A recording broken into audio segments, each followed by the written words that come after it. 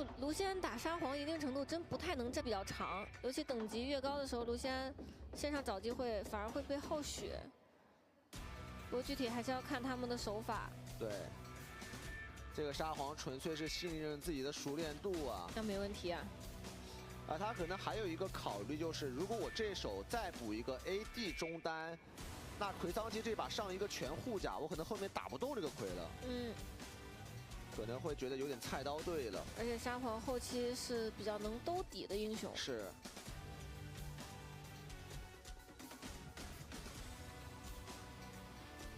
第2轮两边开始办 AD。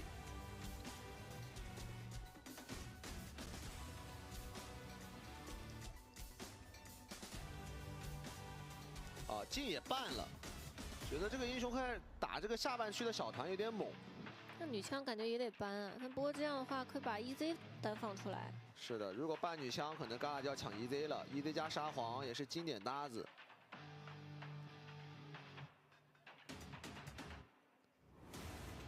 那我觉得 EZ 可以拿，没问题啊，只要后面有沙皇可以兜住。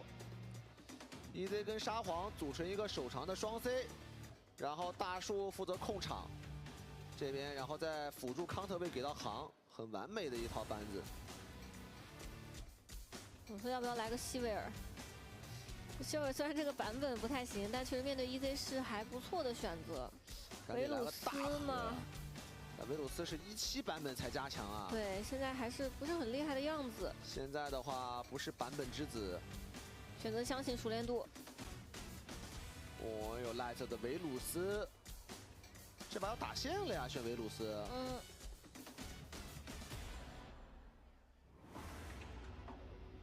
还是女坦吧，我觉得女坦是最稳的。对，相信熟练度是瑞尔，对，就这两个。这盘下路带控，还是想打下半区的小规模团战。主要得来给火男服务一下。那右边可以继续女坦，女坦加 EZ。嗯，他最后还是选了雷欧娜。哦，这边左边还是拿女坦了。那右边就瑞尔。嗯。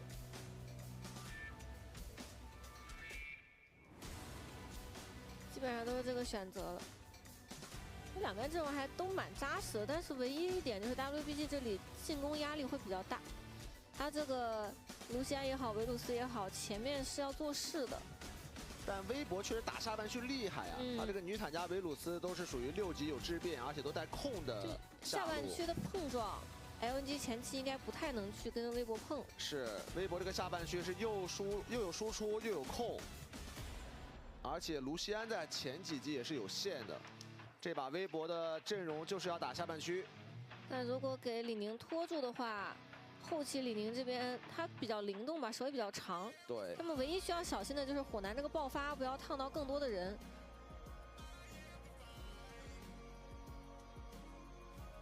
就看李宁这样一个双 C 能不能成长起来吧。 还有就是看一下这个版本，其实登场率很低的这个维鲁斯，这把能不能打出一些效果？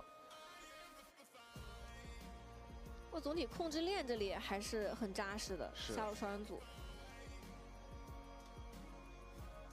反正今天微博的思路确实就是围绕下半区去打。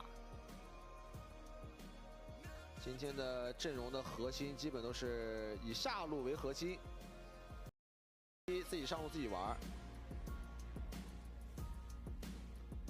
这盘下路这个维鲁斯加女坦加火男，这个3v3打架要比右边强太多了。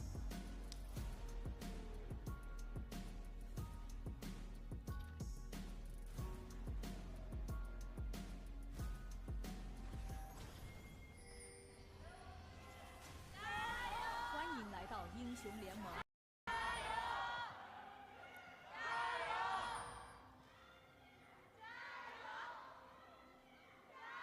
敌军还有30秒到达战场。来吧，看一下1比2落后的微博能否将 BO5扳至决胜局，还是说李宁3比1再下一城，跟滔博会师下一轮？这场比赛微博选了一个主打下半区的阵容啊，维鲁斯加女坦再加火男，下半区的伤害控制会非常的强硬。 这把 LNG 前期会有一些防守的压力，他们基本上得围绕着上路这个鳄鱼点去进攻。是，主要中路沙皇还是需要一定时间去发育的。感觉对于李宁来说，应该是要控虫子打吧，对吧？这盘因为鳄鱼的上半区，其实控虫是很有机会的。就前2条龙，看他们这个下半区的战斗力来说，得放。得放的，这太猛了。对，如果他们能控到1条的话，那这把他们前期会过得非常舒服。嗯。这卡也是直接先进野区找一下对面的开野动向。火男是3狼开。哎，奎桑迪打鳄鱼这个版本是不好打的啊。基本上鳄鱼得是压个10几20刀，再吃2层皮。对，2层镀层。这种是及格线。看呼吸能不能顶住吧。一点点，在那边打了个迅捷往后拉，强攻打出来，小虎打得很凶啊。一击就直接把你逼到F6了。哇，这是 Scout 的第100场沙漠皇帝啊！非常招牌的英雄。哦呦，这个一击给的压力很足，而且 Scout 刚应该是漏了一个兵的经验的，至少。然后确实在前面等级低的时候，沙皇压力会很大。而且小虎也是很好的去打出来这个压制的效果了，路线打得很主动。这盘一上来，这个压力给的很足啊。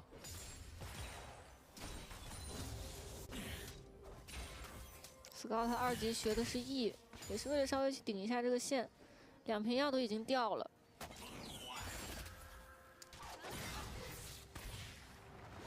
下路两边都在等打野。这场也是微微在 LPL 的第400次登场。哎，但刚刚确实看火男那个刷野的路线的话，他其实会慢一点啊。他是3狼，然后再把上半区刷完，然后再刷到下半区。我感觉他这个路线应该就是想规避鳄鱼进蓝去找他。对他想藏一下自己的一个开野路线。对，而且鳄鱼如果进来回上去帮不了，他也会被骚扰一下时间。就干脆自己主动去牺牲掉一些时间，但可能会比那样来说更快一些的。但这里小航跟哈赞应该做了一个交错，可能会形成一个错觉，小虎很尴尬呀。怎么在这个位置啊？这里还有一个瑞尔，那怎么办？小虎人都晕了，这瑞尔什么时候来的 ？EZ 都来了，还能走吗？有闪现。但这边也有闪啊，肯定是要死的。想让一下人头。最后还是被Scout拿下。哇，小虎人晕了，这瑞尔怎么来的？主要是这波真的有一点擦肩而过的感觉了。在那边，伟伟也是被指上画一个点燃。这边的话，一个 Q 好像没有命中，伟伟躲掉了，利用相位猛冲的一个移速。小航这里控的很不错，他是控到了他的，让他跟不上后续的伤害。那这波打完，小虎的兵线还行，依靠下路的兵线的线权来帮助中路缓了一下压力。Scout 这边也没有漏太多的刀吧，基本功还是很不错的。现在下路要给压力了，选出维鲁斯女坦，就是要这样做的。这波得等一下野辅一起来，不过 Scout 4级要游走吗？哇，4级沙皇过来帮下路缓解压力了。算了吧。他就是打一个 miss， 反正你中路如果爆 miss 会给你压力的，然后我再回去继续对线，这样的话能帮嘎啦多接可能几个兵。看这波小虎的视角。这确实完全没有想到啊！骗信号了，但是在走的时候已经来不及了，位置太深了。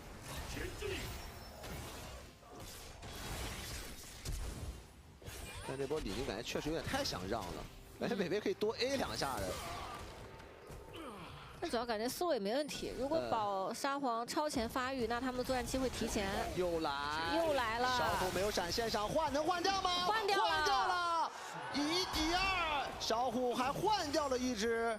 哇，这波的话已经尽力了。但那个兵线可能要被卡一下。是。强攻卢锡安的这个爆发还是够的。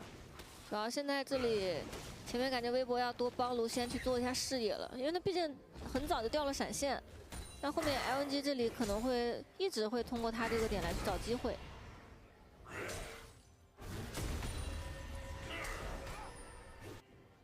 看这波小虎的操作，主要Scout这边还被这个远程兵、近战兵集火 A 了一轮，这也挺痛的。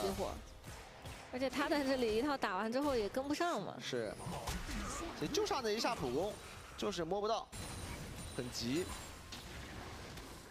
那这样的话，他暂是可以控到这组的潮虫了。第一组的潮虫，现在利用中路的一个线，包括火男的一个打潮虫的速度，没有问题。微博拿下了这3只。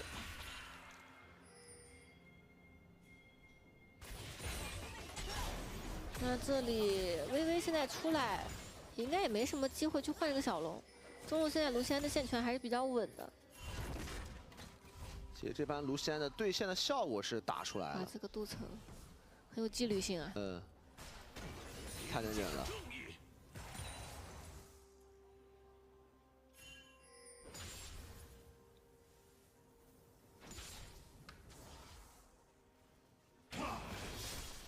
那一会儿要看微博什么时候去动这个小龙了。刚才也说到，他这个阵容是可以控龙打的。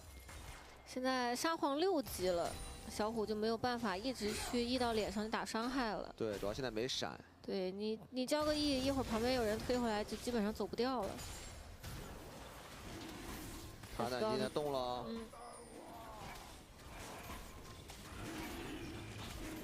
这波 LNG 大概率是得放。接不了。这个时候维鲁赛6级。 虽然中下都是平线，但这个点儿过来想留人吗？哎，这波会被松松绕的。看松松这个位置，指上来 Scout， 先想动他赞 ，Scout 这边大招推一下，能滑走。他赞反而是被秒了，他被小龙打得太伤了。维鲁斯一个大招留到了一个瑞尔，伟伟好像也要死。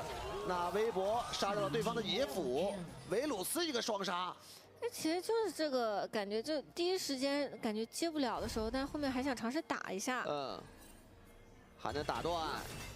打断，但是自己会不会有危险啊？因为嘎啦也会包过来。哎，这波很准的精准弹幕，这波感觉有点多余，因为毕竟只是一个辅助而已。他想让卢锡安在中路尝试赚一点。那其实也就吃了一层镀层。那这个人头是给嘎啦拿下来了，那等于这波的人数的交换其实是平的。李宁也是换掉了对面的野辅。这波李宁应该是发现了正面只有他在一个人在打龙，而且被吐得很痛，所以想尝试来先把他收掉，但他的惩戒还是落下来了。而且这里刘青松的位置还蛮不错，第一时间限制到了 Scout。是的，一开始他很神秘，对，后来被发现之后也无所谓了，反正就开上去。主要这个时候维鲁斯太猛了。 现在维鲁斯这种装备在下半区打团有点无敌。哦，上路刚才应该是大招换大招了。其实这盘呼吸的对线到目前为止打得都挺不错的。不错啊，刀几乎是平的。对，补刀平，然后塔皮也没掉。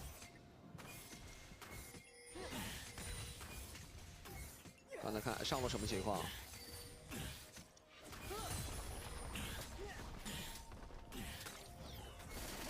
就是一个简单的大招交换。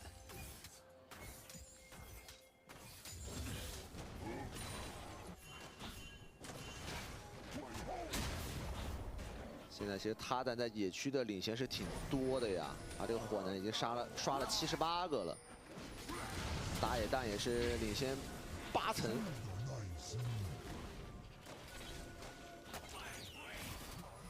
这眼排不得，现在下半区。 微博还是占据着绝对的主动，而且下路塔镀层只剩下2层了。莱克这把发育很好。就这盘，我觉得微博拿出了一个中下两路抢对线的这样一个阵容，还是打出效果了。至少在游戏的前10分钟，中线的对线压力、中下的对线压力给的很足，也控到了前面的资源。就前面进攻压力会比较大，打出来了一些。 不过现在对于他们来说还不是特别够。哦呦，这紫卡蝶上星10了，这个出装有点狂啊！比较凶吧，他应该也知道微博这个阵容不太会关注上半区。这个装备打1v1换血是比较厉害的，但是自己也会比较脆。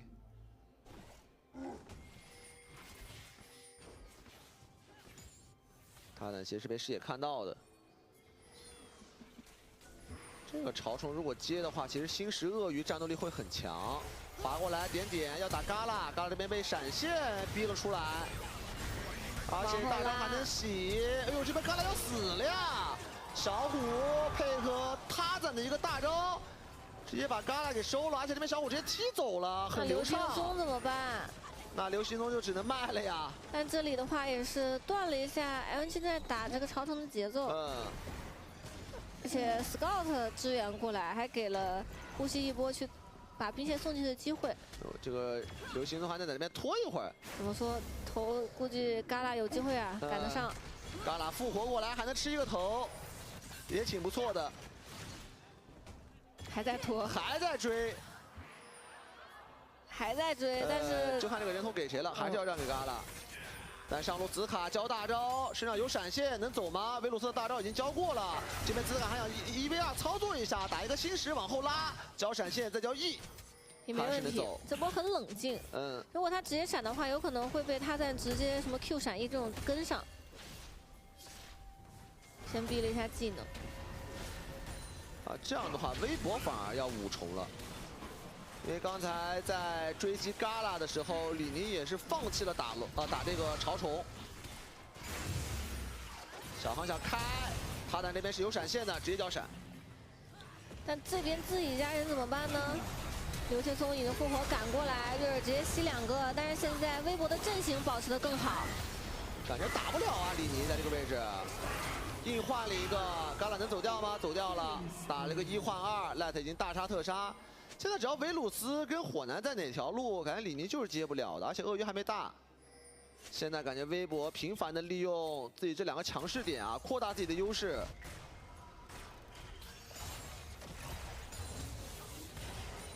这个局面其实李宁有点被微博的节奏带着走了。对他们这个阵容选出来就是会很被动，前面要一直稳住发育。 而且这把前面2条龙，一个风龙，一个炼金龙，就没有那么战斗的龙都已经刷掉了。可能后面的龙魂的价值就会比较高。是的，所以现在 LNG 还是要尝试多去找机会把局势稳住。但现在对于他们来说，好消息就是他们几个 C 位发育都还可以，就经济有劣势，但是总体维持在了1000。但是这盘我觉得有一个点就是紫卡这个鳄鱼其实没有打出。 对，没有优势的一个局面。这盘其实呼吸的对线打得挺好的，真的是1层都没掉。呼吸还领先了2刀。是，这波应该是被 A 了个，可能是被 A 了个爆破。刚刚是因为换线嘛，上面没人防守，吃了2层。但如果是现在这种情况，第一时间要先看小龙，两边上单也都没有 TP。 做魁桑提可以先一步往下靠，但还是问题就是微博这个阵容节奏也是不能断的。这一波其实是小虎没有闪现的一段时间，自己也要小心。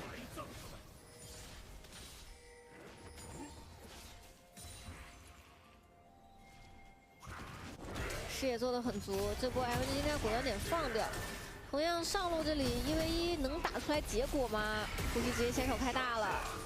开大招哦，用倒地还是打不过的。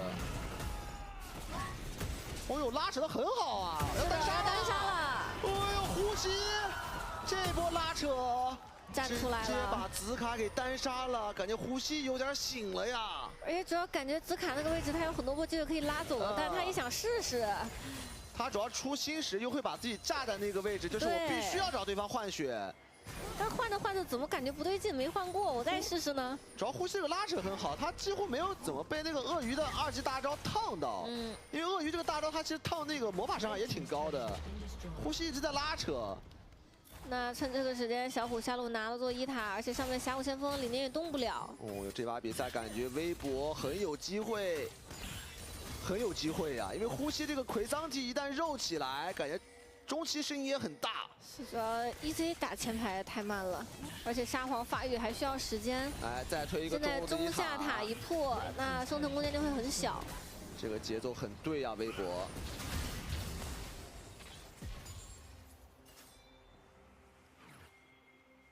经济优势也是扩大到3000。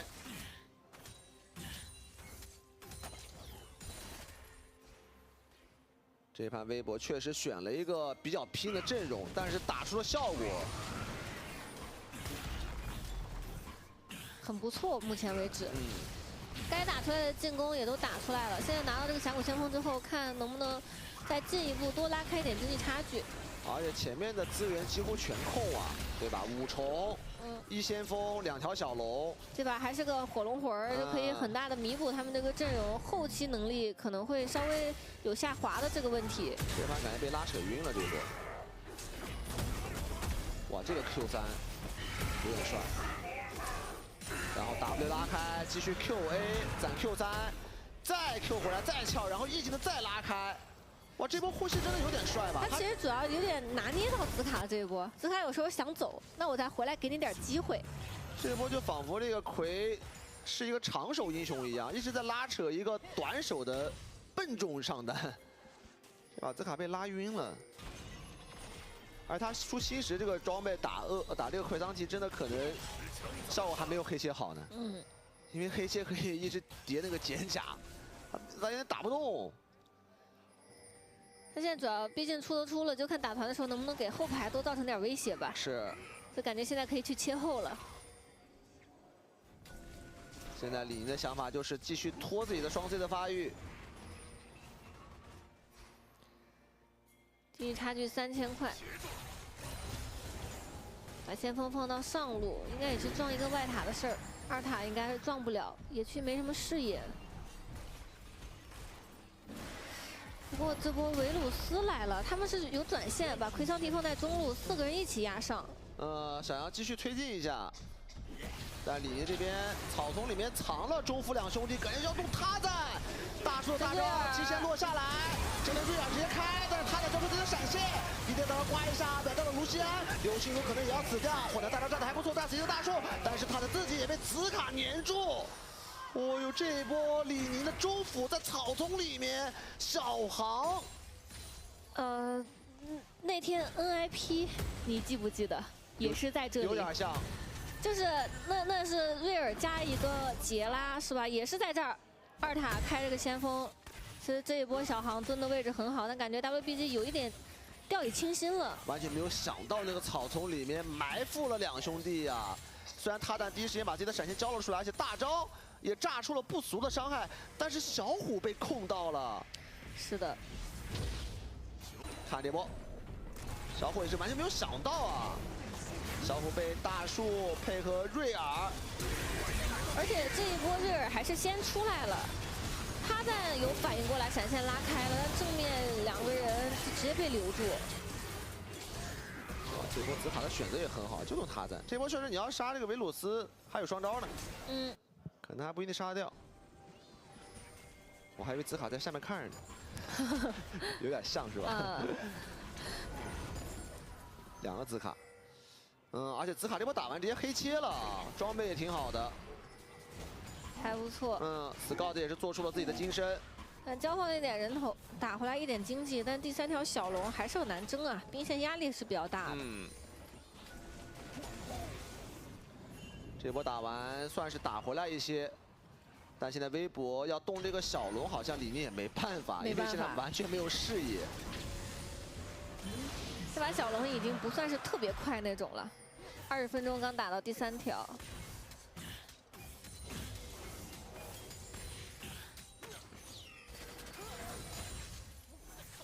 然后对于李宁来说压力真的还是很大，因为他们这个阵容现在不太能去摸到微博的塔。是的，现在几个塔其实血量都还很健康，基本没怎么被摸过的，而且李宁这个火龙魂的压力会有点大。微博在25分钟就要逼迫对面来跟自己接这个火龙魂的团战了，那可能是李宁最后的一波团战机会。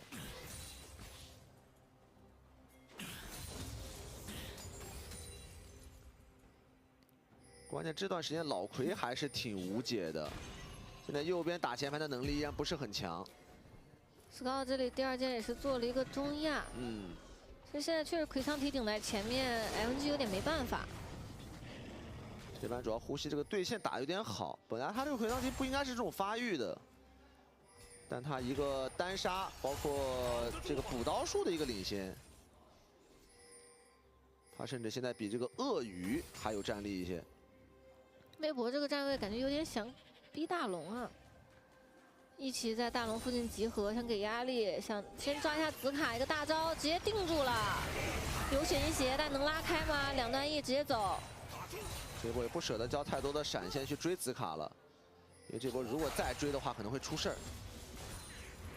啊，也逼了个大招吧，两边是辅助的大招换到了鳄鱼的大招，要动手波。不过旁边有一个眼，这眼照出来了。鳄鱼 TP 马上好，但他没有大招，这边打得很快。想要逼Scout先踢过来，但是Scout还没有交踢。这波想回家再踢吗？呼吸在这个位置想先断一下对方的下路两个人，但这个龙可能打不了了，因为被这个龙消耗有点残。北边身上有闪现，大招先交。这波感觉微博有点危险啊，被捆到了两个人，想要去开呼吸，呼吸这个位置没有 W 可能要死。哇，还好一起的贴一个魔能走掉。那这一波给了 MG 一波摸中塔的机会，能不能回来稍微守一下呢？维鲁斯一剑把兵全清了。但现在李宁如果想接的话，他们打龙速度是不快的呀。虽然有沙皇，但是现在装备还不够支持。李宁的选择也比较稳吧，清完一轮视野也溜了。那微博的目的也达到了，把这个 TP 先逼出来。这波呼吸是交了个闪，但是是把 Scout 的 TP 逼了出来。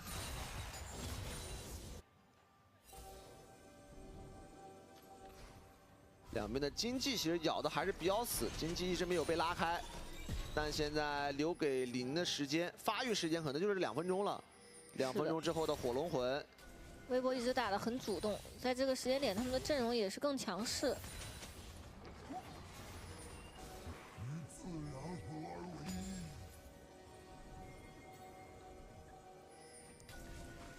想给上台点压力吗？那微博这把对于自己的防御塔守得很坚决。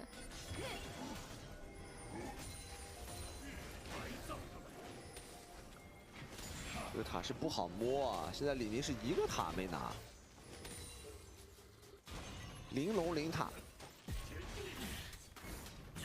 1分钟之后火龙要刷了，但现在如果他们把很多视野投资到小龙，那大龙就很危险。微博这个阵容在现在这个时间绕大龙很快，很有可能会顾了小龙丢了大龙。现在对于李宁来说，他们视野压力还是比较大了，比较难守。就火龙魂不能给，但大龙其实也不太能给。感觉对于他们来说，只有火龙魂更重要一些。毕竟是永久的嘛。对，因为微博这个阵容拿到火龙魂，他们的伤害有点溢出啊。这个维鲁斯配个火男，刚才上路，是一波大招洗线，可能差钱。对，这波回家是直接做出了火炮。那小虎也是做出了第3件装备，准备打最后的决战了。Scout 的法穿看起来还差一个合成啊。现在李宁要过来挤视野了，这波团其实对于李宁来说挺难接的。这波是有点来不及，但是曹磊这个针眼又守不住。16级的呼吸顶在这里，这个位置很难出来呀，一直在被维鲁斯以及火男给压力。这边只能从这个草丛挤出来。呼吸这个位置是没有闪现的，要注意到。旮旯这边进化解了一下，呼吸这边想打着顶，想顶旮旯，但是自己可能要被秒掉。旮旯能活下来吗？被秒掉了。旮旯跟呼吸做了一个互换，但那边的话鳄鱼自己也被逼退。这里李宁想接盘这个小龙，微博这里是少一个上单的，这样的话他们切换一个前排。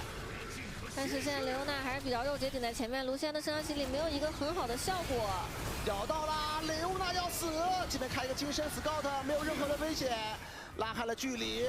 那李宁还要等下一套的技能，闪现咬，让他叫进化。这边先把小龙拿下来，大出了小龙，捆了上去。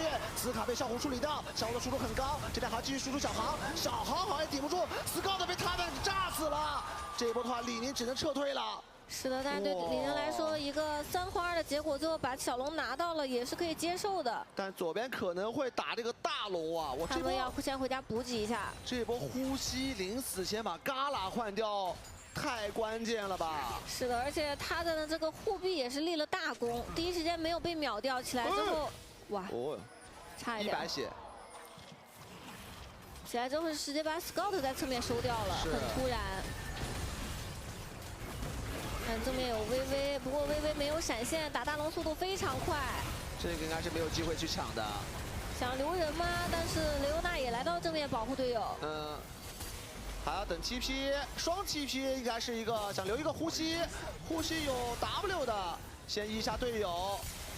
呼吸里面 W 最后再交没有问题。沙皇身上有大招，但是好像没有时间去进场，塔在那边被捅残，应该是留不到了，那只能推中塔了。留不到了，只能从这边回来稍微压一下。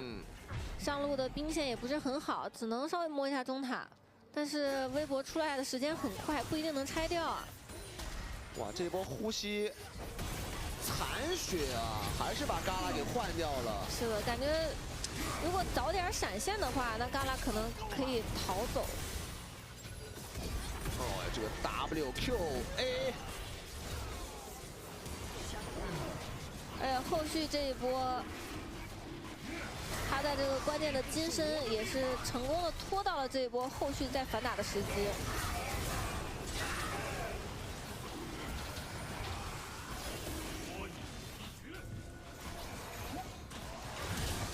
这波咱紫塔有点着急了，其实有进化的一个 Light。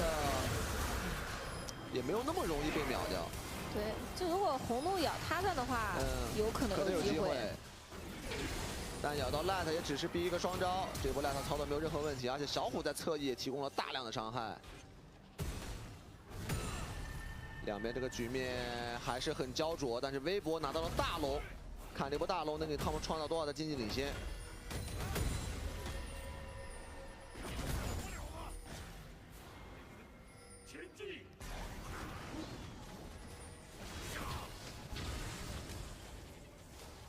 上路2塔可能得放，不太好守。中路这边EJ把线清完了，来下半区集合。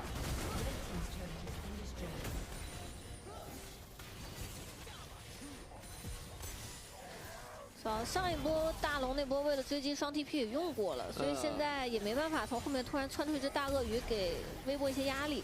虽然 Light 没有双招，但现在也知道对面没有双 TP。 想要开团，感觉还是有点难。但是微博好像觉得这波大龙 buff 也赚够了，拿到了3000的经济，也选择避回城了。也没问题，这波把下半区的塔全都拔掉了，下一条小龙可能是对他们来说是比较重要的一波。哇，李宁这盘真的难受啊！这个塔是一个没拿，现在3个防御外塔，1塔都还在。 而且血量都还挺健康的，主要感觉这把微博对于边线的处理太好了，他们一直会有人处理这个兵线，主要还是这盘呼吸打的有点好。对，而且他们也打的就是比较主动，没给到什么机会。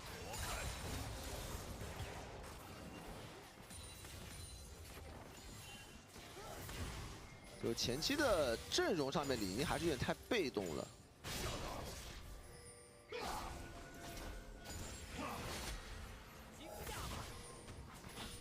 小龙还有40秒，现在对于李宁来说，这个小龙还是得往出顶啊，没有任何的退路。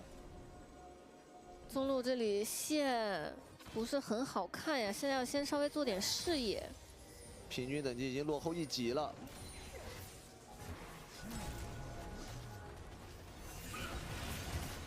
先立一个太阳圆盘，等待鳄鱼处理完兵线，要往过顶。 现在微博占据了有利的地形，开始先 poke， 想要先把下塔拔了吗？刘青松大招交的有点急啊。那这样的话，女坦是没有大招了。鳄鱼这个位置过来，看起来好像挺神秘的。被发现了，被发现了，那得走。那女坦得等大招啊，现在少一个控制。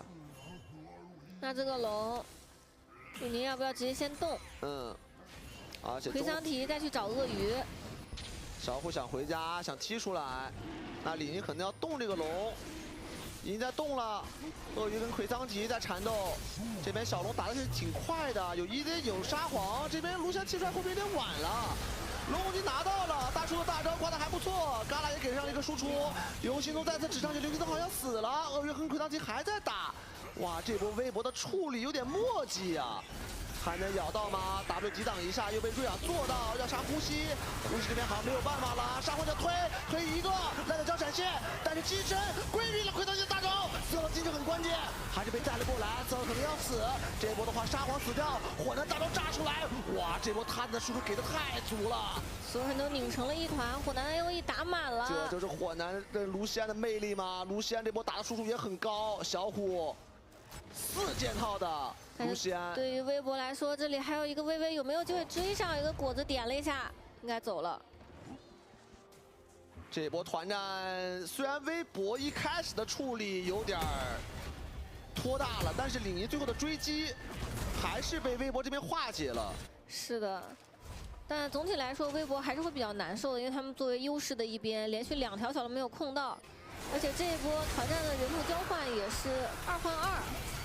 感觉微博这个火龙魂一直拿不下来，挺难受的呀。这样的话又给沙皇，再能拖5分钟，一直在给李宁这里发育的时间。还好呼吸够肉啊，这呼吸这都没死，而且他还最后应该还是带过来一个沙皇。嗯。虽然第一个大招被规避了，本来感觉这波都要赢了，但这就是魁桑吉的魅力啊。 这火男在那边炸了一圈，然后小虎在那边狂 A， 哇，最后还把嘎啦的闪现也逼出来了，有TP，有TP， 又是魁桑吉，李宁这边好像是一个名牌，又在动大龙，但紫卡大树没闪怎么办呢？而且紫卡来不了第一时间，有TP， 估计要放，感觉只能放了，火男拿到了。 而且小虎这边在切伟伟，伟伟可能要死了，小航也被带了过去。这波野辅双阵亡，感觉李宁很难抵挡这波推进啊。是，还剩下3个 C 位，紫卡这里在尝试换，感觉来不及了。嗯，换一个塔药，直接回来回防。感觉紫卡的鳄鱼这段时间不应该出现在这个位置啊。是的，是吧？感觉这边应该少一只。那微博要推进上路的高地了，这一波至少是2路。 紫卡做出了春哥甲，应该是想尝试去一波的，想一波，但是小航跟伟伟还有10秒钟复活，看看能不能磨一个门牙塔吧，往上半区集合。一个门牙塔已经要掉了，但微博也很小心。紫卡逼出了小虎的 E， 小航这边顶在前面，但是呼吸哥太能顶了，小航这边被逼闪现，E的一个大招也是刮完，哇，呼吸这个魁桑提在前面真的是战神一般，大树给大招了，想要硬留，但是好像短了1寸。就这么忽略这个魁桑提吗？去留这边的人。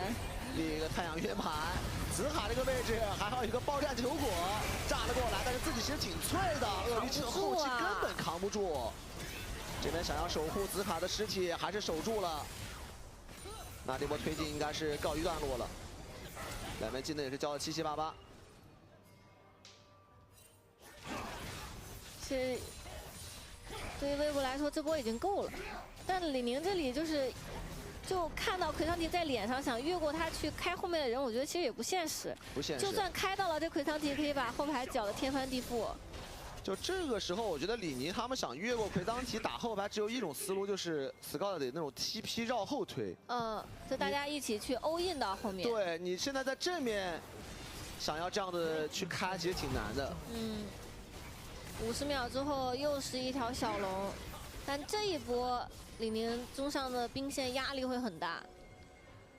又是呼吸这个老魁啊，这不掉血了，打不动啊。对 EZ 就是会有这种问题。刮。对，而且他后面第4件也是做青龙刀，没有做大穿甲。哇，这把嘎啦是没有塞瑞尔达的。这有点刮。这边又是一个一闪指上来，嘎啦可能要死了，嘎啦直接阵亡。沙皇捅了一下刘劲松，刘劲松参选，但是没有问题啊，已经换掉了对方的 EZ。那可能不需要等小龙了，下路兵线正好到，大龙 buff 还有最后的10几秒的时间，感觉要一波了。应该想找机会，狂徒触发，刘青松在呼呼的回血。现在微博大军压境。 李宁只有4个人，少一 DC 的情况下能守住吗？伟伟抱了过去，想杀小虎，小虎被换掉了，小虎死了，伟伟这边应该也要被换，但是死高的沙皇还在，死卡这边咬一下，咬到了 Light 也要倒，这样的话双手都没了，死高的一个空难吗？哦，被呼吸 W 挡了一下，复活起来的 Light 还是阵亡，但是死高的好像打不过这个呼吸，呼吸太猛了吧，呼吸把家都要拆了。 呼吸还剩下紫卡跟呼吸，这就是奎桑提吗？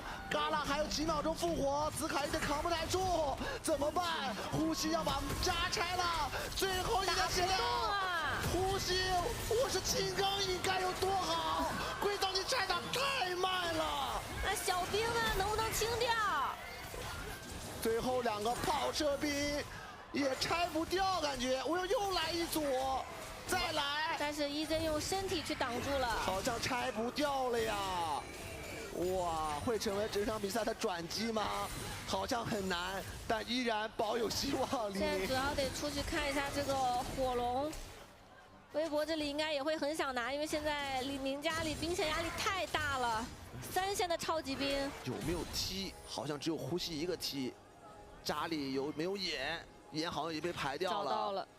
但现在无形的压力会给到李宁，他们现在很忌惮对方会偷家。是的，主要这个火龙魂，微博是终于可以顺利拿下了。火龙魂还是被小虎刘青松拿下。哇，但刚这波团战，李宁的这个野辅也开的不错啊，把小虎给秒了，配合紫卡的鳄鱼。李宁现在这个阵容是可以打团了，他们已经装备很多了，但现在容错实在太低啊。 就1座塔都没了，干干净净的。现在只能顶出去打，不能在这个基地里面打。是的，但3路兵线压力真的很大，而且主要基地的血量也不是特别多，就完全是有人有机会可以趁着打团的时候偷偷过去给他摸了。是。但这场比赛已经拖到了将近40分钟。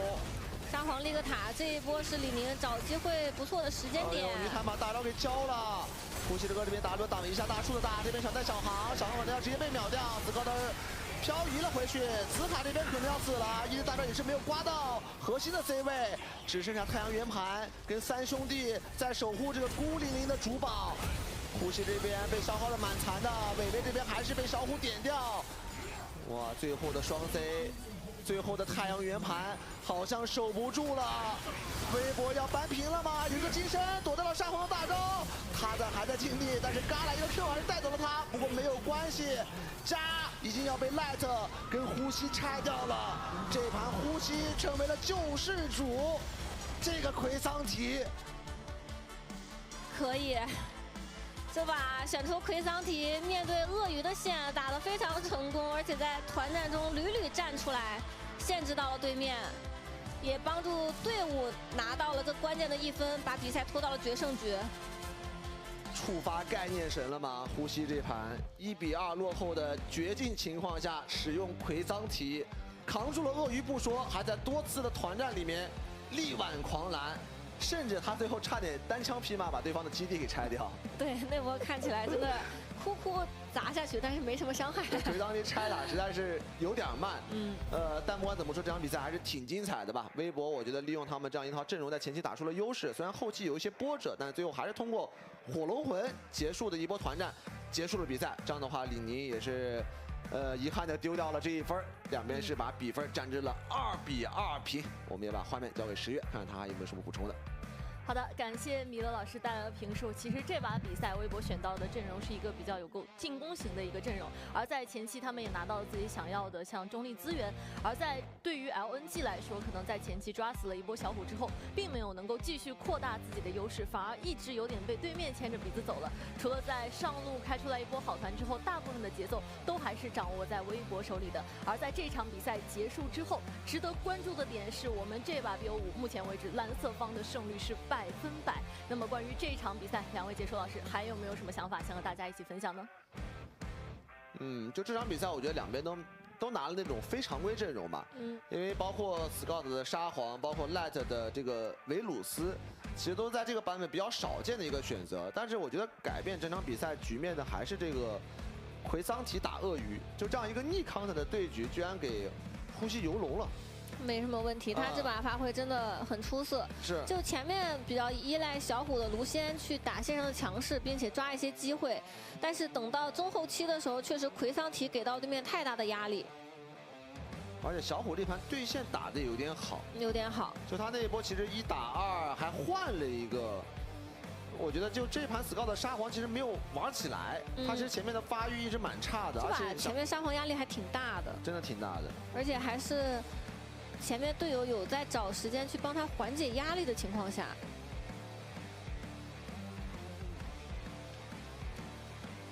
中上2个人这一把发挥都非常的不错。是的，这把 MVP 我给呼吸一票，我也会给呼吸。主要是在这种打鳄鱼的情况下，能有这么 C 的一个奎桑提，我觉得挺难的。确实，给到对面的限制还是蛮多的。而且这把兹卡他先手拿到了鳄鱼，这把确实没有什么太多的发挥。打团的时候，对给到对面的限制也没有很多。对，其实最后2波团战还可以，但是鳄鱼不是说你打到30分钟之后才发力的一个英雄，还是要看前期的。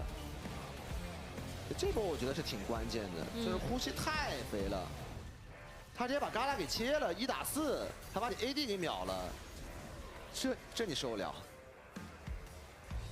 这就是奎桑提。这已经到了就本场的这是第4条小龙的那一波。其实后面李宁倒是挺有韧性的，对吧？就一直看起来挺有翻盘的机会的，但每次都差一点。 而且主要这波也是，他在拉了一下，所以兹卡第一时间的目标好像也只能选择到维鲁斯，但是也就是因为他有个净化，这波很好的进攻机会就错过了。小虎这把卢山打的输出的挺高的，因为这把回放也没有给到前期嘛，前面的时候关键的建立优势跟小虎有很大的关系啊。哇，几波团战就是这个奎桑提处理不了。 这奎桑提太猛了，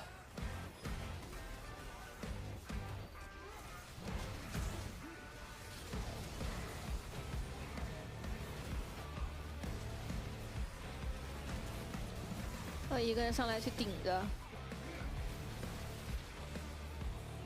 就微博这把确实就很难受，因为他们一开始也知道阵容前期会是劣势，但就是从头到尾一直都没有找到特别好的机会。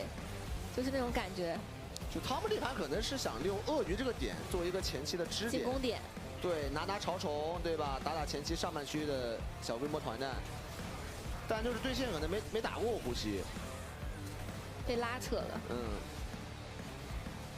这奎桑提真吓人啊！这游龙，这就是那一波很极限。 敲了半天，但最后还是没敲掉。但最后一波团战还是这个奎桑提，然后兹卡这边想换后排也没有成功。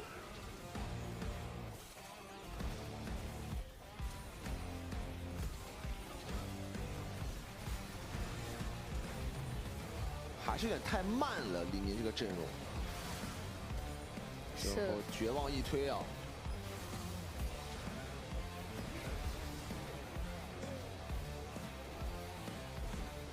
微博也是2比2把比分扳平了，两边看看谁能够晋级到下一轮面对滔博，还要等待最后一场比赛的揭晓。但是刚才石月也谈到了，今天的比赛好像蓝色方是全胜。是的，这个其实我觉得还很熟悉，其实很熟悉的剧情是吧？对，很熟悉的剧情。就好像当某个版本有1、2只可能在单线位置上特别 OP 的英雄，就蓝色方的胜率会变得奇高无比。对，所以。 就是如果下一把李宁选择蓝色方的话，那其实微博会需要多去认真的考虑一下自己的阵容了。但是我们先来看一下这场的 MVP， 也是给到了呼吸哦。这个奎桑提确实没啥问题。这团战的作用太大了，几波团战一个人就顶在前面，主要也是前面几把其实一直都有是被压制到，但是这一把虽然也是拿了一个逆 counter 的英雄，还是发挥出了比本身更高的价值，我这个是比较关键的。主要他那个单杀有点帅，那一波单杀有点教科书啊，看应该就这一波。好好学。主要给紫卡搞得出了个新石鳄鱼，其实挺尴尬的，你打不出优势，这个装备就没办法。我感觉紫卡也有点着急，就发现好像线上一直占不到便宜，然后被拉扯晕了这个。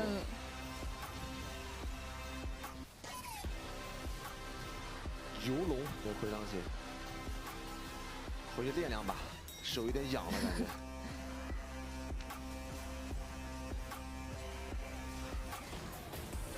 这是真的肉起来之后，团战这更何况还是个伊泽瑞尔，是，就是你把沙皇盯住，EZ拿魁桑提根本没有办法。这盘还真的是啊，没有出那个大青雨，对，真有点打不动这个魁。就主要他第3件银血，我觉得可以理解，因为对面会消耗，但第4件上青龙刀，就让魁桑提有一点没办法处理了。是的。最后呼吸的魁桑提也是成功的开了比赛。将悬念带至第5局。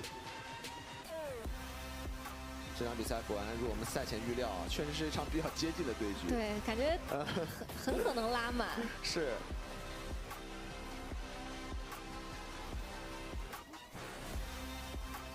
这 highlight 剪得还挺长的。这精彩操作太多，剪不完。这把比赛呼吸也是成功的证明了自己的魁桑提绝对有逆 counter 紫卡鳄鱼的能力，而且紫卡的鳄鱼其实算是我们联赛里面很不错的、比较顶级的那种鳄鱼王了。但是刚才对线我们确实一直没有看上半区，不知道这个对线到底发生了什么，导致一直没压住。是的，这盘也是一个全票的 MVP 当选吧。也希望这场比赛的 MVP 给呼吸带来这个自信，看看他第5盘能不能继续自己这样比较火热的一个表现。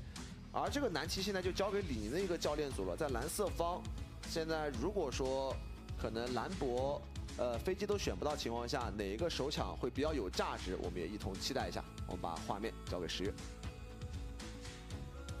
感谢2位解说老师带来的评述。马上要开始的是 WBG TIP 对战苏州 LNG 9号电动的决胜局的比赛了。在决胜局的比赛当中 ，LNG 选择蓝色方。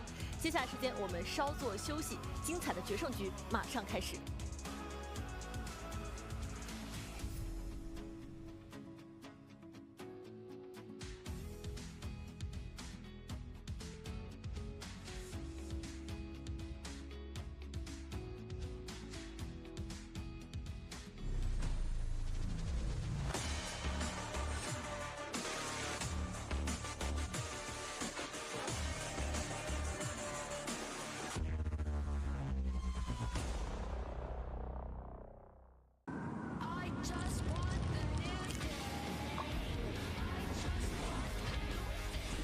快来给我们涨涨水。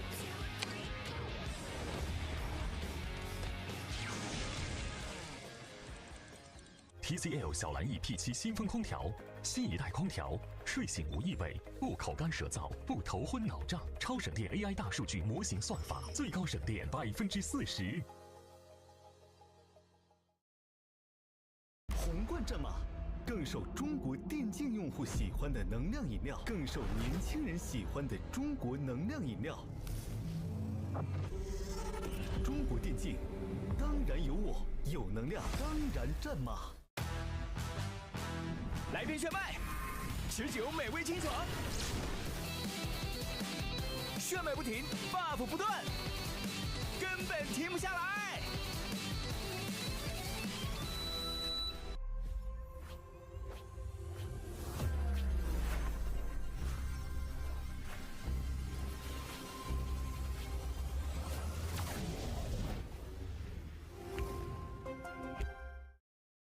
告别传统电竞椅，T0 Max 为电竞而生的人体工学椅，零动底盘，零抬腿，零弓腰，联合专业运动康复机构打造，3B 打印腰靠，拓技 TGII， 杭州亚运会官方指定电竞椅。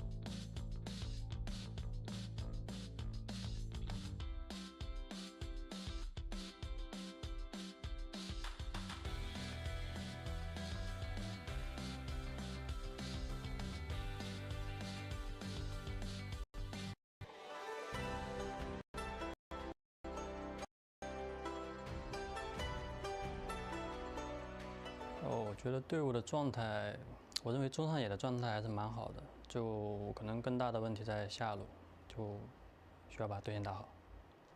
如果要用一个词来概括成长吧，然后自己相比于春季赛的改变，可能就是因为自己可能希望队线打得更好一点，然后目前的表现可能没有那么好，所以后面继续加油吧。后面还有很多比赛要打，就想跟队友说继续努力，然后一起加油。Hello， 各位召唤师们，大家好，欢迎回来。马上要开始的是本场 BO5决胜局的精彩较量了。当然，在决胜局正式开始之前，同样还是有一些重要的资讯要先行同步给各位召唤师们。长街灯神、百炼成金、T1 冠军皮肤、巴德、金克斯、奥利安娜、李青、杰斯及其签名版礼包限时销售开启，至臻 T1 杰斯也同步开启兑换。T1 队史第4个全球总决赛冠军，巅峰荣耀邀你共庆。节奏律动，电音狂舞，全新伙伴太空律动小小布里茨现已登陆云顶之翼，快快跟随猫猫们的舞步，前往云顶召唤秘境商店进行召唤吧。英雄联盟手游蔷薇绅士杰斯优雅登场，仅需60点券，累计登录6天即可领取。快来英雄联盟手游感受科技绅士与潮流时尚的完美交响，让每一次操作都成为艺术与力量的碰撞。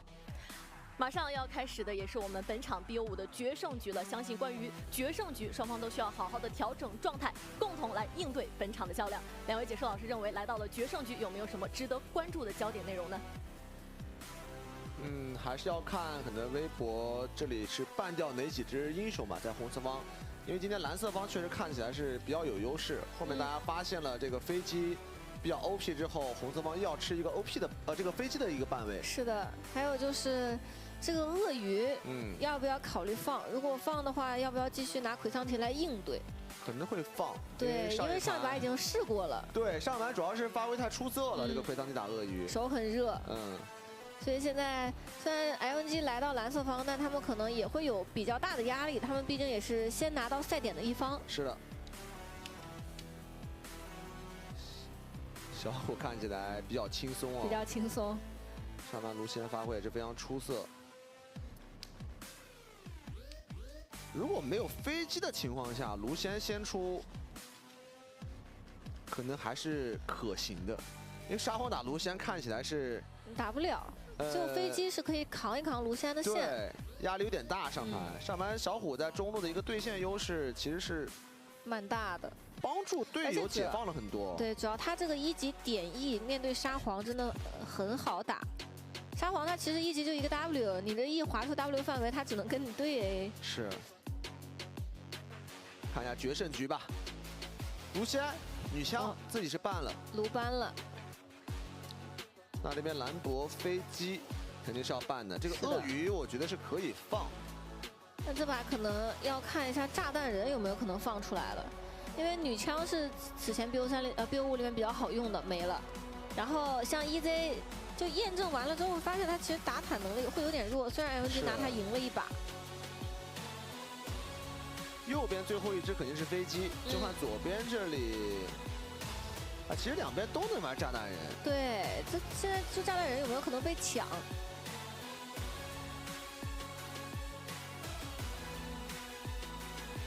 上一把是放飞机，放飞机。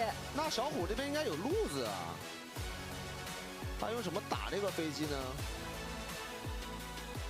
泽力、小号，哎，呼吸自己挖鳄鱼了。我来一把。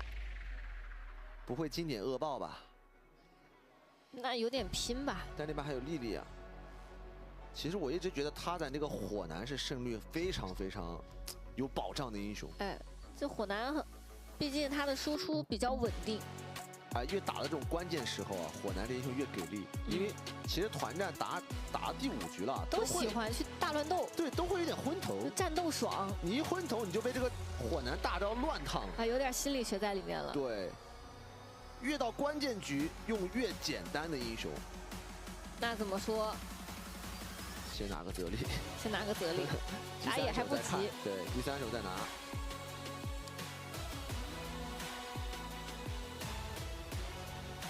飞机已经锁下，这边看看下路要不要出，还是 EZ。飞机加 EZ 经典组合。这雷欧娜炸弹人感觉也挺舒服的，其实也行啊。对，就感觉是如果拖到后期的话，这个组合会比 EZ 更有保障一些。而且炸弹人其实后面还会有一手紫卡的这种英雄叫做青钢影，他们是有这种 combo 的，有配合。对，但青钢影打鳄鱼有点难，但至少给你留出了一些想象的空间。还是 EZ 拿到了，相信熟练度也没有问题。标准的下路组合吧。就炸弹人跟 EZ 都是，哇，那可能要莉莉娅了。这个赛季此前玩的非常多的英雄啊。经典恶爆吗？真选了。决胜局恶爆。相信自己。来吧，证明之战。这把确实我要说一下，这个火男可能不太好，因为左边 C 位手太长了。当时我在想可能会出莉莉娅，但是最后还是拿到了豹女。那这把可能要把战场前面往上半区稍微放一放了。哇，毕竟呼吸上一把打得很出色，现在手也很热。但是还是那个问题，豹女这个英雄打这种关键局，真的太考验选手的这个大心脏了，因为容错率实在是太低了。是的。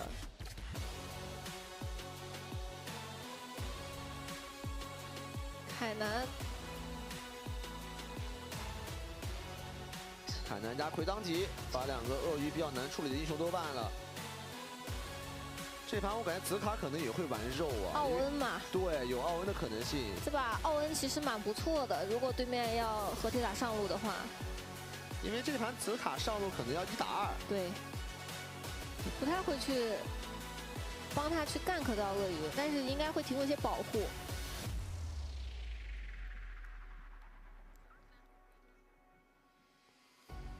那这里先把辅助出了吧。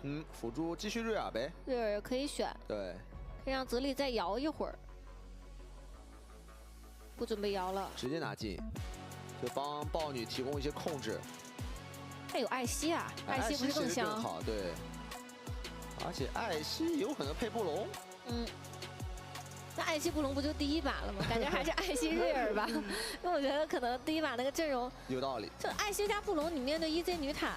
其实布隆也不太好去打出它的效果。其实这盘泰坦还行呀，对吧？因为左边那个 C 位手很长，对，可以锁头。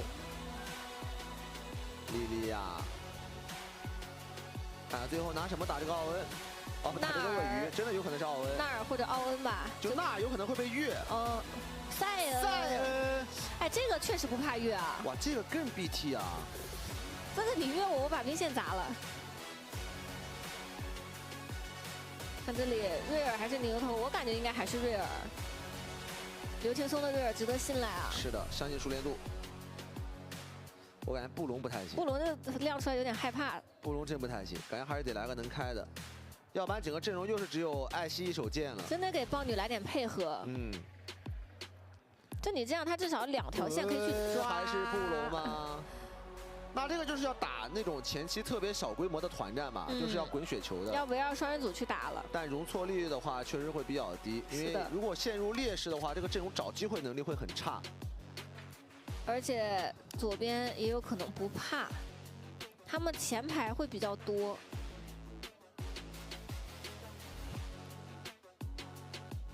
但毕竟已经来到了决胜局，这个时候肯定是要相信自己的选择。看两边怎么可以把自己的阵容发挥得更好，而且这个塞恩也是紫卡这个赛季第1次选用，可以期待一下，看一下这场面对鳄鱼加豹女这个组合会有怎么样的结果。而且主要是看到塞恩吧，就会想有没有可能就是回到了之前塞恩很火那个版本，1级来点设计。主要我觉得现在可能。在这个 BO5里面，我发现红色方这个 BP 比较难做的原因，还是两边这个每次这个 counter 位拿不到好东西，对吧？就基本上你会发现这2个队伍，他们都会先把上中野出了，对，就没有什么 counter 的优势。下路要不就是 AD 晚出一点，要不就辅助 counter。但这把也算是小 counter 了一手，但其实没有说特别多。主要这个版本确实红色方能 counter 的点太少了。你顶多就能做到弥补一下可能阵容上的劣势。塞恩打鳄鱼，这边看呼吸能压多少吧，这个肯定是能压的，而且配合一个豹女。欢迎来到英雄联盟。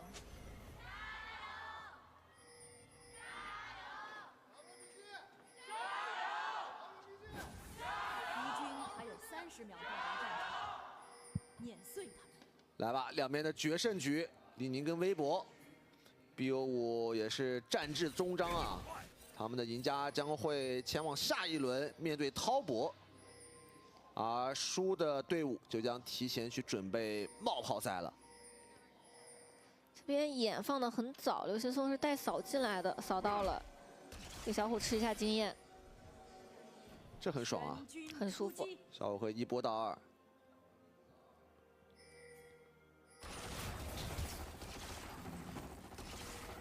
飞机这个开机枪扫射对拼能力还是中路独一档。这两个人都是迅捷步伐，都吸一下。这盘成长性上还是李宁的阵容更强一些吧，毕竟是一个多核的阵容，而且右边有恶豹啊，恶豹加寒冰，始终感觉这个后期会比较的虚。伟伟这边也是3狼开。 下路这里，刘青松这把选择带了一个治疗，确实好像也不太需要套虚弱啊这一把，直接 Q 闪了，要打旮旯的进化吗？旮旯这边进化不交，反手也是打了一套，但是换血上面还是微博更赚一些。这个治疗早用早 CD 了，但是自己的闪现没有能够换到招式技能，还是挺伤的。就感觉微博的下路他们非常注重这个抢2的这个 timing 啊。 其实他每一波、每一把吧，他们都非常的想利用这个召唤师技能去把这个2级先抢下来，然后取得线权。今天特别想围绕下路这个点去打开局面。小虎往上顶一下，掩护他赞进入到黑暗的地带，但这个视野可能拼出来了，他应该穿过来了。应该是没有看到的。他赞在这里等。 这个设计很好啊，而且也照到了位置哦。这个位置可能要被他赞，哎，漏草了。就没想到微微是从这边绕了一下，感觉他赞刚刚也是想要绕过去那边的，但是他这个细节很好啊。他首先是小虎他往前移了一下，他把那个兵线顶住了。对，这样的话小兵的视野没办法获取他赞的路线，然后又是一个视野键照出了伟伟的位置。但感觉微微这个。 下意识的反应也很不错，因为他的位置暴露了，很有可能就觉得有人在蹲，所以他也是绕了一下路线，没有直接去红。非常微位置，至少自己没有被他赞先在草丛里面蹲一套打一套。对，这如果正常是这样打的话，中辅都包过来，他可能交闪也跑不了。不得不说，他赞这个豹女啊，他这个前期的细节是真的多。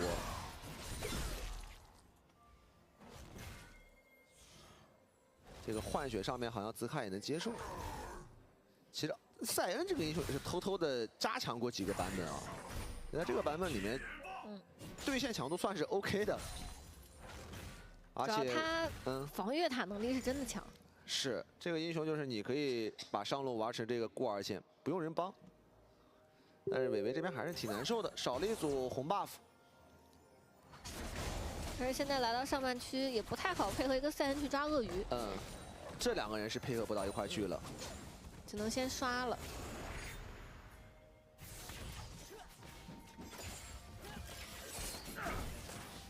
下路弗雷亚州的双雄还是取得了优势，可以先拿1层镀层。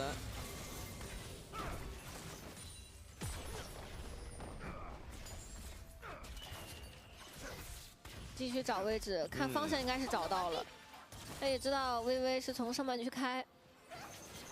掐指一算，也要刷第2轮的上半区的野怪了。这个兵线一直卡在这儿，其实让呼吸也挺难受的。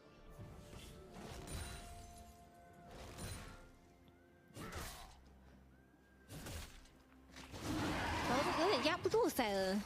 是，主要是这个兵线卡在这，塞恩就是在那个近战兵后面放 Q， 你没办法。你要钻过去咬他，你就有可能被塔打到。你还能怎么办呢？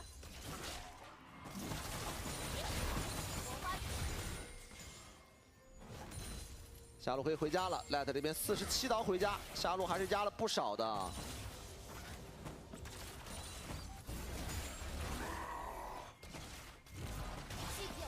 我感觉到了决胜局，两边也都稳健起来了，是都挺稳。一开始的时候都没有出什么事。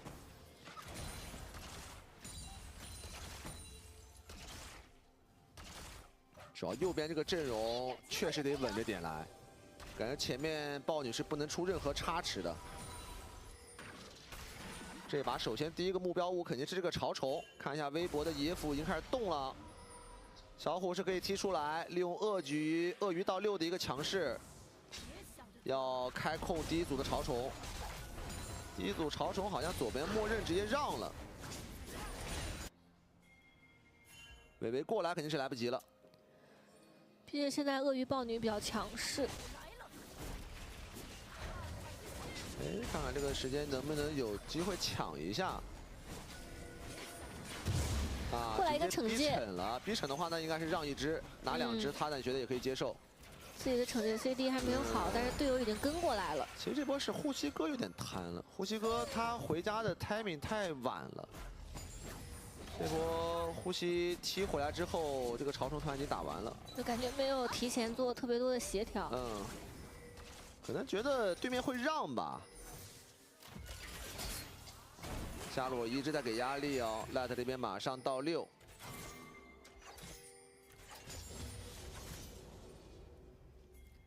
微博这里下路还是一直都打得比较主动，也是想发挥一下自己这个组合在线上强势。是。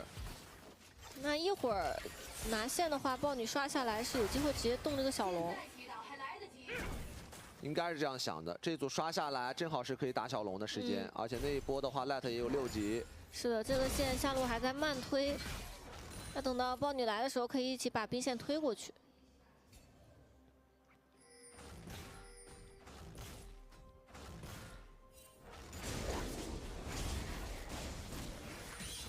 兹卡这波回对线处理就会比较的难了，因为小虎这个位置可能会被睡啊，而且是没有进化到这把直接踩上来，飞机给导弹。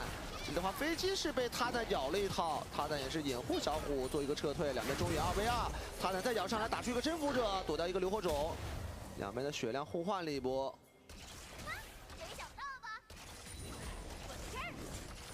那中路路过直接往下半区靠，但因为换了一波血，现在动龙不一定是一个很好的时机，除非下路来帮。看一下动向，还是能想动，先入侵，布隆来了。想先反一组红 buff， 再加 F6， 这波微博想要的全吃，因为也知道莉莉娅现在没大招。这也是艾希加布隆给他们这个阵容带来的底气啊！下路永远能先动先推，但下半区这里从后面过来，好像没什么大机会啊，最多打个闪。小航这边打个余震往后拉，还是被逼出一个闪现。 而且这一标一命中的话，那下半区塔弹又可以继续的做入侵了。哎，哇，这一标标到有可能死啊！预判的有点好。来一箭射中了，但正面会有人挡。上路继续一波换血，横冲直撞，好像冲的有点太远了。塔弹咬过来，想打出布隆的被动，差2下。这边伟伟也是没有大的。 闪现交的很及时，但是这一波直接让嘎啦少吃了很多线。我觉得这波打完下路有点炸呀，下路这波感觉会被压很多。嘎啦又掉了2波线的经验，然后塔皮要被 Light 摸，而且主要就是下路跟打野可能跟着一起有点崩。下半区3组是全被吃掉了，而且下路还掉了线，而再加上艾希又吃了2个镀层。这个也是拿出寒冰加布隆。 他们想打出来的局面，确实打出来了。嘎啦这把 EZ 的发育很穷啊，被压了20多刀，塔皮也在掉。这盘截止到目前为止的话，微博这一套双极地加豹女的组合，其实打出来的效果挺不错的。现在就看这个节奏能不能一直续住了。是。就虽然现在没有任何人头的爆发，但是微博目前场面的领先还是蛮多的。这个兵线顶得很好啊，其实一层镀层都没给摸。他真的有点肉，鳄鱼没办法扛着他的身体硬送这个线，突破不了。嗯。TIG这里选择直接换线，可以让 EZ 有一个更舒服的发育环境。嗯。 再加上一会儿潮虫要刷新，也是有机会过来看一下。对线期其实已经打出了不错的领先了，1000将近1600的一个领先。他但选择了直接开动，刘秋松这里弹一个果子应该也可以走。但现在 TIG 好像还没有洞察到吗？ 很被动，这个位置刘秋松打得很强势，也没办法让 TIG 有机会召唤一个小龙。是，中下也没有线，感觉可能2个资源都要让，因为现在李宁的双 C 是一个双水滴发育的时间周期啊。嗯，他们的双 C 相较于右边，感觉战斗力差了蛮多，特别是下路的组合。现在主要就是艾希布隆2个人，再加上豹女，他们是可以顶很久。是。那莉莉娅她自己本身也是需要一定时间发育的英雄。 上路紫卡顶得挺好的，但是现在下边的情况有点不太乐观。这个小龙可能还是要被塔坦控的。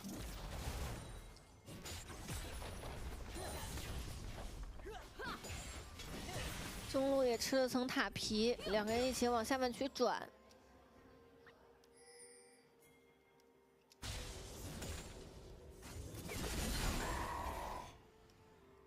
这边 Q 提前释放，没有让呼吸断到他的 Q。发现两边好像都是玩一种偏防守型的，上路的时候打的鳄鱼打都挺好的，都扛住了。就很了解鳄鱼，是都知道怎么去扛。确实不太好突破啊！哎，再来一个 QA， 哎呦！而且这边随着不灭，包括自己的 W 的被动越叠越多，其实鳄鱼打这个会越来越难打。要动小龙了，他咱把前面的资源基本都控到了，5重加1条小龙，算是打出了比较梦幻的一个开局吧。就从一些野区上面的压制辐射到了线上，领先了2000块。主要一个豹女其实能压莉莉娅这么多刀挺难的，就是他这盘的野区的设计，包括配合布隆的这个入侵，你可以看得出来为什么他的这个豹女胜率就是高，就是要比其他的可能队伍这个豹女感觉效果要好一点。是的，而且在决胜局的时候依然去赶掏，我感觉这个也很重要啊。确实是有自信而且有设计的。小伙想吃一层镀层，配合5重应该是吃到了。充能完毕。这盘微博前期啊，虽然没有人头，但是已经是通过对线打了2000多的领先了。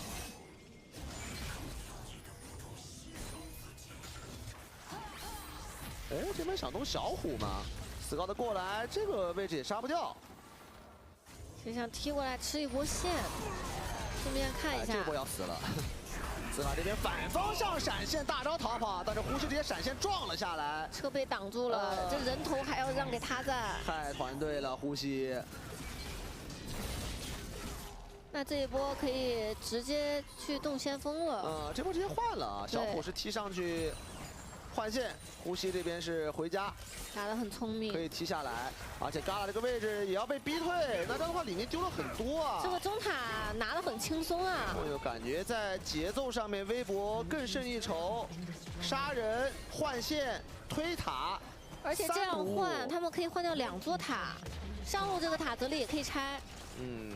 我感觉他们太了解就是李宁的打法了。就如果说 Scout 这个时候飞机在下路去拆的话，那他旁边是有人的，他们也觉得判断到莉莉娅在下半区，然后我就是利用上半区的强势，连推2个塔，杀一个人，拿一个先锋。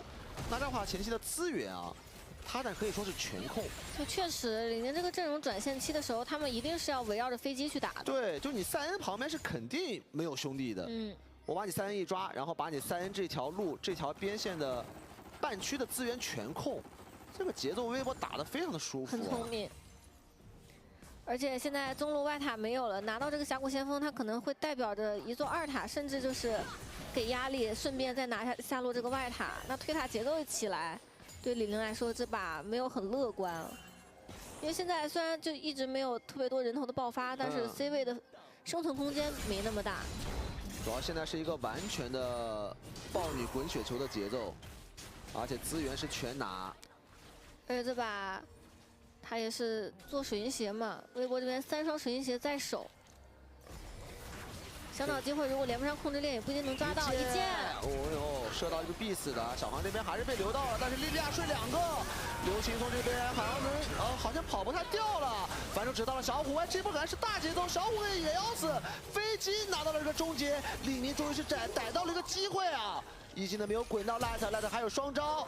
但是自己可能要被逼一个闪现，哇，这就是李宁的防守反击吗？别给我露出破绽。是的，这一波微博这个阵容还是那个问题，先手能力有点弱，然后又着急，就很凶。但是他们那个口子是真的有点难打。那地形大家跟过来的时候，对面是可以率先集合的呀。感觉开团能力太差了呀！如果布隆这样强行开的话，其实。 感觉会把这个战线拖得太久了。是的，那这个位置微微有一个完美放大的角度。啊，这波微微的反手，再配合小航的反手一指，我感觉跟第一把的那种有点像，对，也是豹女布隆，哎，想动手动不起来，我们追一下吧，追一下，然后结果就有点出事。 就还是那个问题，你这个阵容前期确实强，野区也确实主动，但是你不能断节奏。嗯。 这一波其实已经断了一波了，那留给他们的容错其实就还有一波。是。再断一波的话，感觉这把就又会像第一盘的一个复刻一样。而且他们这把控龙控的比较晚嘛。对，压力暂时给不到龙的压力。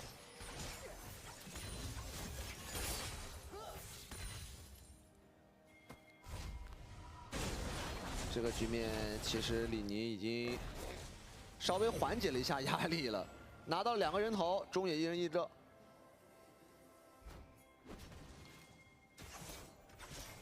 过来抢一下中线，小龙要刷新了，可以先尝试给下路压力，但是又有点难去越一个3的塔。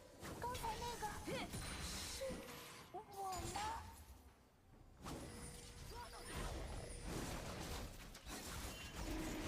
看这把什么龙魂吧，对于微波来说肯定是需要刷一个更战斗的龙魂，最好是一个电龙魂，对于他们来说。那会来个风起云涌，还好。这个其实也一般。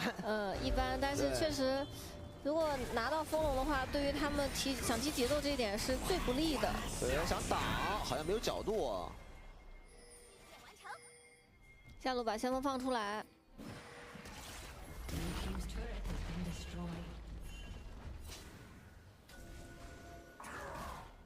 现在李宁整个也是全部回防到了下半区。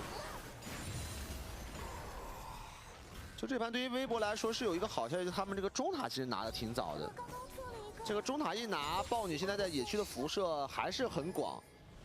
他们现在可以依靠自己的视野优势，去再尝试把节奏找回来。是。因为毕竟虽然那一波没有打过，但他们只是断了一波节奏，但经济差这里还是实打实在这儿的。3000。 反正现在这个经济差就看他们怎么去扩大了。啊，对于李宁来说，只要再拖10分钟，那这个经济差对于他们这个阵容来说就是不存在的。是的。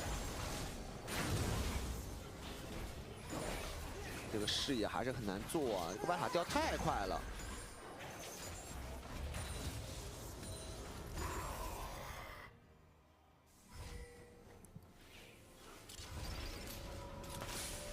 小虎跟 Light 2把飓风。 这把也是需要把输出拉到最高，因为毕竟是一个恶爆的上野啊，打到后期还是更看双 C 的发挥的。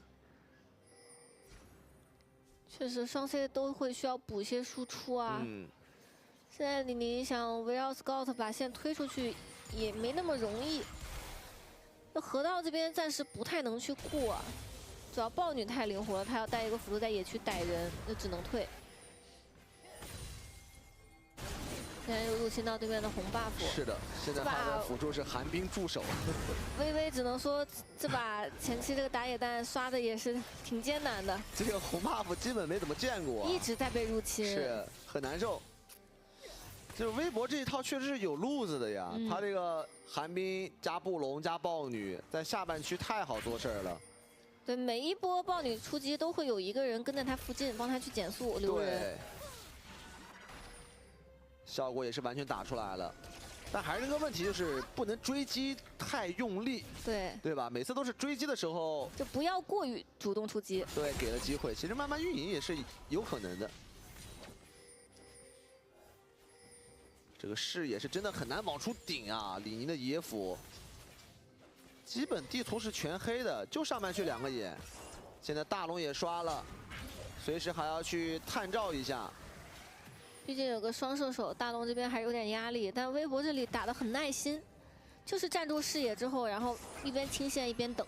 顶级运营，现在两边都在那种顶级运营。现在都在等谁先着急啊！这个小夹子阵夹得满满当当。现在把飞机都叫过来，要探一下视野了。2个探照都已经用掉了。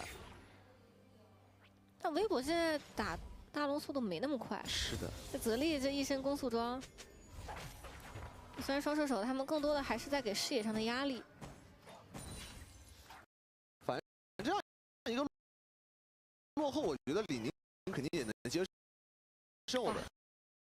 这一扫发财了。哎呦，5个夹子，爆金币了。 那小航终于是找到了时间啊，能把这个视野往出排一排了。啊，几乎是一个满血啊！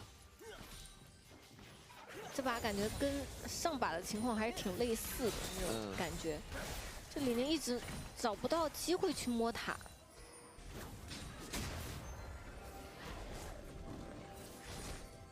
哇，这2把确实也在野区的对抗上面，他在前期会更加主动吧。 主要现在野区这里领先太多了，豹女一个身上领先1200。看这个小龙吧，这个小龙蓝色方的视野会多一些。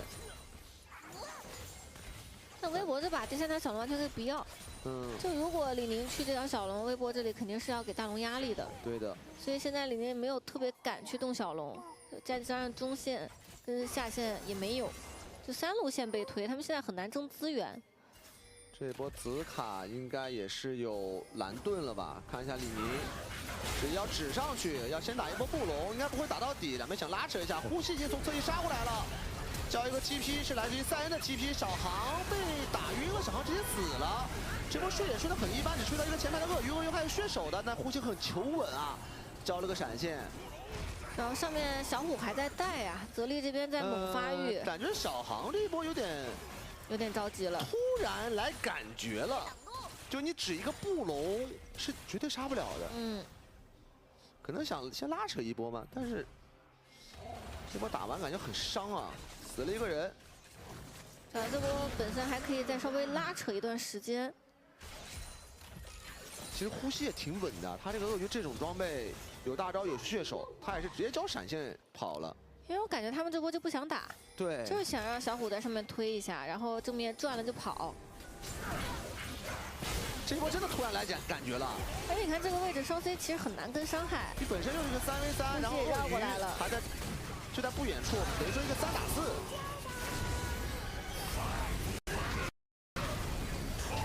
看这边，哎，抓到一个做视野的。对，刘行松这边是交双招还是死了？ 两边好像都在给机会哦。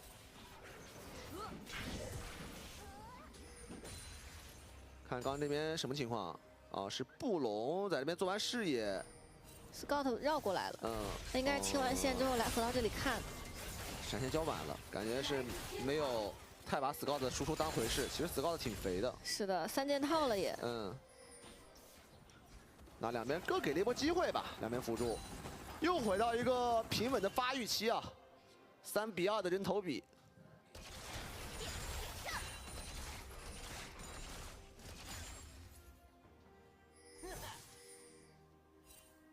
现在对于微博来说，就等这个土龙魂吧，最稳的选择。中路继续清线，还是可以继续围绕着大龙这边去做视野给压力，因为下路这边线权也是稳的，上路泽里也是一直在推。那李宁3路都失去线权，基本上没有资源，他们也出不来。要看小虎这边什么时候能补一个水银，其实这把感觉是需要一个水银的，因为这把辅助是做不了干锅，然后有莉莉娅。 莉莉娅加女坦，如果说小虎这个点团战被秒的话，右边是绝对要溃败的，因为这个阵容持续输出点其实真的60%以上的输出是要靠这个小虎的，绝对核心嘛。对，小虎这把也很肥，看他后面这个水银什么时候能补出来。其实微博这个阵容打到以后，大后期都有一点单核的味道了。是的，就是得靠小虎的泽力一直猛打输出，所以他们其实相对来说更拖不起一点。 还是要把节奏拉更快。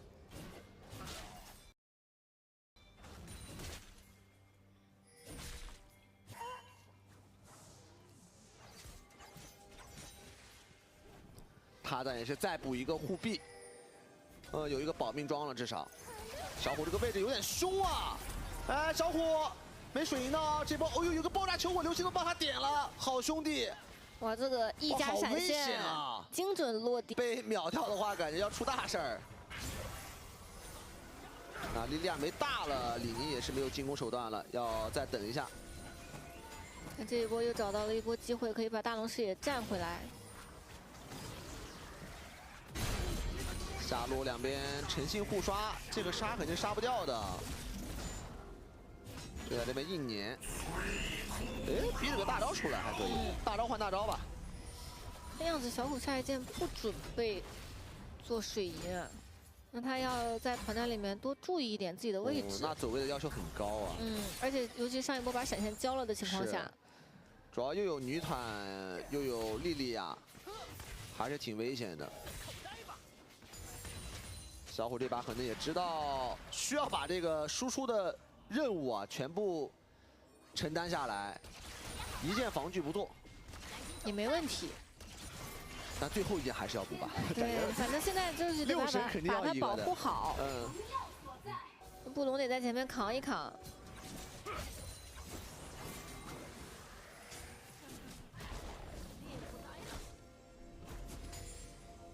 两边的经济现在就是拉不开啊！现在微博就等这个龙魂的刷新。 呼吸也蓝盾了，这波其实微博正面战力挺强的，看看李宁怎么去选择了。看他们这个样子是要让啊，这个时候还不去挤这个河道视野的话，其实有点晚了。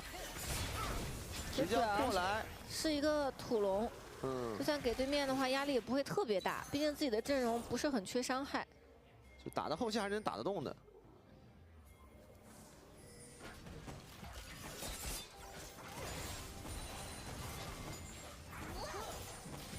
这里在挤中线，有可能还是想尝试过来看一眼。但小航已经被打了一点血量了。小虎这波没有闪现，其实算是一个伏笔，看看能不能开到他。下路的兵线，微博处理得很好。这波微博需要拉扯，通过自己的豹女艾希，慢慢的去找机会。但是李宁已经先动了。 而且4人卡在这个地形，微博第一时间也下不来，他得先把蓝 buff 处理掉。那这个土龙魂好像准备要放鳄鱼去拆塔了。给了吗？这就给了。呼吸这波都没人来，这个时候TP，但踢的是一个正面。莉莉娅这边睡到2只，3一个 Q 技能击飞了一下布隆，这边的话咬到了伟伟，伟伟这边看几个金身，呼吸这波还是比较能打的。紫卡这边可能也要死，那这的话没有打野能拿大龙了，上单也没有，大龙这边要集合了。微博放长线钓大鱼。 你以为我这个土龙魂不想争，其实我是想杀人再拿大龙。很冷静啊，而且呼吸还单拆了一个下路的2塔，这么能运呀！这波好像真被微博给猜到了。那李宁只能眼睁睁的看着微博拿到了这个大龙。哎，这波打完，其实微博很爽啊，而且小虎下一波闪现也要有了。 这波艾希一直在那边刮，伤害刮的挺多的。对，主要这波打完之后，他们把前面的优势就续住了，而且还扩大了。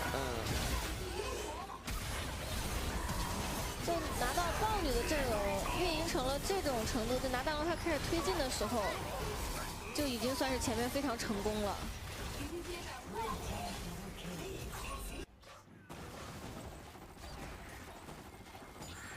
刚刚上路的2塔也是在大龙 buff 刚拿到的时候被微博带掉。小虎也4件了，这个泽力直接推一下中下。他刚应该是取消了那个，然后直接做了无尽。这把确实双 C 的输出，微博现在都很爆啊。但现在兵线还没有很协同，要等一下下路的兵线。李宁想从野区过来抓一下人，但第一时间也被发现了。想协同一下3路的兵线，3条路都在推。就感觉现在这个局面没什么大的必要3条线齐推。把泽力叫来中路，然后就4-1就很不错了。不过雷欧娜又指了上去，自己怎么走啊？闪现交出来，但还是倒了，直接死了。布隆的反手再控到了紫卡，紫卡可能也要死，交一个闪现，有一箭射到了，那呼吸可以收获这个人头，还是艾希刮死的。这波泽力都没有来，感觉有点昏头了已经。对。就被运到有点想着急去打了，但是去了之后发现又打不了。是的，那感觉要破3路了，131都有可能要一波。毕竟3路兵线带着大龙 buff， 李宁现在很难守啊。那下路也被呼吸配合队友点掉，3路全部告破。这其实有一点轻松，很轻松的。斯高德这边也是只能往后俯冲了。他指上去后面没有兄弟呀，自己怎么办？又死一次，感觉现在已经有点昏了。微博要推掉2个门牙，一箭也射到了旮旯，交际化往后拉，但是没有用了。微博要推掉李宁的基地了，他们以李宁最擅长的方式击败了他们。在这场 BO5 的鏖战中啊，感觉微博更冷静，在决胜局拿下胜利的情况下，在决胜局红色方也是通过自己稳健的运营，更耐心的一个处理，最后赢下了这场 BO5 的胜利，晋级到了下一轮。真的还是蛮不容易的，因为可以感觉到双方都非常有韧性。感觉打到后面，可能李宁这边体力都有点问题了，真的打最后已经有点昏了。然后微博通过自己这样一套艾希加布隆，包括豹女吧，还是主打下野的这样一套体系，在前期配合他的豹女取得了优势，然后慢慢的通过资源团滚大雪球拿下了比赛。是的，今天对微博来说，他们的下路双人组的线上的处理，线上拿到了强势，再配合他们在非常精密的野区规划，前期是给到对面很大的压力。就虽然没有造成一些人员的阵亡，但是他们通过一些的运营，帮助自己的下路建立优势之后，转来中路继续扩大优势，奠定了他们前期非常不错的基础。就两边都是在比运营，在这个 BO5 对吧？但是微博最后证明自己的运营能力好像是在李宁之上的，没什么问题，对吧？在最后一局的红色方也实现了破发，即便前面4局啊都由蓝色方获得了胜利。最后这个豹女加布隆、艾希的组合，虽然在我们看来可能容错率没有那么高，但是他们这一套确实有他们独特的理解，包括那一波，豹女前期的入野，对吧？配合上视野的优势，而且他们这盘我觉得有一个点就是中路的塔掉得太快了，导致就这盘李宁的这个视野完全没有办法去扑出去，最后也是微博通过完整的运营拿下了比赛的胜利。我们把画面交给10月，看看他还有没有什么补充。好的，感谢二位解说老师带来的皮说老师刚刚所提到的这一把的对局，就是一把运营的魅力。在前期的时候，微博始终保持着经济上的领先，可能有一些观众会担心微博的这个阵容到后期可能只有小虎、泽立这一个输出点，但你还真别说，真被他们给运住了。在第4条小龙的团战当中，微博选择放龙，但是打赢了团战，把前面的优势全部续住，最终也是身在红色方，击溃了本场的蓝色方的不败神话，拿下了最终 BO5的胜利。当然，在看完了本场精彩的比赛之后，同样也要提醒一下各位召唤师们，下载英雄联盟手游电竞专属客户端，前往游戏微社区，输入口令码迎刃而上，参与抽皮肤宝箱，完成任务，参与抽取2024CCT票夏季赛总决赛和英雄联盟13周年盛典门票。现在下载还有机会赢取新上线英雄莫德凯撒、天赋觉醒瑞文与卢锡安，超多电竞赛事好礼等你下载解锁哦。当然，看完了这把决胜局之后，两位解说老师还有没有什么想法想和大家一起分享呢？我觉得今天这个 BO5就是比拼可能两边的这个运营功底吧。然后在 BO5决胜局，我觉得可能微博的选手的经验上面还是要，就他们处理这种决胜局的经验还是要更胜一筹。我觉得李宁他们最后一局的失误还是有点多了。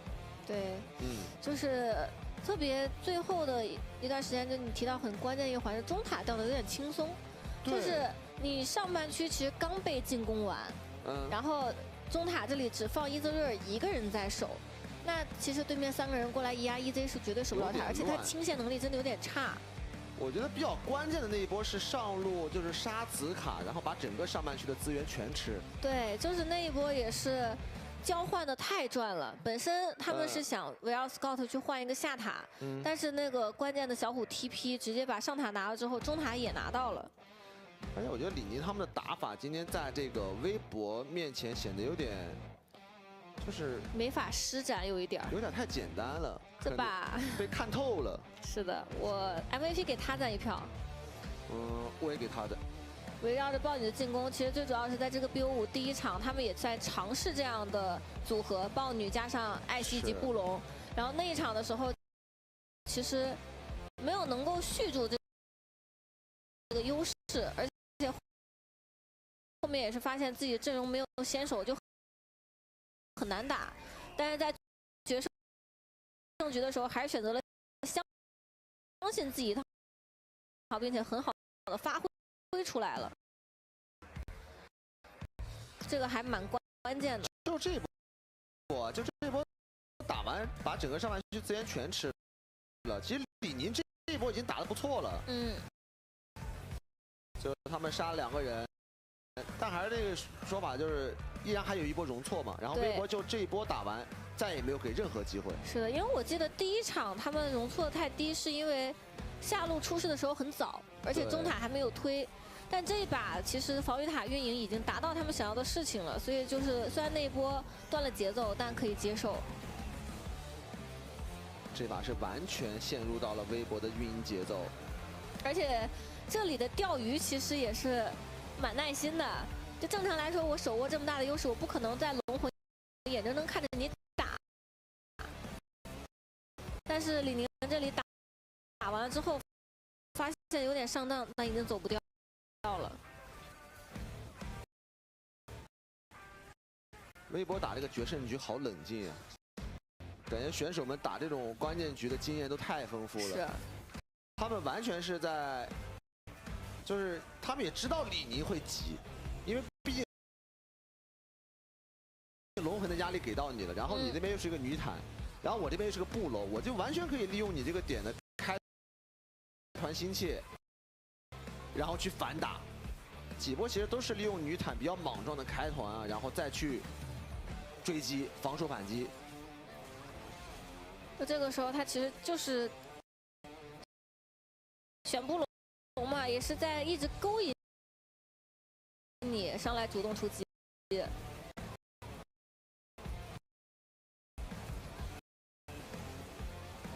最后也是一波结束比赛。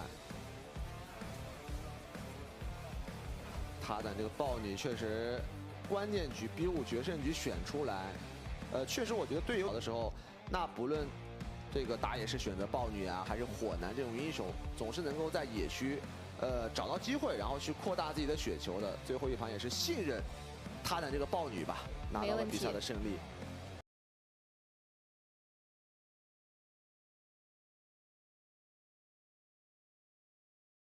I told you our prediction was wrong, Bowie. I told you. I'm not sure if, like, maybe they were like 5 seconds off in their glyph prediction, but even if they were not, the Lina gets jumped instantly. Team Spirit were ready for that play, and yeah, we can rewatch. Skeeter goes for the 4-step BKB. He literally bought that BKB, but Fiend's Grip, and then Maureen instantly engaged by Collapse as well.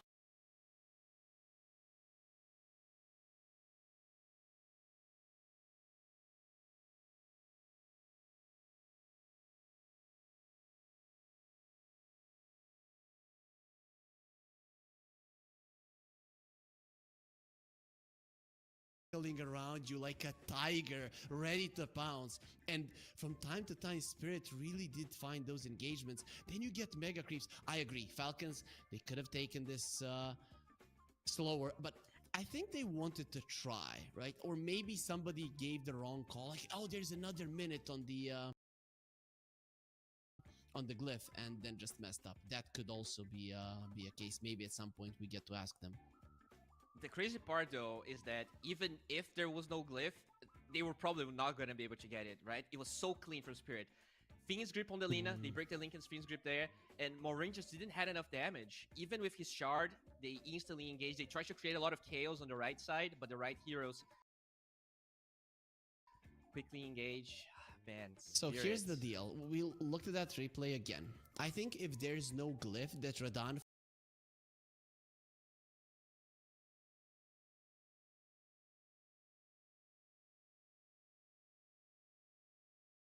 focuses on the Lina than on the Viper, but because he knew that they had the glyph, he went to the other side with the focusing that the Spirit went for in that fight. And you don't have a glyph, you lose. But I do think that they would change up their focus if there was no glyph, or at least I hope they would. Yeah, it will be very close, I think, because the Throne still had like more than 1000 HP when Maureen died. Yep. Yeah, anyways, a lot of resilience from Team Spirit. They were very patient as well, right? We talked about Falcons being patient, but that 3 smoke move where they win the fight, get Roshan, that literally won them the game. It bought a lot of time. Falcons still played really well after that, but I think if that doesn't happen, they would probably lose because they needed more time to scale. We talked about how the late game was very good, and Team Spirit, they needed to make that work, and it worked perfectly. Yep, definitely did. You know, and even with MVP? this is, I think there's no doubt it's Radahn, right? The game went so long that it was his damage that kept them up. Maybe you can give it to the starter because he was enabling everybody, but I think Miposhka, he had so many good Fiend's Grips in that game. He was against like 2 or 3 Linkens, Lotus Orbs, so many Grey Wards where they get the initiation. I know he's not going to get the MVP because supports rarely do, but to me, he played incredibly well this game. He did play well, but here's the thing. Every single time that he got that ulti off, it was enabled by another core, be it Larl or Collapse. So yeah, following them up is nice, but in the end, it's just following them up. They jump in, they break the Linkens of the Lina, and then he goes in, right? So I think that we can all attribute to team effort, and Radahn and his damage output is him understanding which items he needs, when he needs them, how to position himself, which in itself, I mean, if you look at it, yeah, KDA is not everything, Bowie, but it is a huge difference between him and everybody else. I guess we didn't talk about that, but at the end there was a rapier on Radahn as well. So when you add that 50...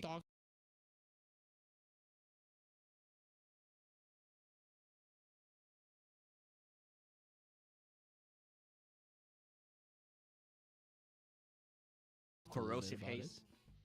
Oh, okay. And Corrosive Haze with all of that solar flare attack speed, just impossible for the Lina to withstand it. And all right, so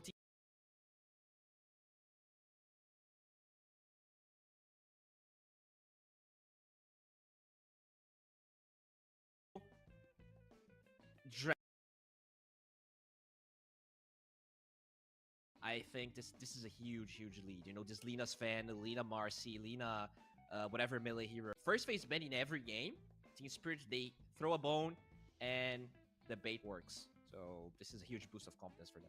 It is. I think they're going to be confident, but in my mind, Falcons are playing better Dota. They're moving impeccably. They are using their spells impeccably. Their item choices are awesome. And Laurel will get himself an MVP. You know, when you survive the lane versus a Viper and then still contribute quite a lot to the game with all of the initiations, maybe, you know. Yeah, I like the choice. I think the entirety of Team Spirit played really well. There was not a lot of blunders.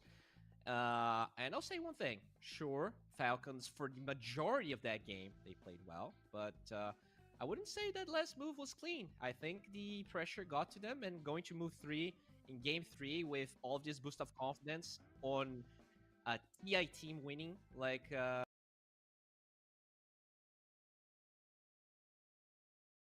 Taking and Skitter, they were used to this kind of pressure while back on Tundra, but seems that the young blood here gave them the pump. But it also cost them the game in the end. Also, guys, speaking about costs, you only you pay once and you get a double if you use the promo code UNVRS3 with the banner down below, which you can do right now because we're going on to one last break in this series, and then the decider will be coming up.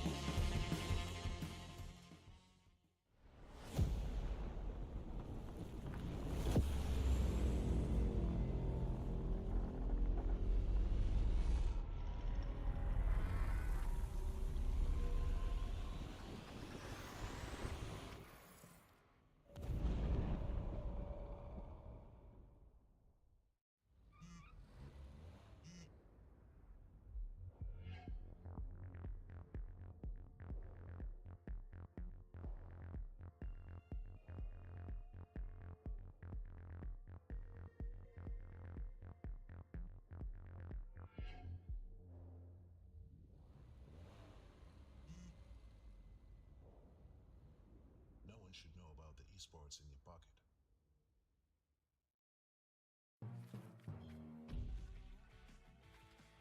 What a series already, no matter how it ends, no matter who wins. Beating these teams in the lower bracket of Group B is gonna be next to impossible. I'm Harry, joining me is Bo, and you're watching the Official Universe Episode 3. We're only in the group stage, and the games, they look like they couldn't be better, but these teams just continue to deliver. Bowie, can they deliver us and even another nail-biting game to decide who's going to the playoffs and who is gonna have to play the groups tomorrow as well?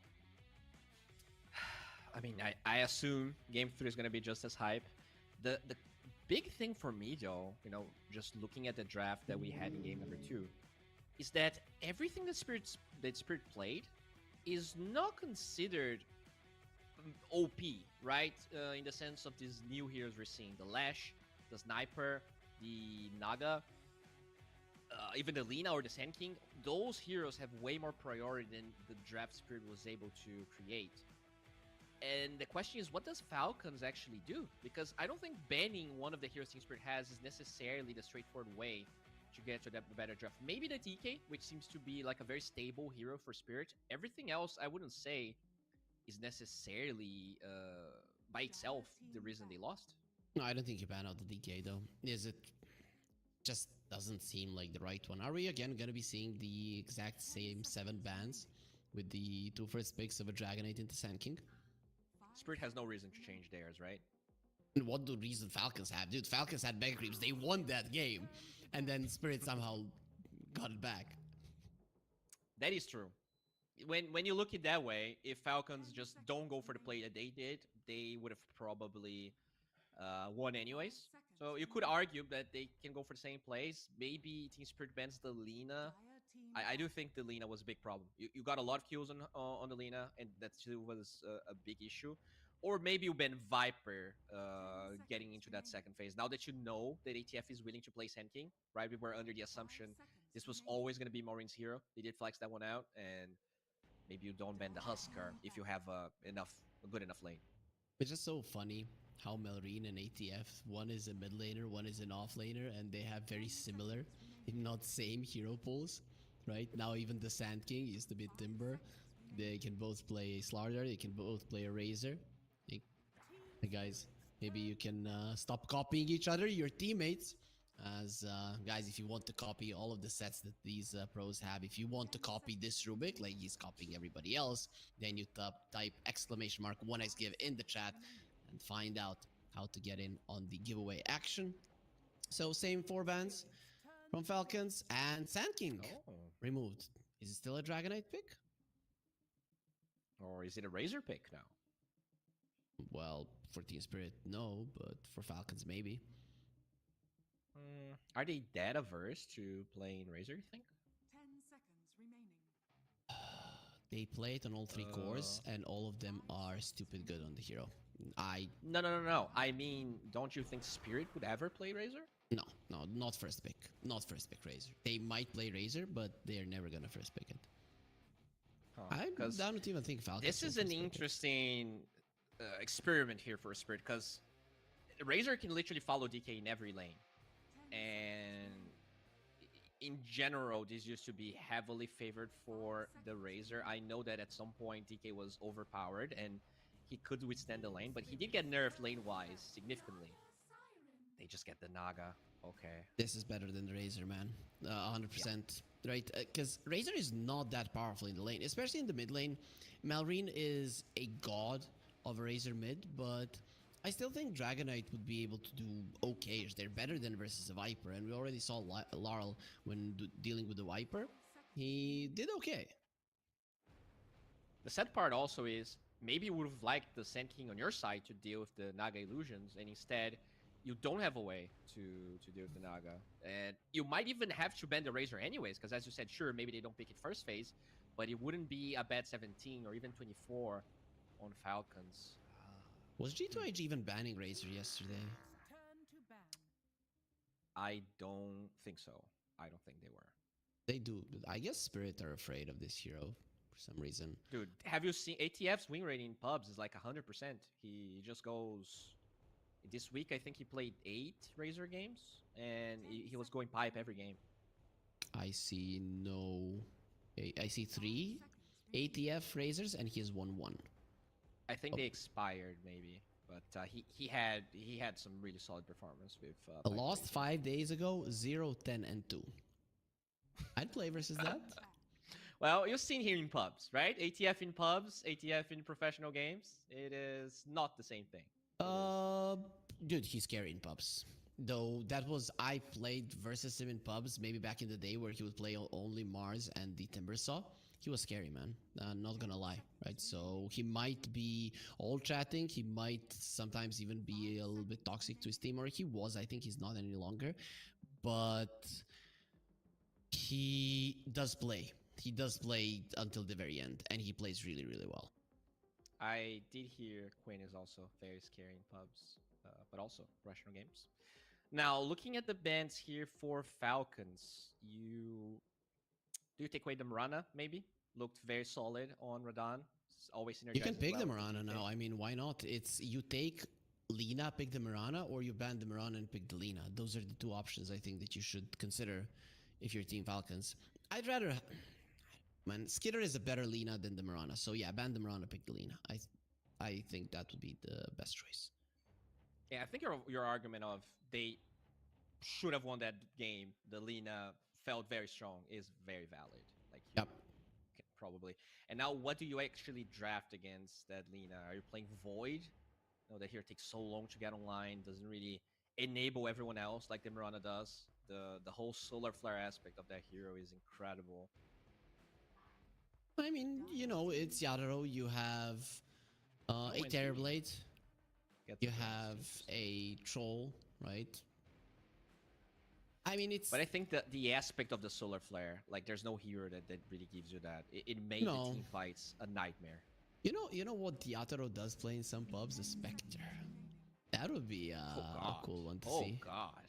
And he goes Blade Mail, right? He wins, right? I don't want to see Spectre. Unless Lina gets picked up, but instead it's a Mirana.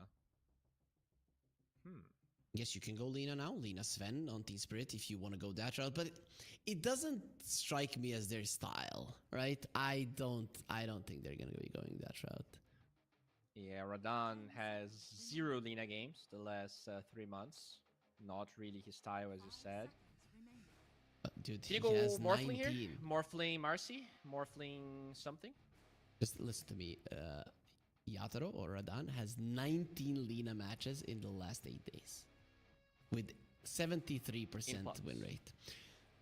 In pubs, still does transfer to the competitive gameplay. Yeah, I mean, you gotta be willing to play it.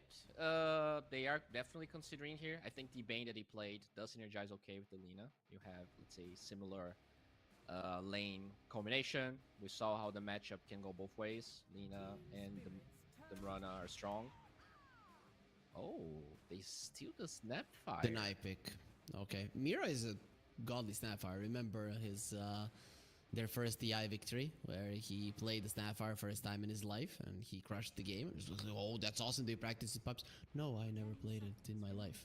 And everybody's like, okay, this guy's either pulling our leg or completely mad. And the second thing was the right answer. It's very interesting to see the Snapfire. Like, when you look at the pub win rates right now, this hero is looking really bad.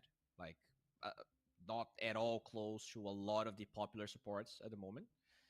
But as you said, a deny pick, Mirror plays it well. You probably want a good combo in the lane then. And I wonder, what is that hero? Is it Mars? Is it Centaur? Is it, what else did you used to be paired with? Well, those are the ones that are left. Is the Primal Beast is still in the pool, right? You could go Primal Beast here for Team Spirit. Against Naga, though, it's really annoying, the snare and even the actual song. Don't you purge it off? You also don't kill them running the lane. Okay, so they just go with the Centaur. I don't like Team Spirit's draft right now. It looks way more similar to game number 1. I don't think the value of these two heroes is very high. And you're picking the center very early as well. I'm okay with it, at least laning wise, right? And yeah, you have jumps for the Mirana, which is important. You are okay to run away with the Stampede as well when you see the Solar Flare. So I want to say I'm okay with it, especially because they took away the Snapfire for crit. And I think this is the idea, that crit just enables ATF so much with the Snapfire. I don't know if it's necessarily crit who wants to play it, or it's just ATF telling him, yo, dude, feed me a cookie, please, right? So that could be the reason why he likes this hero so much. A lot of reserve time being used here. We get the Viper. And the Viper can flex mid and off lane. That could be double off lane. Yup. The DK is in a really tough spot. I don't like this though, right? Because it's two side lanes that do the same thing. Right? Stun. One is stunning to stun, the other one is stunning to slow. But I mean, you kill people though, right? But how do you get together, and how do you combo? The Naga Siren and the Sven don't do that much damage, and now you open up for a Radon Terrorblade, who's just going to be demolishing everybody in this one. I don't know, man. I don't agree with you. Like, you're playing into Warcry. Like, this Terrorblade doesn't necessarily do that much damage, and the Viper doesn't have to be side lane. It could be mid, and you pretty much just mimic wherever the DK is going to go, you send the Viper. I just don't like the Naga and the Sven support duo. I might even like it more if this Mirana is now pushed to a support and the Sven played as a carry. But versus a Terrorblade, it just doesn't sound that great, right? Sure, Terrorblade might not rip them apart, but how are they going to rip the Terrorblade apart? That is also a rough one. Plus, if you send the Viper to the offlane, the Terrorblade does well versus him when he has meta. Yeah, it definitely goes both ways. I think this is going to be an ATF last pick, to be honest. I'll probably ban Huskar. You have two range heroes that are going to be using the Solar Flare. Huskar with Solar Flare seems really annoying. You're going to have HP regen percentage HP healing. Would he play Underlord? Would he play Underlord, or is that just not his style? If you ban Huskar, he might play Underlord. He definitely has played this hero in the past for sure. You know what? I'm thinking about... What about a Pango? Is that better? Let's say Huskar. I think if you pick a Huskar, then you have 3 cores to do the same thing. Sure, we saw G2IG go for something similar yesterday, but Huskar and the Viper, they don't move around the map, man. I just don't like cores that are immobile to be switching lanes fast. But they had that on Falcons, and they should have won game 2, right? Very mobile heroes. Sand King and Lina. Still, at some point, they start moving, Lina mobile? Right? More so than a Viper and the Huskar. And they bought travels as well on the Viper. Yep, so that's good. That I definitely liked. They ban out the Huskar. I like it. What does that leave? Pango, I guess. Kunkka.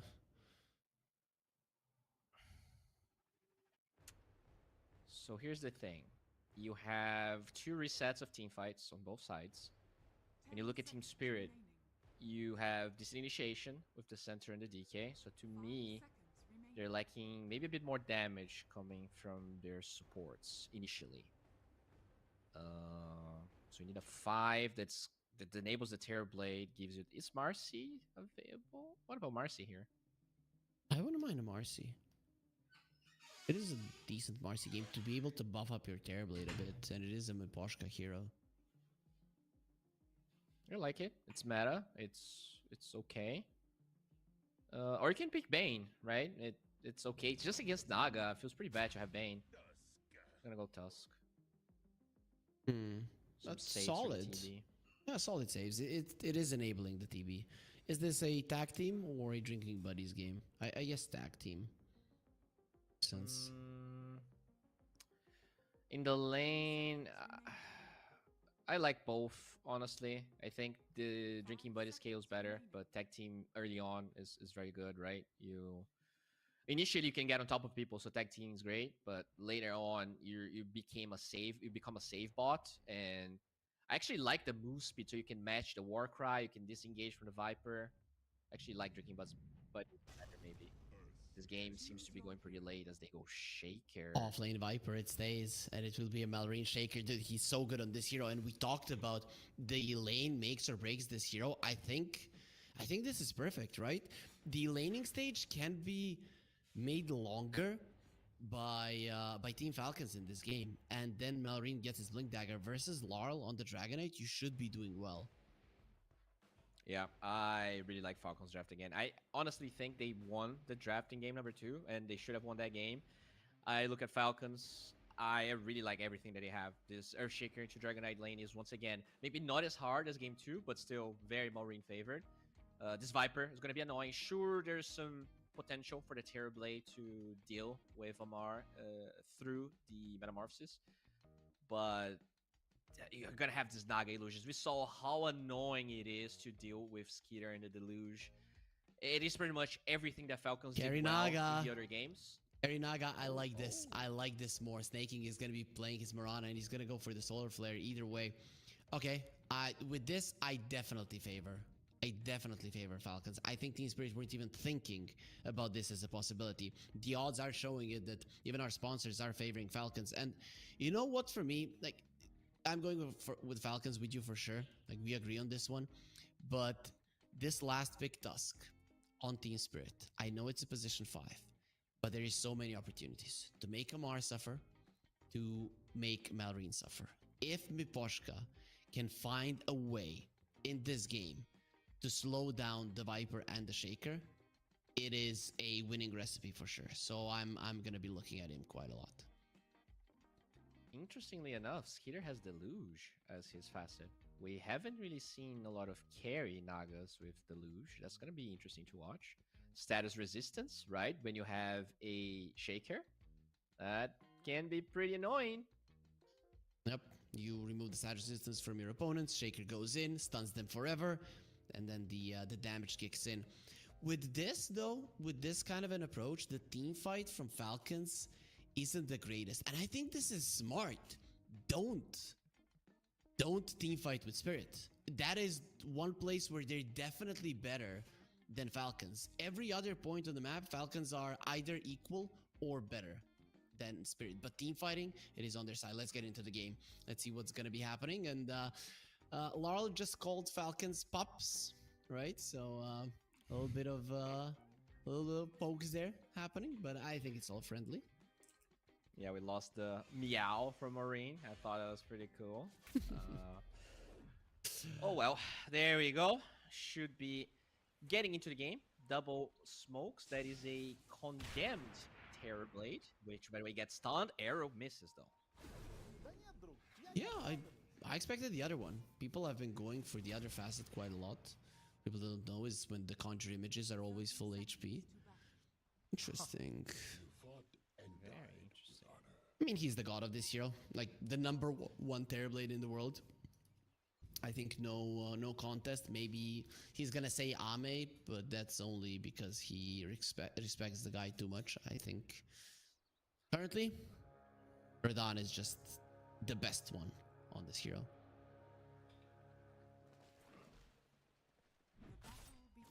Collapse. Hoof Stomp gets the rune. It is going to be a 3-4-1. Another great start for Falcons, but this is a one armor hero. Collapse, was this worth it if Malrine gets the kill? Most definitely not. Arrow connects, he's gonna wait, he's getting the kill 100%. Oh, snaking? Malrine messing up a bit there. Yeah, pretty big. Snaking, getting the first blood. I'm very curious to see how this mid lane is gonna go. It's definitely Shaker favored, but the first couple of levels are probably DK favored. You don't have that much damage with the Ancient Totem. Yep, you just go in and punch him. Did he again go for the Fire Dragon? Yeah, of course he did. It's Team Spirit. Yep, the Green Dragon is dead. It's all fire now, baby. I like the Green Dragon, but to be honest, the dragons should be spitting out fire, not poison, so I like it.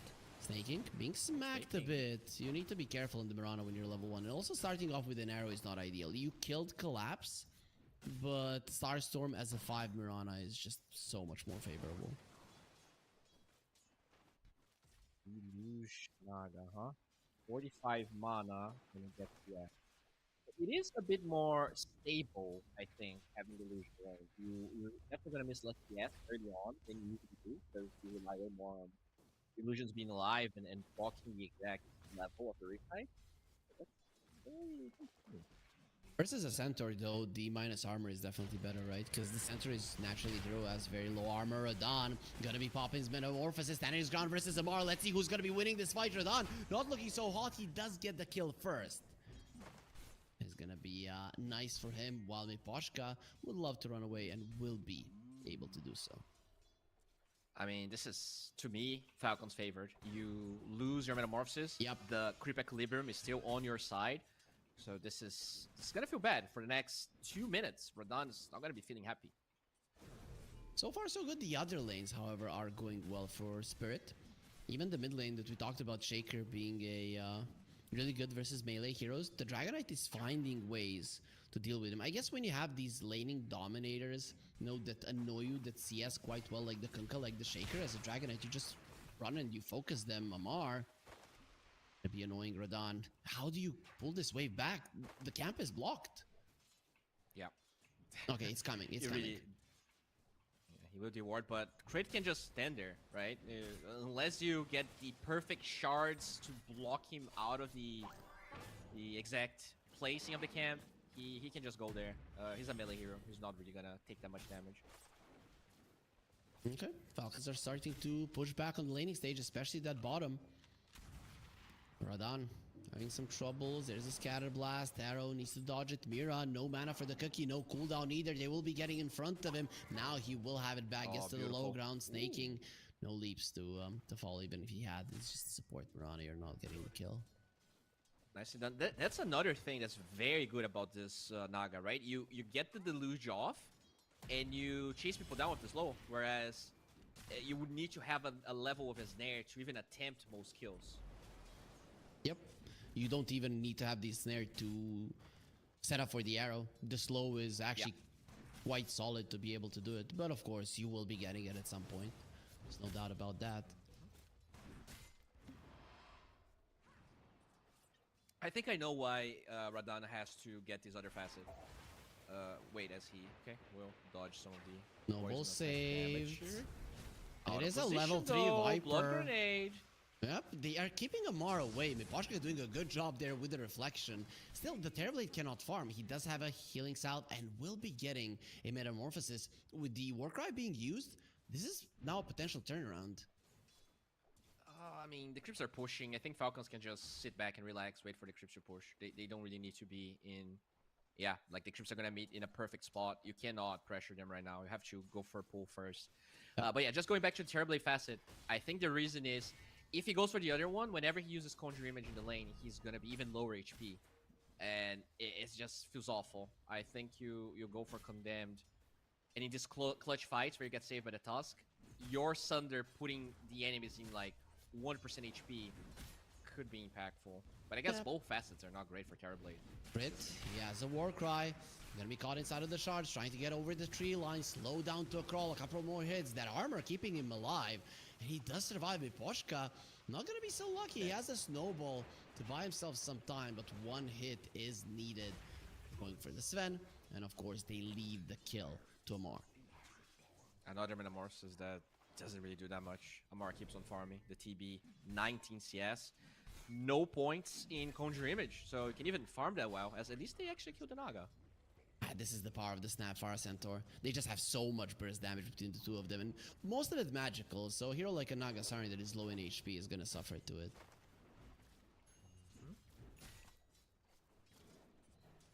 Okay. Alright, so mid lane, pretty even.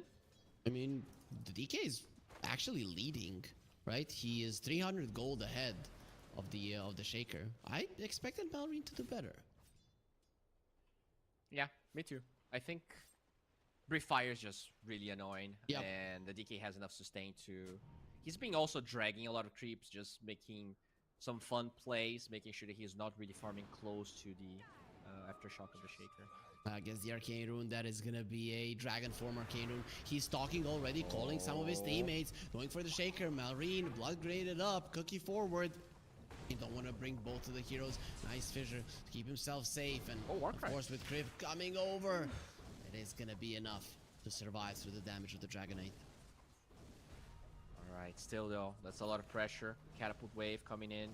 Marine has to be extremely careful. And he only has 1 point of Aftershock, so even an Echo would have been... Oh, look at that full bore range.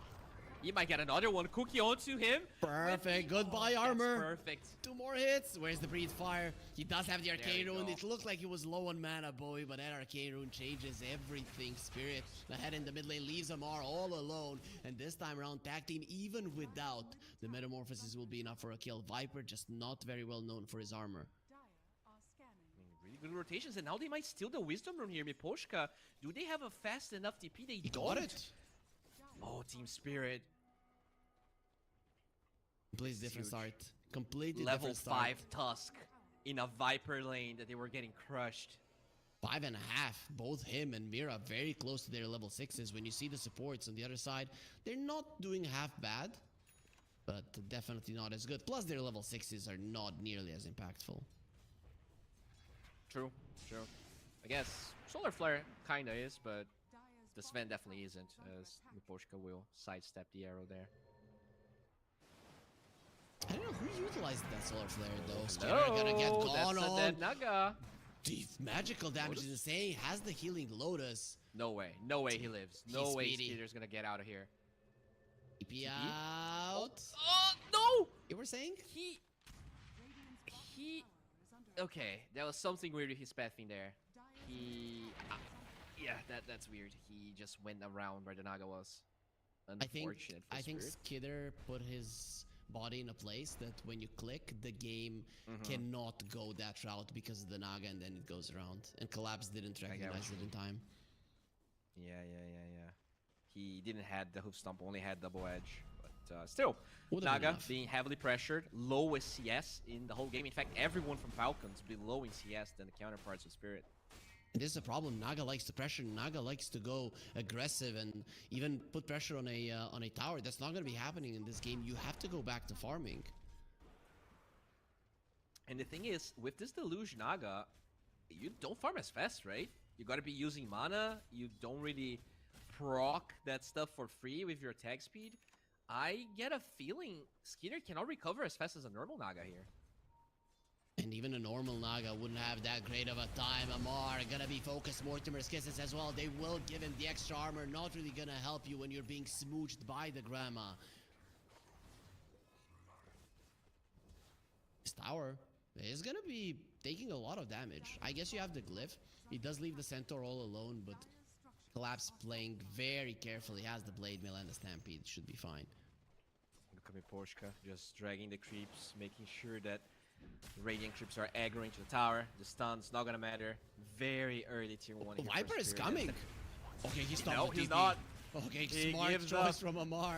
If he comes there, he's dead as well. Marine still very late with his Blink Dagger. Only 800 gold towards it. And the pressure of Team Spirit, much bigger than we anticipated, but it was all on Miposhka, right?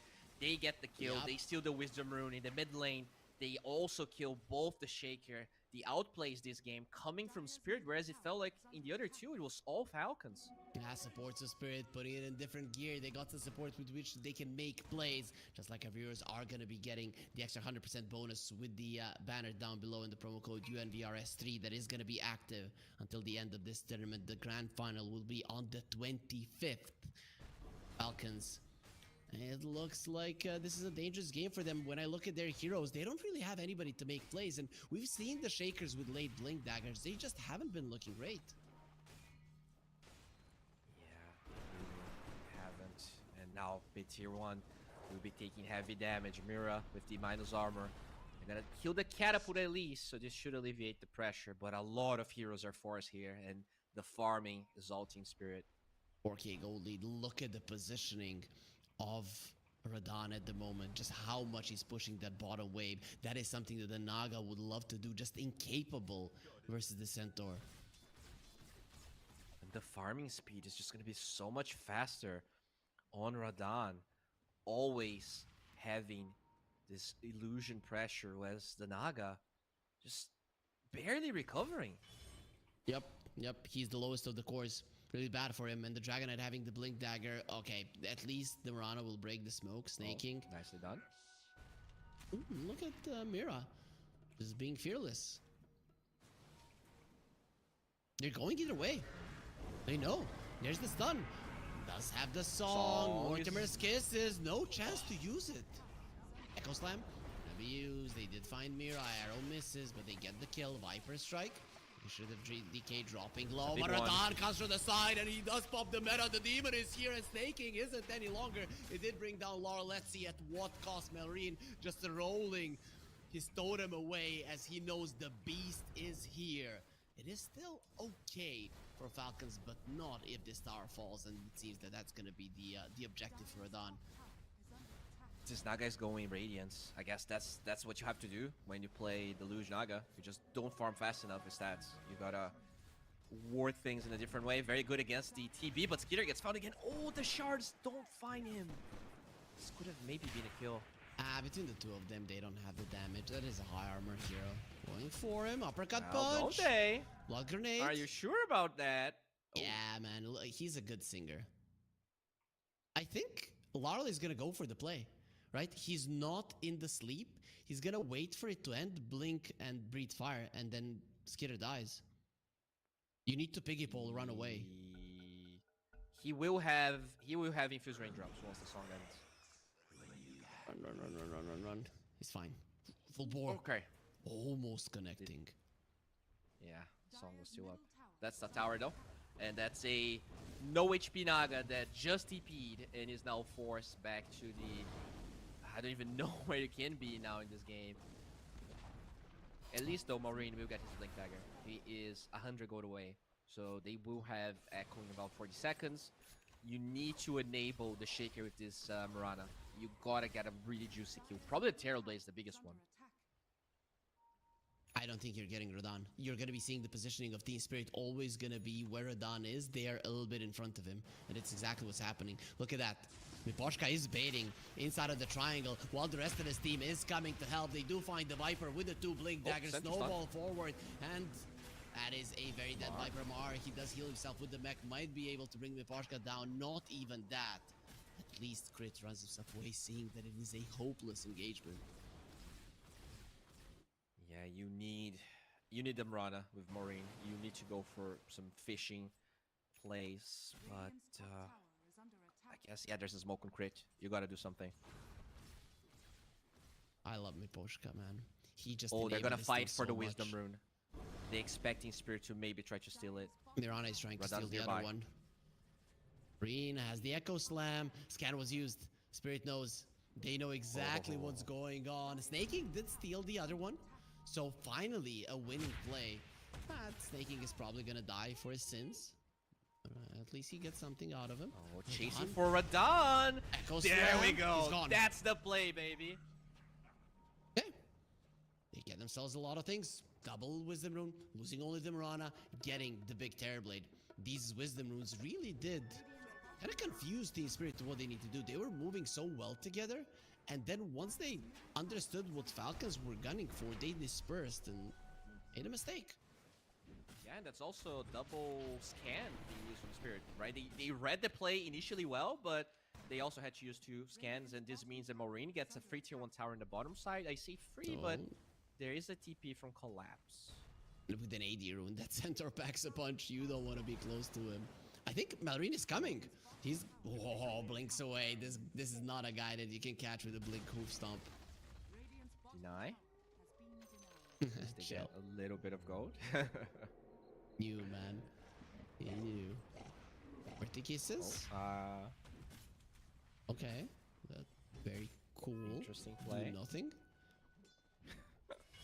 Sometimes grandmas just, want to feel loved. They just want to kiss. The ground. Yeah. Gotta be grateful, She lived a long life. If she continues kissing the ground, it's probably not gonna be as long as you would like it to be. Hoof stomp. Finding the Naga. Sleep available. Skitter. He doesn't even hesitate for a second. Like, I'm getting out. Oh, and he might be found by Laro. No, he will get the safe pathing through the base. Dude, No glyph. Skeeter's live this game. Yep, that's that tier 2. Radon already has Manta and now going for a shard as well. Doesn't know what to do. It's 16 minutes in. He doesn't even have the relic, let alone the full radiance. Let's say you get a... Let's say best case scenario, you get it in a minute. It's still a bad timing on the radiance, and you're not gonna get it in a minute. You're not gonna get it for at least 3-4. Yeah, you might even lose more tier 2s because they will have all of their cooldowns back up. Then Metamorphosis will be up soon, and you're gonna have to go for more plays, right? Maybe you bait Skeeter. They do have Skeeter showing mid here, but I think it has to be more rain with his echo. You gotta go for moves right now. Still, it's very hard for Amar to join in on the fights, right? Because Naga is everywhere, and he is just very mobile, doesn't have any boots of travel, went for this mech. How does he join his team? Yeah, you have to go to him, right? Somehow you need him to be showing, but that's the thing. He's afraid to show, and until you connect, it might be too late. So maybe you actually have to ignore Amar and go for small fry plays, right? Even if you're just getting a support. Yep. For some TPs, and that's kind of the extent of your power right now. Yep, you can't do more. I like that. It might not be a game-winning play, but if you extend, ultimately Team Spirit could make a mistake that you can capitalize on. They see collapse and they think, nope. They wanted the small fry. That's a good ward though from Falcons. Gives them a lot of vision here, and it doesn't seem to be dewarded anytime soon. Yep, just far away from the cliff. Does seem like Miposhka is searching for a ward, but so far hasn't been able to find it. Yeah. Naga did get the relic and is pretty close, so Radiance will be available. But yeah, this style of Naga. What year are we in, man? I don't know. When was the last time you saw that? 2014, 10 years ago? No. The Miracle used to do it, right? Even 2020, I remember him going for it sometimes. Oh, okay. But he was one of the few Radiance Naga players that were still doing it. Oh, that was the one where they went for a Manta Radiance and then they disassembled into an Olafaria, I remember. But I think this is different. It's Mirana being chased up. They use the Stampede, really want him dead. Malrine on the other side of the map, hoping to TP out. Well, his hopes are very soon gonna be taken away, just like Snake Kings, who's trying to juke through the trees. From one side, it's gonna be Collapse. From the other side, the Love Sandwich. Miposhka and Collapse gets him down. Do you remember that old meme? It's not even a meme, it's a comic. Like, the entire team is screaming, and Naga is just like farming. The entire base is falling, and then Naga is ready to fight when the game is over. Do you remember that? Yes, have you ever seen that? I do remember that one. That was the amazing one, Bowie. Thank you for making me remember the awesome times. Amar has been found. Blade Mail being used. You're gonna kill yourself. Uses the mech. Hoof Stomp coming out. Help on the way, Amar. You think you can get out. They wait for a second. They give him hope and then take it away with a tag team. Both of them working together. What a cool play coming out from Collapse, keeping him there in place until another stunner appears. They're at least buying time, right? It feels like Falcons, they are literally sending their heroes as further away as they can. They got the Radiance on the Naga. The Shaker is actually farming towards his eggs. He already has half of it. And even in that game G2 IG lost, it's clear the difference that Shaker with eggs can bring to those teams. It is true. That is very true, that Shaker can make a huge difference. That's why they're going for a smoke to go for a fight here on our Fissure channel that you can follow. If you click below, Echo Slam onto the two of them, Fissure onto 3, Arrow connecting. There is not going to be a snowball. Oh, it's not going to be that long of an arrow. Mirai still alive. They have the uppercut punch while Laurel didn't take any damage. Stampede to allow them to run away. And here comes Radon. Shards off the mark. At least with that, they'll be able to escape. Mortimer's kisses. They won't crit dead. We'll be canceling those out as well. The Grandma, she's sleepy because she's old. Collapse coming in. Will get slowed down by the delusion on the illusions. However, Skitter, nowhere to run, nowhere to hide. He would like to get himself onto the high ground. Will Collapse will be waiting, and Radon from the low ground getting the hits. Now, next to the menu, Malrine could be one more kill, and Collapse takes him down with the double edge. Amar is doing his best to finish off Laurel, but nobody to cancel the TP, so the Dragonite is already out, but we've lost 3 of your heroes while only taking down a support. This Naga is so poor, so underfarmed. Well, at least they get this ring here. This is gonna delay the pipe of the center.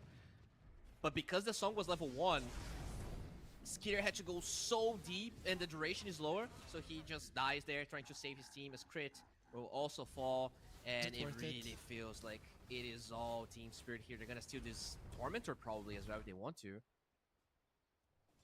Snaking, the only one that survived that fight and collapse. He wants it to be a pseudo team wipe. There is one more leap. This Mirana looks alive. Yeah, it's fine, it's fine. 12k gold lead, Bowie. They are in such a dominant position, taking down all of the tier 2s. In minute 20, it's just too much. You don't trust the Radiance Naga? No, man. I trust. I don't trust it at all. It reminds me of Radiance PL. That was 10 years ago. Oh yeah, that is old. That is incredibly old. You know, I see the value of this Deluge. Can't help but feel like, oh, wait a second here, as they do find Mira. I can help but feel like the other facet is more stable. Okay, as a core, yes. As a core, yes. He probably saw it, just how much it gives him in the laning stage when he's playing a ranged hero, when he's played as a support, and wanted to try it out. I don't know if this is a place to be trying things out, but even if they lose this game and the series, which is looking quite likely at the moment, they still have one more match to play tomorrow with a chance to get into the playoffs. And with the way that they've been playing today, I'd say they're coming in as the favorites, even if they go there. Still, the game is not done. It's not over until the throne falls. Roche, however, is a pretty big objective that will go to Team Spirit without any contest. Yeah, I was looking here at the Nagas that are trying this Deluge. Shad, the new Team Secret carry, I think, is playing a lot of it. But yeah, it is a very small subset. Like, carry Naga is very, very rare in clubs right now, and it's a very small subset of the carry Nagas that are even attempting the Deluge.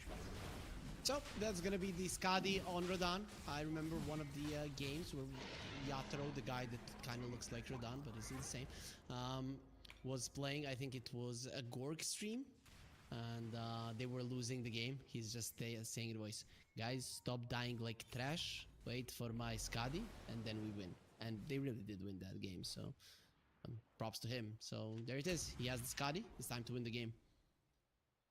All right. Does have the Aegis as well, so no tier 2 towers. Still, you are going high ground into a Shaker, but finally the pipe is ready, so that the Echo Slam from Maureen is just not gonna feel that impactful. The way I think to even take this fight is to somehow bait the pipe usage and try to disengage. So maybe you engage Yvette and Totem. If they go on you, you song and you reset the fight somehow, but it's still gonna be really hard. The downtime of the pipe is 50 seconds. With a 12k gold deficit and an Aegis on the other side, you being able to find that timing, good luck. Yeah, it is definitely tough. But you know, we did see teams overplaying their hands, right? You don't always go for the safest play. And, oh, speaking of safe play, Radan's already the high ground here. Again, on the Shaker, they stun him mid-flight. Or he's dead, no bite. He's not going to be getting out. So all of the things that you were talking about go down the drain. Nobody's cutting the next wave. Team Spirit, they're getting Elena Rax. Maybe even more. Naga's farming, I believe. Oh, they're going through force, bro. They're gonna end this. Get disrespected. Okay, no so they're not gonna reset the glyph. This is good. Still 22 seconds. They're not gonna be ending the game in 22 seconds. There will be an Echo Slam, and now the Naga does come back. Nice dodge on the arrow. Tries to dodge the stun of the Sven. Does so with illusions, but not with the real hero. And it's time to go back to the Raxes and just be safe. Come on, Malrine, write something. Tell them they're cowards. Stun gets used. Naga Malrine is back. They got what they came for. No, they came even for the more throne, than what they Bowie. came for. They came for the throne, man. No, they learned from Falcons, right? They were patient in game number 2, and they know they should not be going for throne when they don't have to.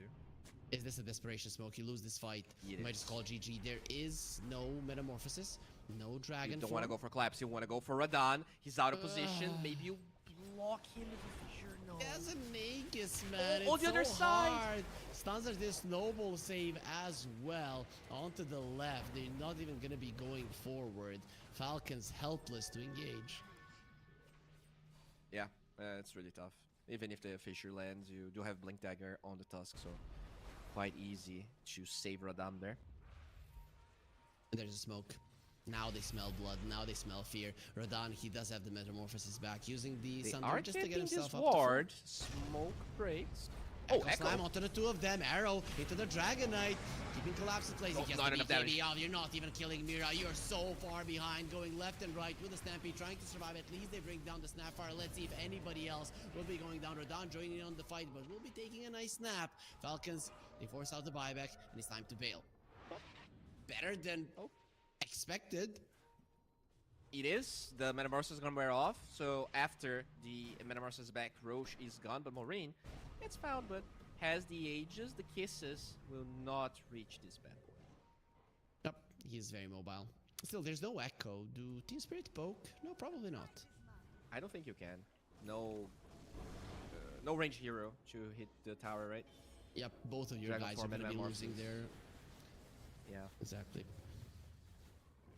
So you just wait right now if you're Team Spirit. I'm impressed that Falcons have been able to slow down the bleeding. That was just some godly decision making. You are in a position where it might not change anything, but it does matter. I think it matters for your self-confidence. Yeah, calculated chaos there. They had Skeeter in a really good position. He resets the fight with the song. They get the hell out. And it still was kind of close. It felt like if you had a little bit more levels, maybe one damage item on Maureen, he could kill like one hero. Then you don't get the pipe or you don't get the save and things look different. But you know what? I still have a problem that I don't see how Naga ever contributes to a team fight. And in a losing game where you don't have a lane or axe, I don't ever think I've seen a split pushing Naga win. Right? You're not gonna be able to do it. the thing this game is that the Deluge facet is all about taking less damage on the illusion. So he goes for the 50% mirror image illusion damage taken. So the dealing with these Nagas will be exponentially harder.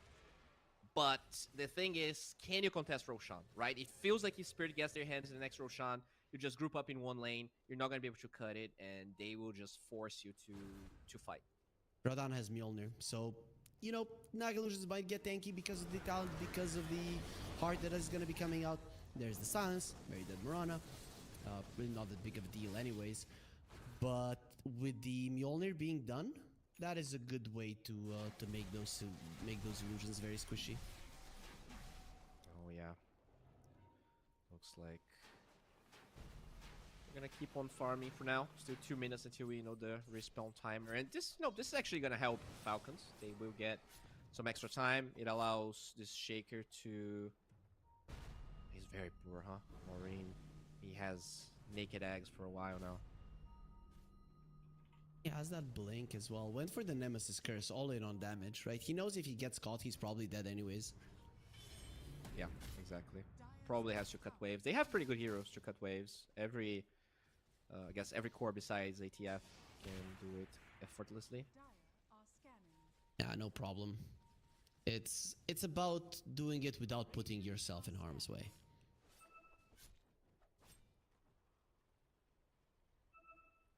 30-minute mark. So, I thought they were not gonna make it till this time. That's Team Falcons, my friend. Winner of a lot of tournaments this year. And probably winner of game 2 if the stars aligned even 1% more.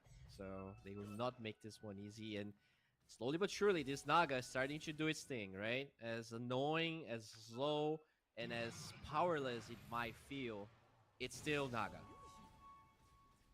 I don't see it more more than as a nuisance. I think nuisance is the most that Skitter will be able to be in this game. That's why I don't know when is the timing for Falcons to win this game. Right? I'm not sure. Even let's say they equalize the game. Let's say it's the net worth is neck and neck. I still don't think that they win it. I think they're gonna run out of damage for sure. The Mjolnir's good on Radahn, but Centaur runs out of damage. Oh, wait a second, Amar. 2 heroes on him. Very strong heroes. They're gonna wait for Oh, there you go. him to try to TP away. Guardian Greaves were used. They'll fight until Let's have the a buy. very end. You go high Ideal. ground. You might have to. Radahn is coming. Floor crest on him. A lot of attack speed. Puts the illusion up front. Just have vision. Buyback. Is that enough? Arrow Smoke off on the Marine. mark. Looking for that opening. Radahn is hard. So many saves. There's a shard. Oh, that's where the money went. He has shard on Marine. Yep. That's quite nice. Getting the tower soft. Is that good enough? I think it is. Team Spirit will have to bail out. And Roche, lucky for them, is not going to be spawning. This was a kind of a risky move from Spirit because you use both of your forms on the cores. Yeah, maybe. Yeah, they're gonna smoke. I think this is a good time. This one is the They best one find they're going to someone. have. Very speedy on snaking in Malrine.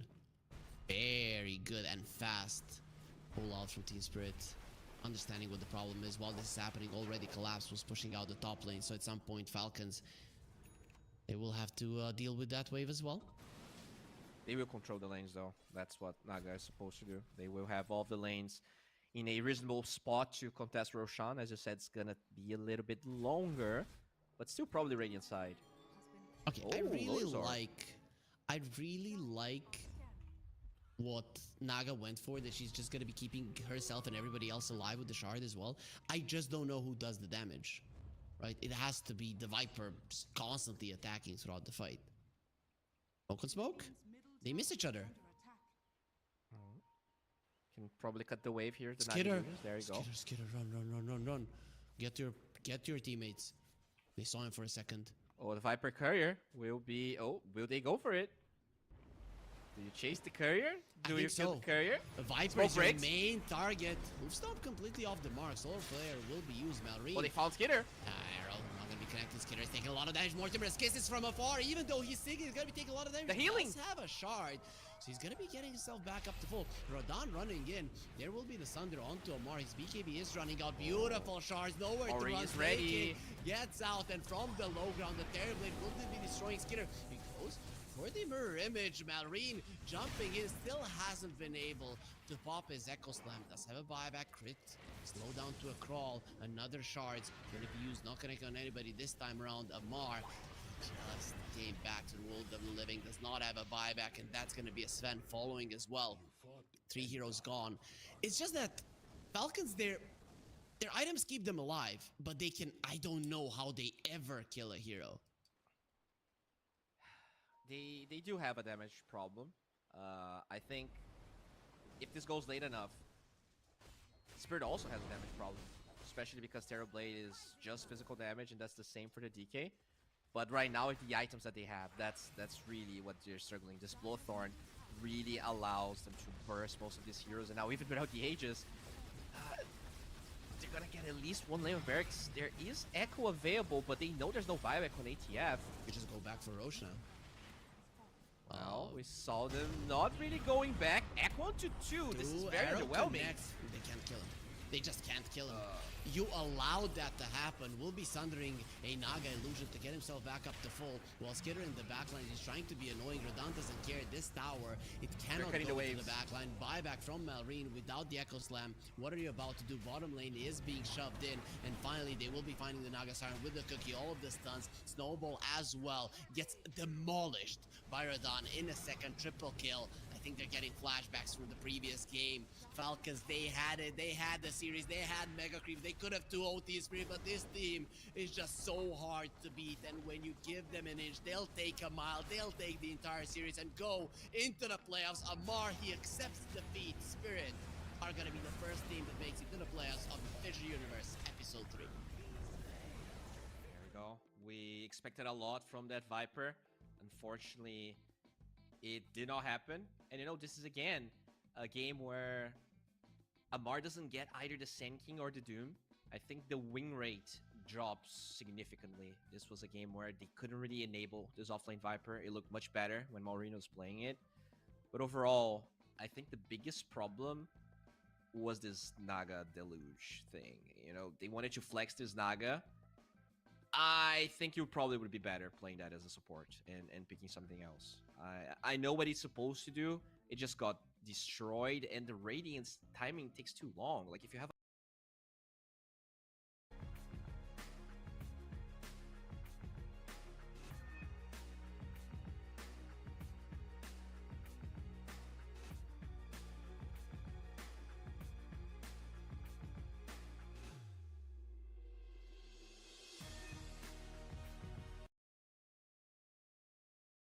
This is different. I mean, you know, the difference is, sorry. Tell me. You know, the difference is We're laughing. that if Vitality beat, if the draft wasn't so different, if Team Geo had a reliable draft and easier to execute, I think they win that game. Because I think Douglas, a big mistake that we saw around mid, like that Q in when Flash was already burned by Orianna, that rubbed me the wrong way. That was crazy. And then I think as well, sorry, I wanted to catch him off guard. I think as well, I was aiming for the forehead. I just thought it'd be a good moment for television. Aggression. The mistake from Douglas, and then the fight as well, like with Prime getting the hook on an Ezreal, which I don't think should happen as well. Remember, Ezreal E can actually buffer that as well, as long as he's not silenced, which he wasn't. There shouldn't be those openings in that game when there's no reliable engage and when there's only one track engage, which is Prime's pick potential. So I think that was a very winnable game with an even draft, with just a normal style of draft. I think Team Geo had these flex and pocket picks in the jungle that are great.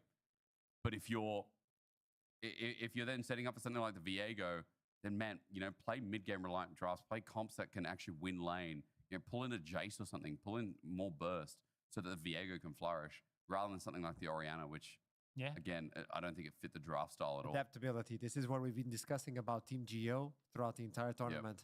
When you look into it, I'm going to question both of you. Which side would you pick then for the next game? For game 2, Geo. Team Geo. Red side, right? It's got to be. I think the counter because red side, you're thinking about countering. Blue side, you're giving priority to your own team. Do you adapt by your own champions? Like as a first or do you pick. try to adapt to them? Yeah, a first pick also could be a denial pick as well, like that Ezreal that's been left up. You know, could be a takeaway. So you'd go blue. I think no. I think I'd go back. I'd stay on red. Yeah, that's what I said. I think red. That's exactly why Team Geo are going blue. Okay, because they're smarter than us, obviously. I don't know. I'm just saying. I mean, changing things up. Are they? No, they're shaking. No, they. Oh, yeah. Okay. We saw this in the series versus Matchco though, where I think they got in their own heads a little bit, and they weren't doing that adapting versus Dark Passage. They were adapting, they were learning, they were growing.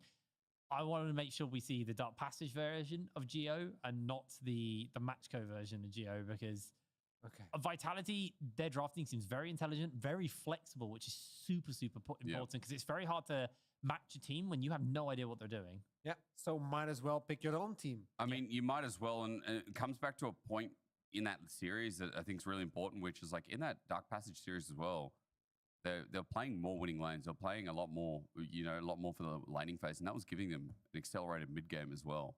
You know, in this game, like we had ended up being 2 winning lanes, and the Seraphine lane, like their whole game plan from Team Geo was to dive bot, accelerate that bot, because the Seraphine Rel are vulnerable in the early game. And that's exactly why you played to dive bot, but then they didn't rinse and repeat. So, yeah, I think getting some of those winning lanes in order, maybe not being able to pick Rumble, by the way. I think that's a really intelligent point from me from the series. I'm patting yourself on the back there, mate. Good job. I had to. You can't pick Rumble against this team. And I've just had an accelerated idea myself. Because they flex Varus, they flex range tops. And so if they outmatch and outrange Rumble, bro, how smart is that, no? So you get every other team, I think, can like B1 Rumble.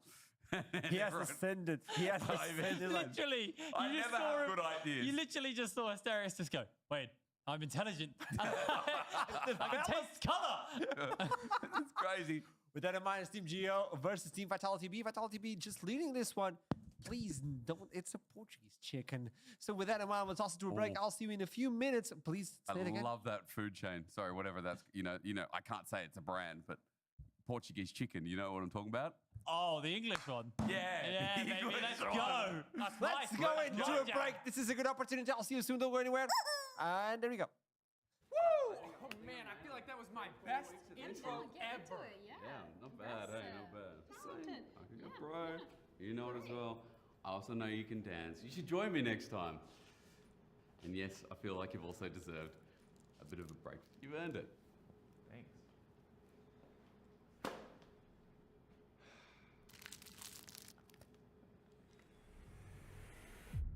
Even the biggest champ needs a break. Good job. Hey, thank you.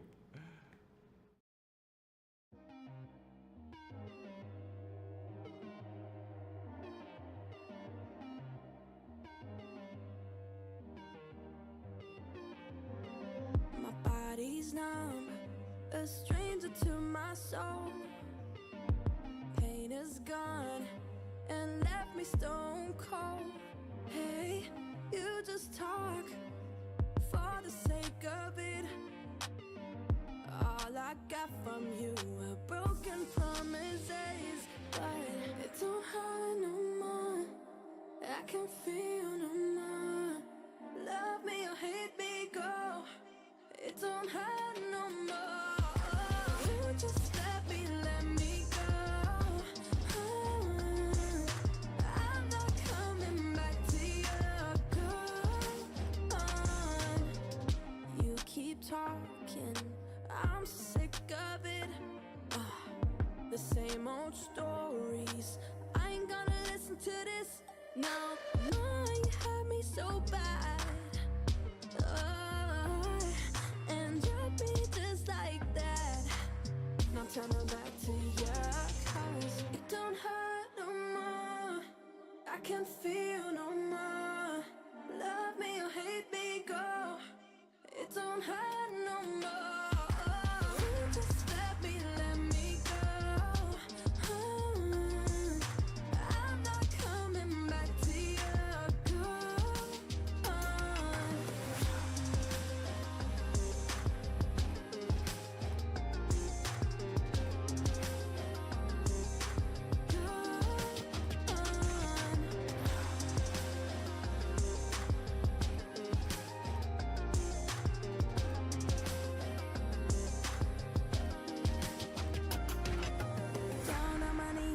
Down on my knees, you brought me down, down, down. Down on my knees, you brought me down, down, down. Down on my knees, you brought me down, down, down.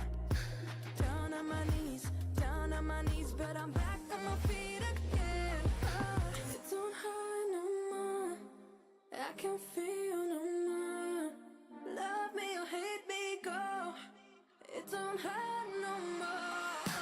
You just let me go. I'm not coming back to you. Go on.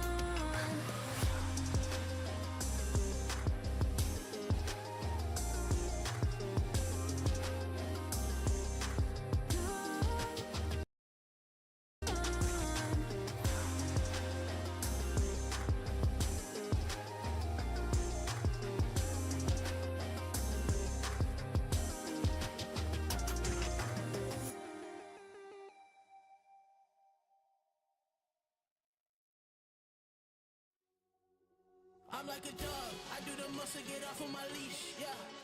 I am a beast, looking for something to eat, yeah.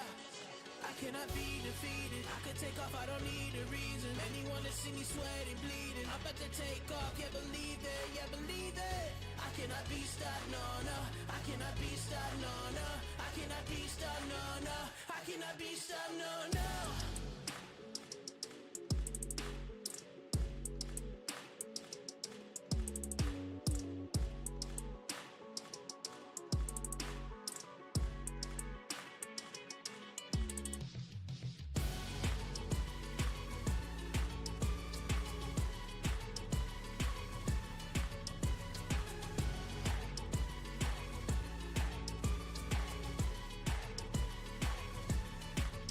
I'm like a dog,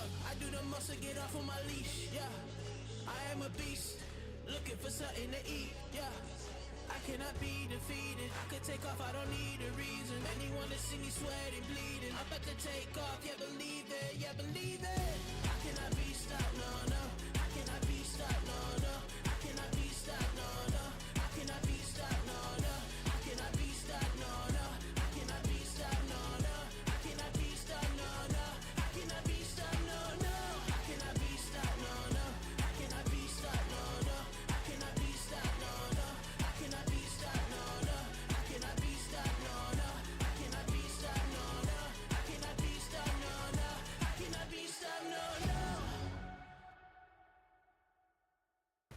Oh, welcome back, one and all, to the Amir Masters semi-finals broadcast. I'm still Initialized, I'm still joined by Solari, and we have more League of Legends upcoming in a couple minutes or so, but we do get a moment or two to break down what just happened, because I think the Devs said it really well. There wasn't that much pick. They drafted the Blitzcrank to try and pull themselves out of a difficult hole, but it still ended up being a little tricky as the game got on, because who do you pick consistently, and can you blow them up before they escape?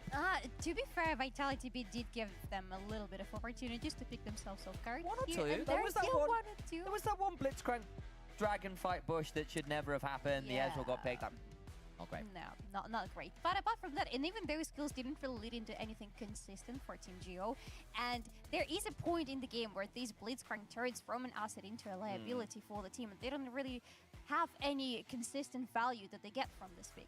Yeah, and I think on the other side, the fact that they went for this Orianna and got away with it, but it tells me quite a lot. Because I think in another world, that Vitality were a lot further ahead than they were. Because how many times did we see Cạo øC nearly get the solo kill and was in order of getting it? There was that dive mid lane, which kind of got turned into first blood somehow, some ways. When you're still looking through those, and maybe if Orianna had died once, twice, more from that, that game looks incredibly different. Because trying to play Blitzcrank without your mid-tier one, without a mid laner who was at least on parity, would have been a lot harder than it already was.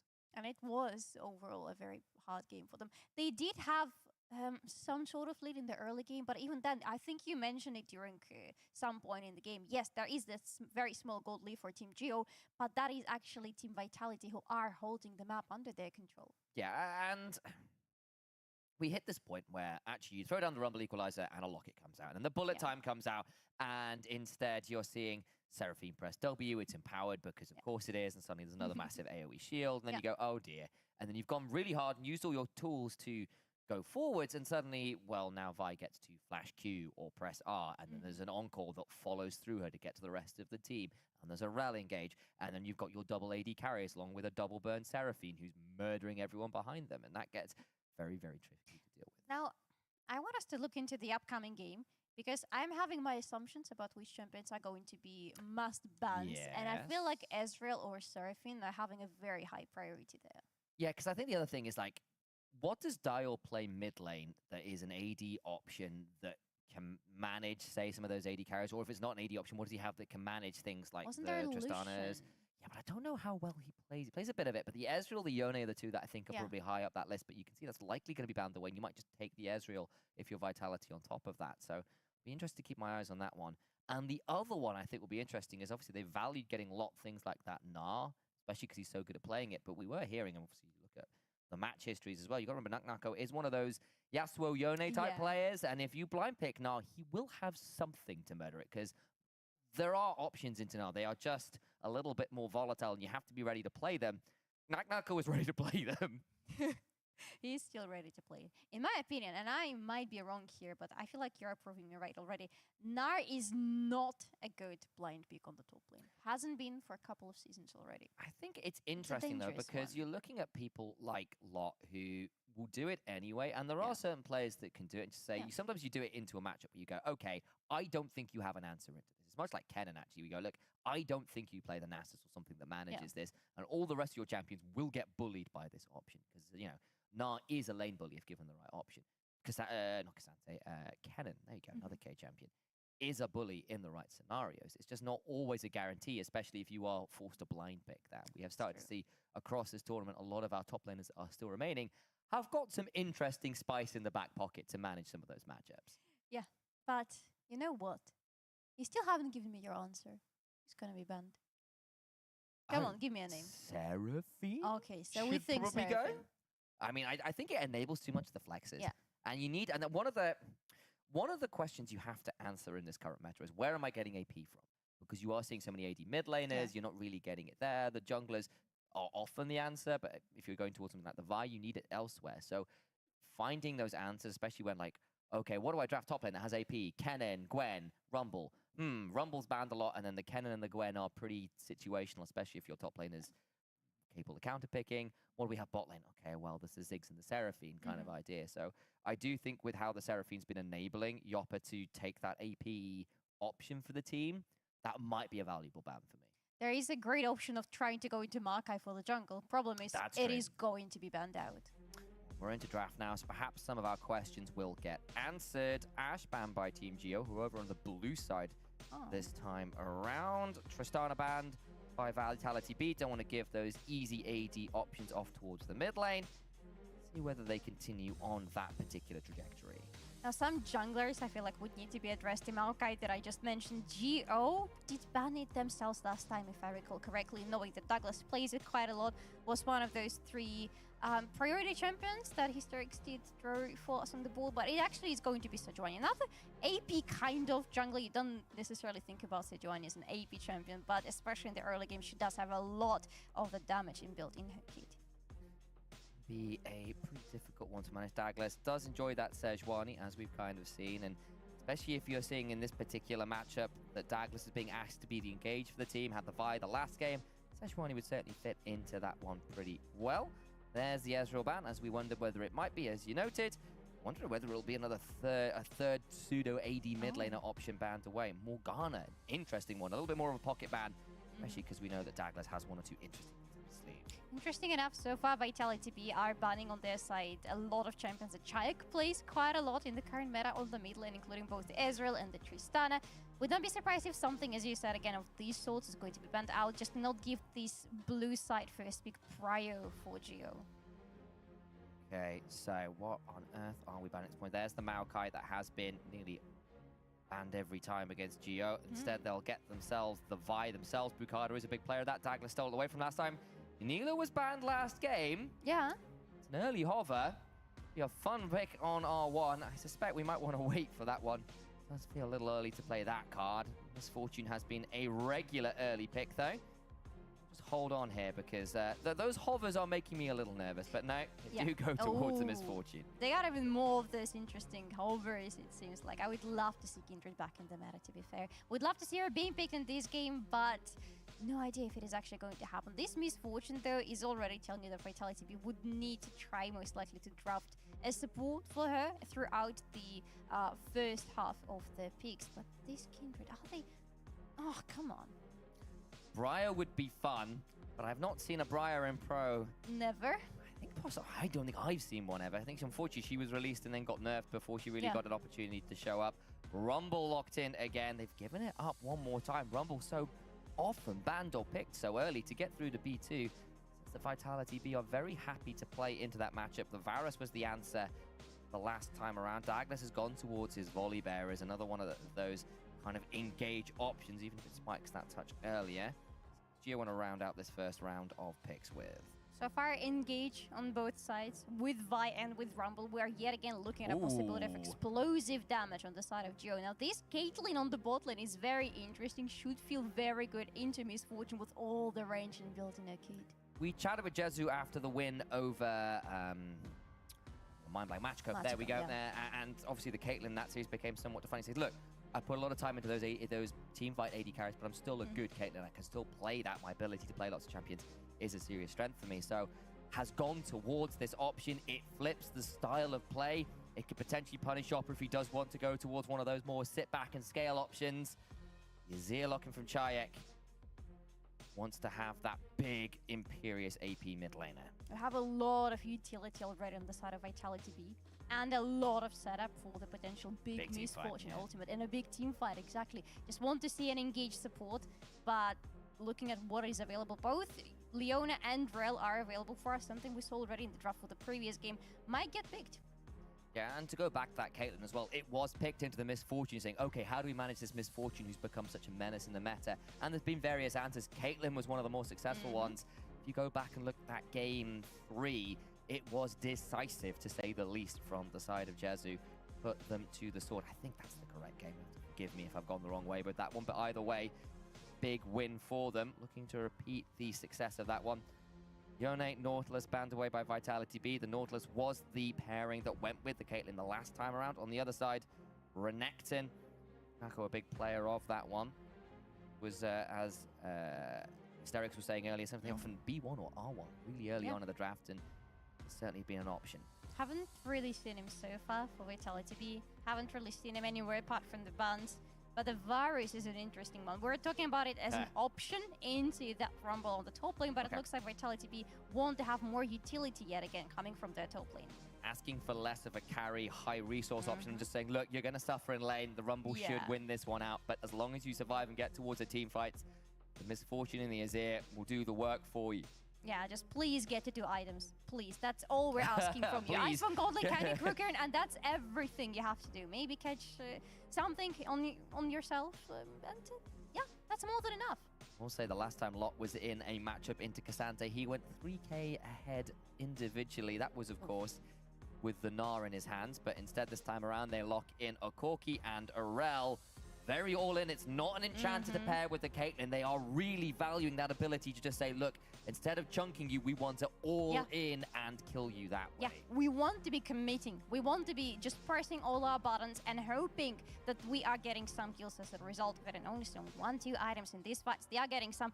If this Renata is locked right now, that is going to be an excellent answer, and that is going to be the big full stand. So much AD damage on the side of Geo. So much very straight line engage on their side as well. Perfect into Renata. I remember when Stend was on Dusty alongside Den Voxner, I believe. They won the summer of 2022 against expectations against X7 Esports at the time, and Stend's champion options, things like the Renata, were really key to him back then as well. And you're looking at this and you're seeing the Vi, you're seeing the Rel dive on forwards, and Renata has always been good into those options. She's strong in lane. It gives you a ranged option maybe to try and mitigate the Caitlyn shove. So pretty sensible to me. You get towards those team fights, and Vitality have got answers into the engage from Geo.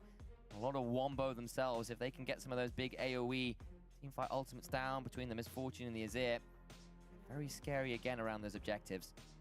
What is the difference between these two drafts right now is that for Geo, the only option how they want to win a fight is to go forward. They need to be the one engaging into Vitality B. Vitality B have a lot of defensive tool on their hands. In fact, in quite many cases, they would like to wait for this engage from Geo, because with Azir, with Renata, and with Misfortune on top of that, everybody's coming towards you to get that control and damage. Going through a bullet time, a hostile takeover, the Emperor's Divide shoving you away, Cassante taking someone out of the fight, Volibear stunning you up. It can get quite tricky.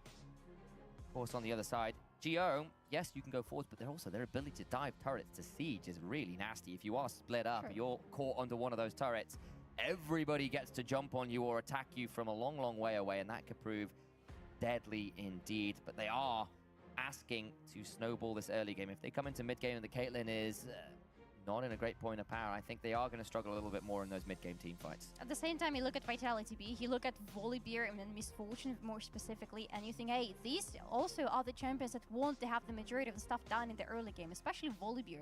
If Volibear doesn't accelerate his lanes, why do you have the Volibear in your team? I think there's some truth to that. I feel like the Misfortune has moved a little way away from her old lane dominant playstyle, purely in the sense that actually because of you're not building the lethality at the minute, you're building the, I am going to go Bloodthirster, Infinity Edge, Bloodthirster, Essence 3 from just like play for those 2 item spikes. But you're right, she does actually want to try and get some of those first few ultimates being really, really valuable. But I think her scaling is not as poor as it perhaps once was. No. That's not what I'm trying to say. Definitely not. And Vitality B have some really good scaling to look forward to coming from their mid lane and from their bot lane as well.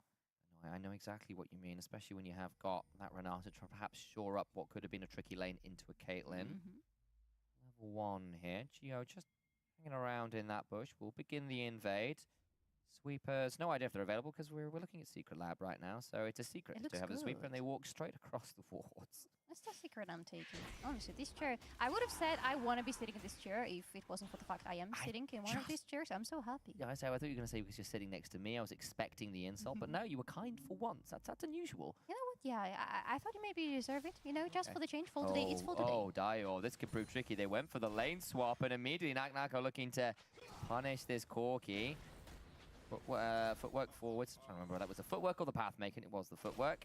Gets an auto down and throws out the Zedamo with the laugh attached for additional insult to injury. Just to see that it is Geo that opt for that lane swap.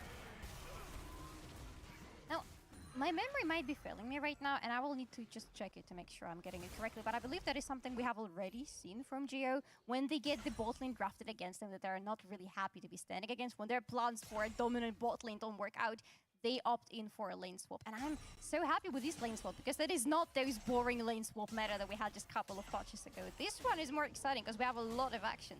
I think that the lane swaps we've had this year, at least, are not the lane swaps of old, where it's like, okay, the game is solved for the next 10 minutes. We're going to see no kills, and it's really, we're going to trade lots of towers, we're going to accelerate the gold leads, and then we'll all agree to a fight around mid lane or dragon in about 20 minutes. See you there. Yeah. And it's not really that. It's a lot more situational. You'll swap for a couple lanes, you'll waves, you'll swap for a couple levels, then go back towards a lane match that you might have. You might look to dive a bit more regularly. It doesn't feel as extended or as stayed, perhaps, is a term I'll use. There we go. Stale, maybe, if I would say so myself. But speaking of situational lane swaps, I love that Vitality actually kept 3 of their members on the bot lane. CälٰC, that is dangerous. But the idea here is, we shove in, look at that, we got 2 plates on the bot lane turret and the bot lane outer turret. We reset right now, we go back to our respective lanes, we have a little bit of a downtime. But that means we can keep the prio around the bot lane, and we are going to fight for the first Drake in a minute and a half. And finally, our laners start matching up again. Caitlyn and Prime, a couple levels to their name. Didn't get that first plate, though, and we have come to a pause. We'll update you when we find out exactly what's going on, but we are looking into the various team houses here. I love the color scheme, by the way, for Team Geo. It's pretty clean. And I'm also looking at like the keyboard placement's always super cool, because obviously, generally speaking, MOBA guys just play the keyboards and mouses straight, but you can see one of them there at the tilt. That's much more of an FPS style of play. We have the keyboards tilted at like 45+ degree angles. I tilt mine too when I play MOBA. I mean, I haven't played actually. Is that just to match your mental state? Maybe, yeah. Just the worse you're playing, the more the keyboard turns around. Yes, because I'm Iron Solari. I remember that exactly, one. Yeah, exactly. You're so welcome. I was nice to you today. I know, but I wasn't going to say. You brought it up. No, you were alluding to it. No, I wasn't planning on it. Oh, come on. Now you're playing the innocent one. So true. Back into game immediately. There we go. Quickly saving me from Solari's wrath. We've got to do gameplay for now. I'm still sitting next to you. That's so true. I'm in danger. This will be the last you hear of me. Sorry, guys. It's like Solo cast from Solari. No, thank you. Please stay alive until the end of the series. You were threatening me. Okay. You see? Yeah. Varus agrees with me. Not Varus, Rammus. That's the wrong champion. Okay. Let's see what's happening in the game right now. Apart from the little dance from Douglas, who knew there was a little bit of the vision coming in from Geo, not maybe that sure where exactly, but knowing that it's somewhere on his Raptors, but he still continues the clear, nothing much to be taken on the top part of the map anymore at this point. 43 seconds before the first Drake is going to spawn. And again, with this Renata on the bot lane, Vitality B have to find some... What? From Stenders. Prime went looking for that shattering strike, the 90 caliber net into the headshot. Chunky off below, and again, they swapped out of the lane to get a few levels and make it a little bit easier to play out. Cost them a couple plates, of course. Didn't manage to trade on the top side. One of the ways they tried to stop the lane swap meta many years ago with the introduction of plates and stuff was changing the resistances on the top lane turret versus the bot lane one, so you can end up with bot lane turret falling a bit easier. The matchup in the bot lane, at least in terms of gold, has stayed even enough for now, and now Jazzu and Prime can begin to put the screws on a little tighter in the bot lane. Yeah, especially since they are getting the levels a little bit quicker, especially the case for the Caitlyn, of course, compared to Miss Fortune. Getting a little bit more minions there as well. Have the opportunity to push in that wave and to have a really nice reset. The Drake is already up and available for taking. So a little glimpse of Bukhara running around that part of the map just a little bit earlier, but now he's rotated to the top part, maybe looking for something interesting with lots on the top lane. When was the last time you saw a stat like a non-skin, like a base skin rumble? Never. I feel like everybody plays with this specific Super skin. guy, is that or the Space Groove one? No, true. You're right, actually. That's a good one too. Everyone does love that rumble skin. It's just with all the voice lines as well to really wind up your opponent. It's just to sit there and hear you yell what amounts to Gurren Lagann lines at everyone. You know what? I would not get any single reference from there. You know what's going on? No. I think it's a little overrated. I'm not gonna lie. Someone out there is going, yeah. I thought you would say I'm missing something out and I'm an uncultured person. It's a good anime. I just like. Okay, I have my issues with it. Perhaps for another time. I can hear Hit Brain winding up, ready to yell me down. Ready at some to point. run right into the studio. Barge through the door. Go, mate. We need to talk. Like, okay, middle of the cast doesn't matter. Yeah. I mean, there are more important discussions, obviously. I mean, he's got very strong opinions on anime. True that. He has a lot of very strong opinions. Just in general? Just yeah, in general, true. yeah. I'm just glad he left the chicken in here. It's just staring at me from the desk. Oh my god. Why did you Lying say on that? its side. Why did you have to bring it up now? I feel that's it's looking at me. It's looking into my soul. Yeah, but production could probably see it. It's on the camera, just staring them down all the time. Oh, I'm so sorry, guys. Anyway, let's try to find it. I understand that there is nothing happening, and compared to the previous game, we had so much action, we had so much to talk about the actual game. This is a very different state. But even though it is a 0-0, some interesting things are happening in the end, pretty much according to the plan for both of the teams, with an early first strike for Vitality B. GO have the 3 grubbies in their hands. In the previous game, they did manage to get all 6 of them. Didn't really result into too much of a split pushing on their side, but again, after some point in the game, they were just constantly in such a disadvantage that they couldn't utilize it at all. Hopefully in this game, it's going to be different. Yeah, it's been a pretty even trade of lanes and lane swaps and objectives so far. Yet to really see any aggressive moves from either side. But of course, when you drafted things like the Volley Bear, you want to start seeing something earlier on, or the Volley Bear can start to become a bit of a liability when it doesn't have that much and gets stuck at that one item mark and not enough levels. Run into that issue quite yet. I'll also note that Jezu, with the serrated deck, probably going towards the collector first item and giving yourself that increased power early on in the lane. Yeah. Just overall making himself go into an early game-oriented Caitlyn with a lot of damage pretty early on in the game to match up with a Bloodthirster first item on Misfortune, which is kind of an obnoxious one. Isn't it going to be nerfed in some of the upcoming patches? I feel like it might be. I feel like there's a lot of nerfs coming just in general towards the AD carry role because, of course, they've been taking over pretty much every lane. Yes. As you saw in the previous game, AD carries everywhere except for the bot lane where they're supposed to be, and there is a Seraphine. And then this game, we've gone back to straight back to standard. Hell, we've gone straight back to Corki Azir, which I feel like people may have seen a fair amount of in pro play over the years. Just an inkling that might be the case. And it is a new Corki, but the idea is still the same. The whole idea of changing the Corki was that he could go to the bot and become an AD carry, and guess what? We're still back to Corki Azir. Some things never change. Maybe some things should change, though. I feel like just in general, AD carries that are self-sufficient and have escape tools have done very well in the mid lane in general. True. The Azirs, the Tristanas, the Zeris, the Corkis in this case as well. Lucian, despite their attempts to make him a little bit more reliant on a pairing, but of course that's always been the case, right? That just looking forward there for a second. One of the ways that AD carries were designed, right, is to be a little more reliant in the early game on having someone around them to keep them safe. I just feel like with a lot of the tools that have been added to them over the years, they are no longer requiring much safety as they once did. Douglas wrapped a camp. Bukada was wrapping around there, but gets a ward behind him. We'll wait to see whether someone face checks here, but he is just currently battle warding rather than looking for anything super aggressive. No, and that's my problem with this game. Nobody's looking for anything super aggressive. And it's fun for Geo. They can wait until the items are in. They can wait until they have the Caitlyn accelerated a little bit just because they have the first item completed. For Vitality B, I want to see something happening, but it doesn't look like they're the ones who are going to force anything. Maybe in a minute from now, because that's when the second Drake is going to spawn. They're going to try jump on Douglas here. He's got ult and flash. I don't know how easy this would be to jump on him. They go forward into the CCT, into the equalizer. Gets no chance to call down the storm. The weather patterns are dissipated before they can even begin. We ask for action, we find it. And the answer to the question that you posed is going to be, it's going to be quite easy to jump out of this Volley Bear apparently, because he's going to recall without any understanding as to where the enemy team is at the current moment. The answer is in your jungle, right behind your back. You better turn around. Bukada had been sitting there in the jungle for a solid 2 minutes. Watched him do the Raptor, saw him walk over towards the Crux with the wards behind that red buff and calls the team over and gets the kill. If it hadn't turned into anything, you would worry it. A little bit all for naught. Gets to reset, look towards the bot lane. Maybe he can set up to fight around that dragon. Let's have a look at this reset again, because Douglas started a recall and immediately gets jumped on.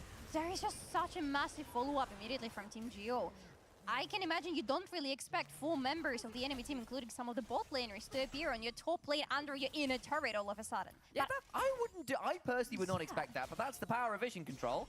slightly unfortunate it goes to the Rel, especially with a slow early game. You'd have liked that on one of your carries at this point, but see, Bukada pathing towards those grubs on the top side, wants to claim them, knows that Vitality B has started up that second dragon. So we'll say, okay, I'll claim my Krugs, and then I'm going to go top side and start clearing towards my bot lane. Don't really want to be fighting for the dragon still, even though it's the second dragon, and even though we have seen how much the dragon stacking has helped Vitality in the previous game. It's gonna be the Cloud Drake this time.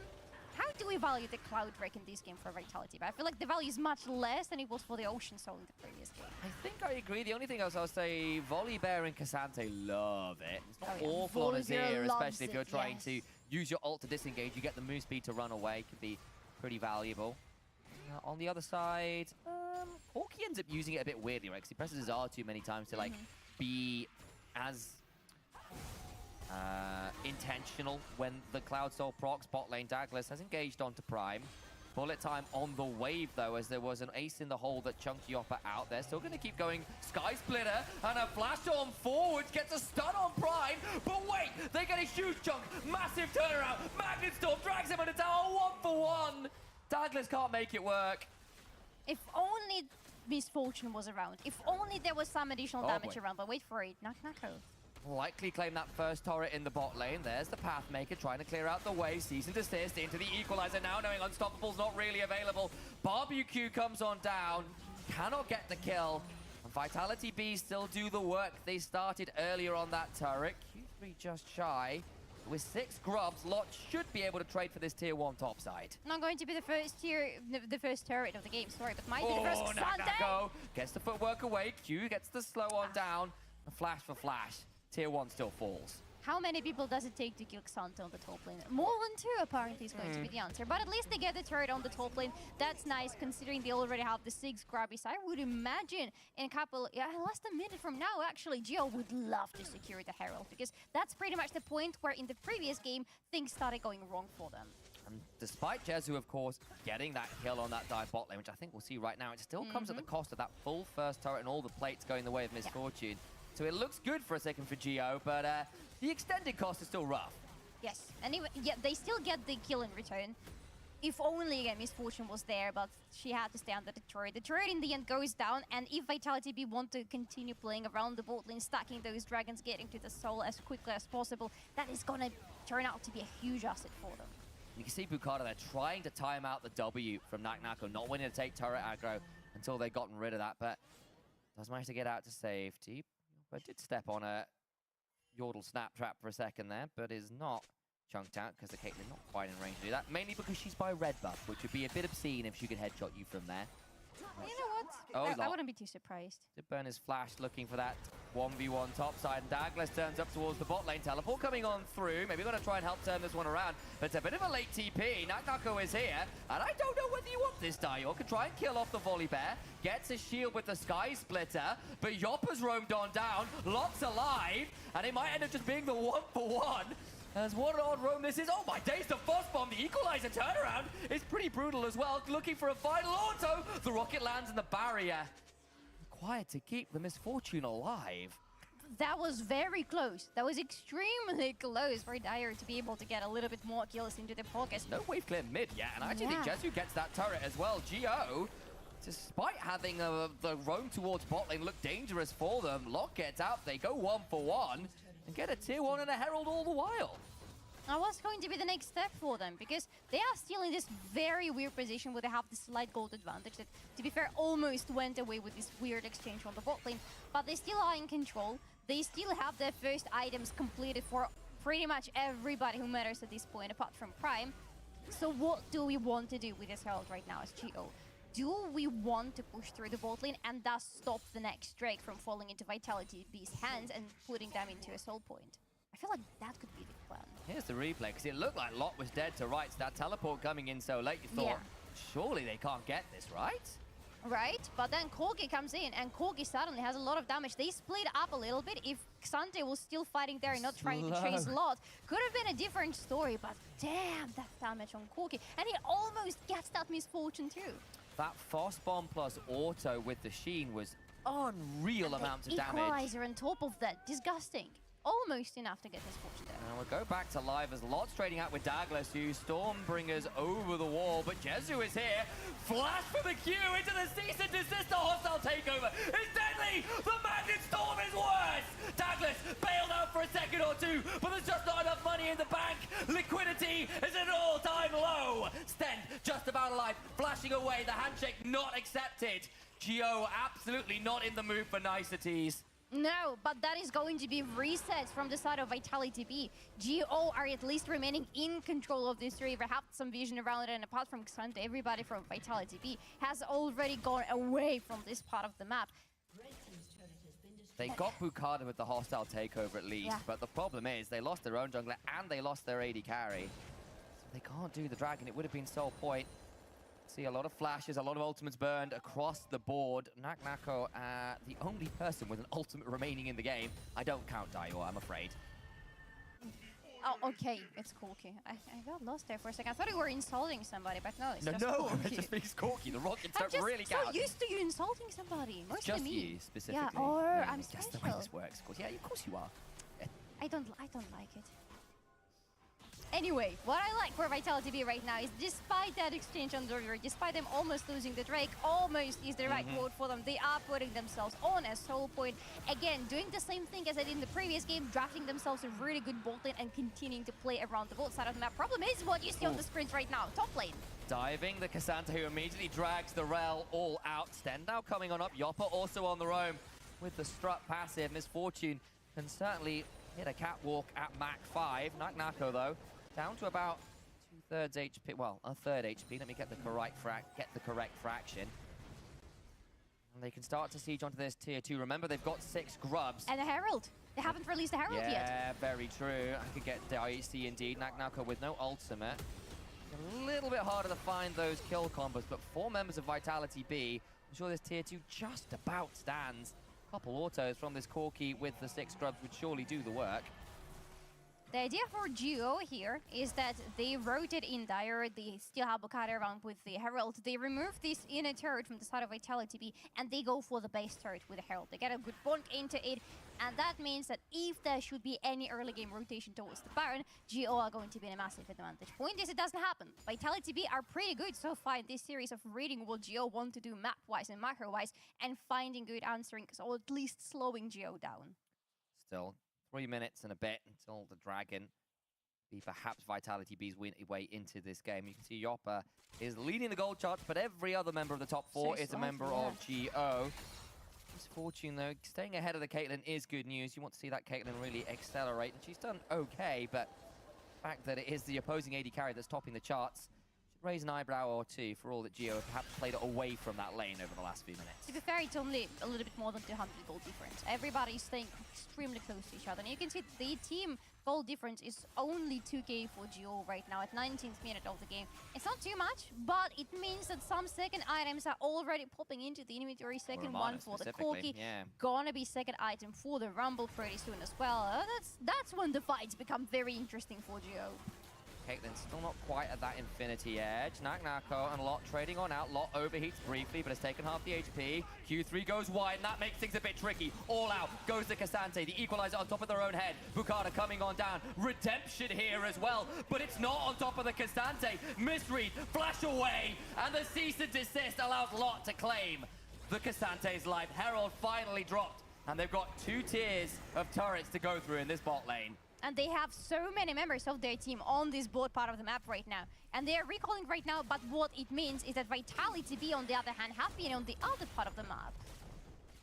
Now they get the outer turret, and most likely they don't continue towards the inner one. It is gonna be way too deep for Geo with everybody having already recalled. Initially, did you just get scared by the Herald's footsteps? I did. I genuinely went, why is someone hammering on the wall outside? I just realized it's the Herald's footsteps are all louder than I was used to. I was like, wait, what is going on? But no. Prime gets engaged on. Douglas went looking. Might still die. The Magnet Storm buys a bit of time. Douglas just about gets away with it. Skysplitter to give himself a shield. Naknako eats a lot of damage at the back end of it all, though.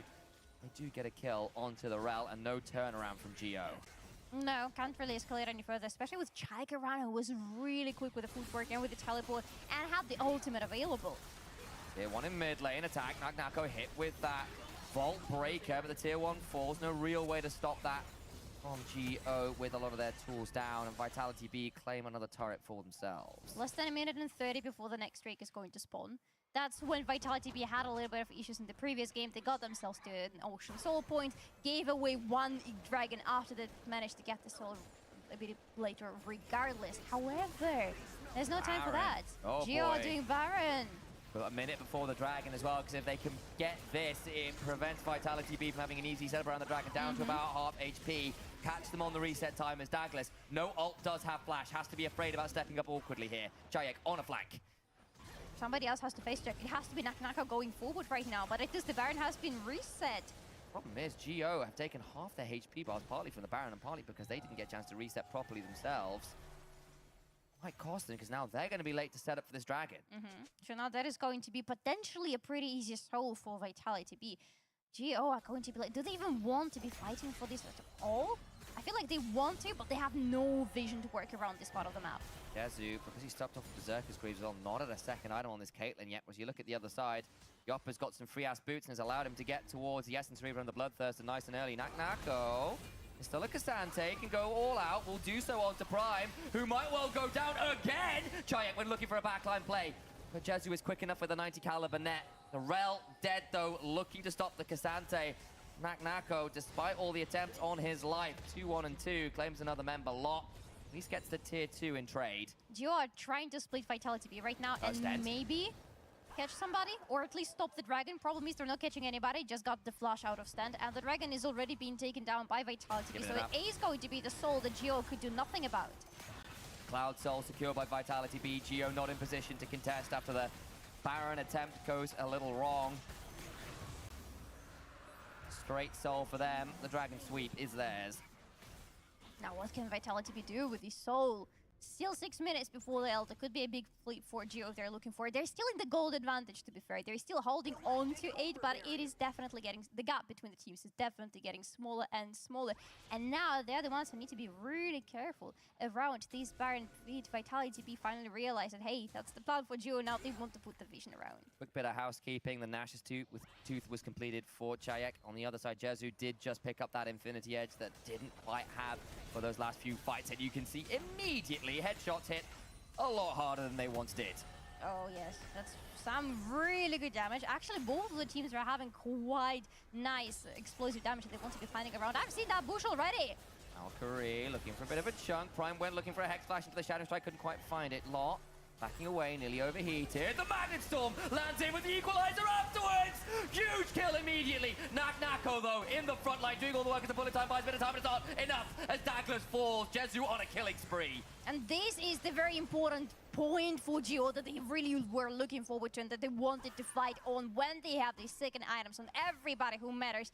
The damage output is insane. As long as they have this initial engage coming out from Prime, it doesn't matter if Rel dies afterwards. They have a really good setup for the Equalizer that hits very nicely right onto Vitality B. And even though there is a pretty good ultimate from Miss Fortune coming in, it doesn't really matter because it's not going to be interrupted because it doesn't need to be. There is still a follow-up after a follow-up for Geo. Doesn't earn them the Baron, though, because the people that died were, yes, the jungler, but all three of the Cassante plus the 2 damage dealers would have been a little bit scary to do in the pit. Yes, Miss Fortune didn't have the ultimate, which can be a terror from red side across the Baron pit, because she gets to ult a lot more freely.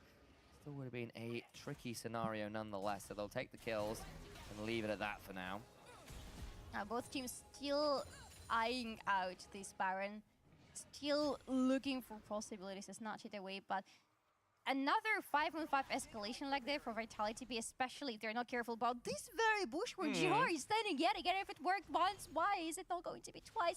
Vitality B desperately need more vision, especially aggressive one around the Baron, but they cannot get there to put it in.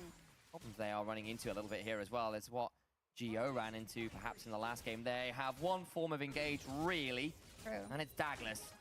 He is not the tankiest, 2-5-4 with a Sterak's only to his name. Doesn't really have that much in the way of the resists. And between the items he has, if you can land a good hostile takeover, maybe a good flank from the Cassante or a... But that is defensive. Or all in from the Azir. Has to ult away from the play. There is no offensiveness in this composition for Vitality B right now. Great disengage, great counter engage, but their own turn isn't that fantastic. Ingo's Prime will surely fall though, as he does burn in. That's that counter engage, but on the other side, the bailout is not enough to keep the Azir alive. You'll take Ralph for Azir any day of the week. Lot looking to step on forwards. The Sky Splitter comes on down, looking to find someone else. Nako hit with the slow from the Electro Harpoon. Bullet time flies across the team, but it is only to ward off a kill onto their top laner. And GO can't play from their aggressiveness. They have the engage tool. They can take down somebody from Vitality B, and they will continue doing exactly what happened in the last 2 fights. They will continue exchanging rel for somebody, because after that, they also get objectives on top of that. And so many of their ults are down. Dagler's going to have a lot harder time getting in here as a Flash in a Dream. But watch for the Vi turnaround. Flash and cease and desist available. Hex Flash over the wall from Prime, looking for an angle. Can't quite find it. Bukata still going to try and find an angle in. Yet to pull the trigger. Nako body blocking best they can. The rockets continue to fly. No ultimate on Misfortune. No ultimate on Azir.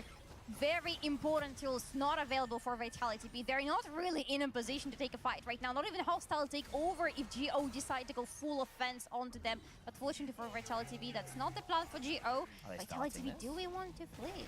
They want to see whether they can catch GO on the resets, and as a result, Bukata's just hung around, ensuring that they don't try pull a fast one there. Now they'll get a chance to reset, buy some more items in this game. Very tense. Yes, the Soul's there for Vitality B, but they are struggling to turn that Soul into a meaningful advantage in these team fights, and you can see it in the champion damage. The double AD carries are great for Geo, but that Rumble has been doing some work this game. And now there is a new problem that is arising for Vitality B right now, because when you have the Soul that you can't really transfer into the kills or the win con for the game, what happens is that a minute from now, the Elder Drake is going to spawn, and GO are already so stronger in those team fights around the objectives. Now with this crit bloom on Lord on top of everything else, for Vitality B, it's going to be a struggle to fight for this Drake. Lord Dom's on the Corki, you've got a rapid fire cannon on the Caitlyn. Your ability to start chunking people out from safe distance gets very scary for Vitality. Just Jezu walking up to that bush there, I don't know, man. Has got himself a 90 caliber net and will be okay. Prime Hex flashing over the wall into that bush, seeing someone was sticking around. Gonna throw down some of those little snap traps. Setting up a bit of a defensive line in the mid lane. Prime looking for that flank angle. Has got an option. Sten chunks a little low already. Prime looking to counter around the back end of it. They know he's there now. Will not pull the trigger. All the ultimates are available for both of the teams, but GO have such a great position on the rear right now. They can force Vitality B to fight if they want to. The Sun Disc goes up in mid lane. Artificial pressure created with that temporary fortification. Take a breath, everyone back home. We are about to see the deciding fight you have to feel. Douglas steps forward, looks for an engage, cannot find it. Dio and Prime split from the team though, and Dio needs to be a bit wary, but they can't do it. Stend already down to a third HP. Bukata will queue away with a Vault Breaker. Prime looks to the Magnestorm, gets to the back. That's not the easiest option. Yawara immediately interrupted, pulling the bullet time. It doesn't matter though, as Prime falls. The health bars on Vitality though, desperately low. Dio flashes the Emperor's Divide, holding on. Sky Splitter brings down the Corki, shuts them down. But what about the rest of the team? Vitality all desperately low. Sonya buys time for Cälจ๋C, but the barbecue is in. Welcome to hell! Geo sent him there on an express elevator, straight down into the dirt. We have our top laner, we have our AD carry, we brought in the big guns, and we win a fight just like that. Love the adaptability from GO, understanding that going straight on with 5-man army onto Vitality B is going to prove really difficult when all of the ultimates are available to them. That's why we split up. We have a little bit on the front, but we also try to find a good flank angle of Vitality B. And it's not the cleanest one, but it works out because Vitality B in the end spend their ultimates for nothing and are very vulnerable. Vitality, yes, you killed Dio, yes, you killed Prime, but their health bars were painfully low. This equalizer, it deals so much damage. The fact that there is no ultimate from Misfortune, that it is interrupted in the very beginning of it, and Vitality B are left without really important things that they need as the fight continues. A flash, yes, you killed Dio, but look at everyone's health bar. I said it before, I'll say it again, and Lot has overheated with a flame spitter and gets to absolutely eviscerate people. Yes. Especially as Bukata gets into the backline, prevents Yawara from doing anything at all. The cease and desist, the flash, Vault Breaker. just about survives at the end of it all as well. God bless Sundered Sky healing. He was one auto attack away from being killed. But same apparently was through for Misfortune, and same apparently was just through for this Baron Nashor. Team GO have the Elder Drake on their hands, and they have the Baron on their hands. Vitality B cannot fight with this team anymore from this point on. It is 7k gold lead for GO, and it's gonna be even more now because they want to take some turrets down. GO ignored the dragons and just said, look, we'll play for Elder instead. And now, Vitality B, how on earth do you pull the trigger? We've already seen how hard it is. Yes, you can disengage well enough. We'll get a tier 2 in the bot lane. The problem is the rest of their base is going to be under heavy siege in just a moment or two. And GO, their team is very good at sieging. A Caitlyn, a Corki with all of the dive tools. And Grubbies. Six Grubbies from the early game. Yeah. All It's that working together. out. Tally inhibitor dies in the blink of an eye. Couple autos more will do it. And they want another one. They want the middle one as well. Or they want to fight. Vitality B. Oh. Ace in the hole comes on through, but at least a bit of a shield buy some time. The burn after still chunks about 10% HP off Cạo øC. I made more of a noise than actually I think I needed to there. I was expecting the ace in the hole to do a little bit more. I'm not going to lie. Sorry about that, guys. It's a very slight disappointment. I see where you're coming from. But it's 3.5 fighting Caitlyn. You think, oh, I'm she's set. still gotta do a lot of damage right now. Look, the turret is going down very quickly. Same goes with this inhibitor. This might actually be the game over for Vitality. I mean, they've got to pull the trigger now or it'll be too little too late. It probably already is. The last roll of the dice, however narrow the win conditions are. There's the hostile takeover, but no company is willing to pay attention. Prime on the other side, though, makes it a magnet storm. All eyes drawn to the engage from Ral. Will die for it, but the Nexus turrets have fallen. Cạo øC looking for a final engage. Jezu cleanses, stays alive. Stopwatch for a moment. Dial, though, is full HP. Congratulations, you get 2, but the damage dealers are still alive. Flash for the Utofo Dark by 3. A shutdown on Jezu means nothing at all. The series is evened up. GO here to play.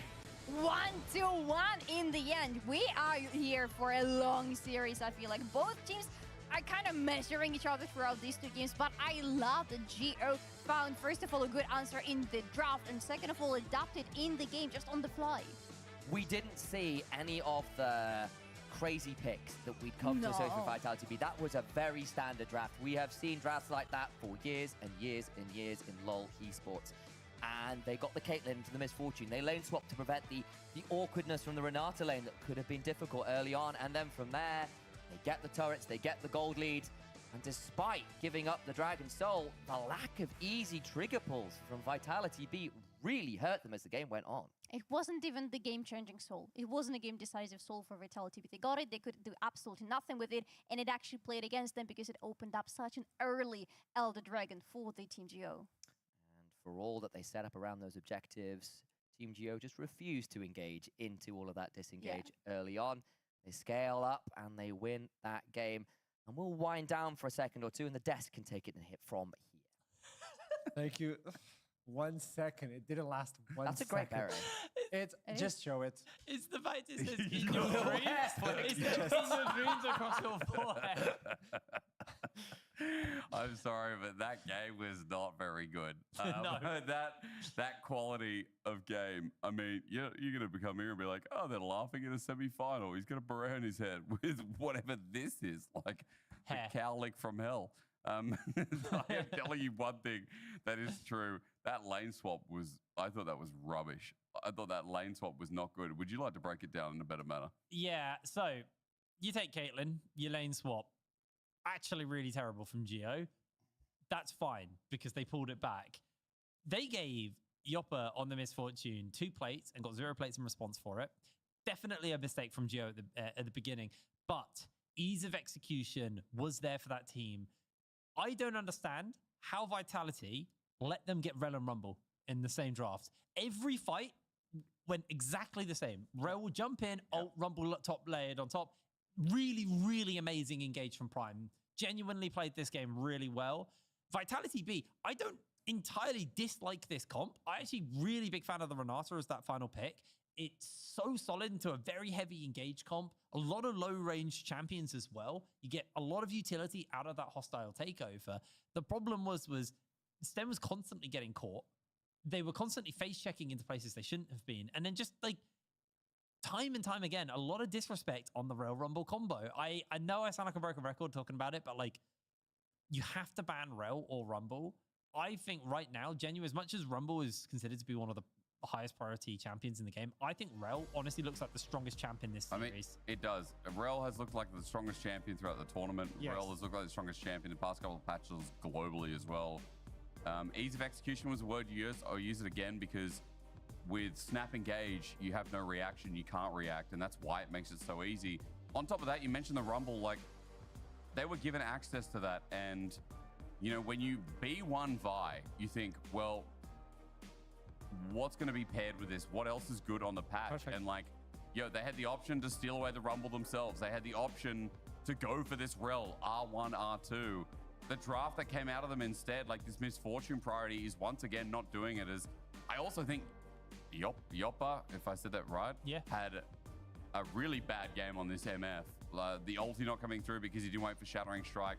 I don't want to watch the rest of this fight because the autoing that came through.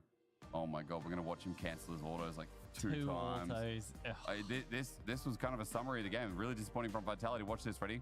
Wait, they even slowed it down. Auto, cancelled auto. Auto comes through, cancelled auto. I mean, literally, every play in this replay has been exactly the same thing, and it ends exactly here as well. Rel, Rumble, bam, fight done. I know there's a lot of priority for ADs in this tournament to be picking this Misfortune. I think Misfortune's so hard to execute in the current meta with the amount of very, very reliable engage being drafted.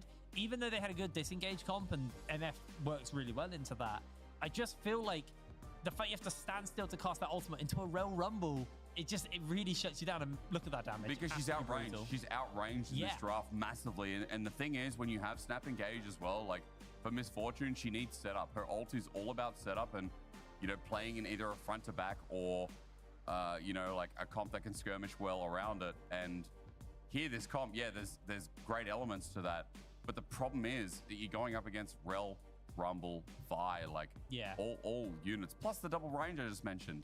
We were talking back then the idea of the Misfortune where you can have that easy to execute composition. It worked wonderful in a last chance qualifier on Swiss stage, but at this point, teams are picking up different picks. They're adapting to the meta, and the Rel and the Rumble means that you will never get a proper ultimate with the Misfortune. You're always in danger. I mean, I don't want to bang on about Rel Rumble for the entire but the Rel is a priority. I think Rel definitely is a high priority. What I do want to kind of just talk about is we were negative Nancy's in the last post game about Geo, and we are again.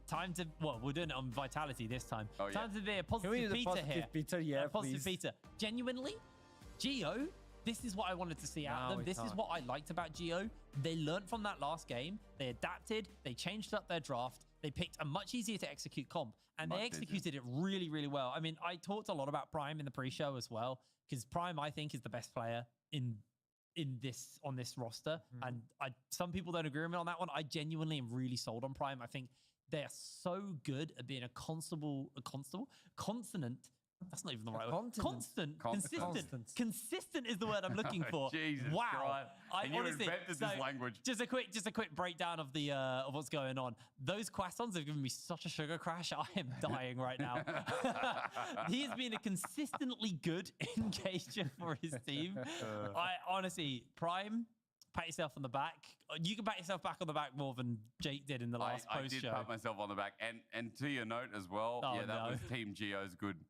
No, that was a good game. I'm not going to pat myself on the back any further. That was a good game. Outside of the lane swap, everything else was well done. This is the French connection, by the way.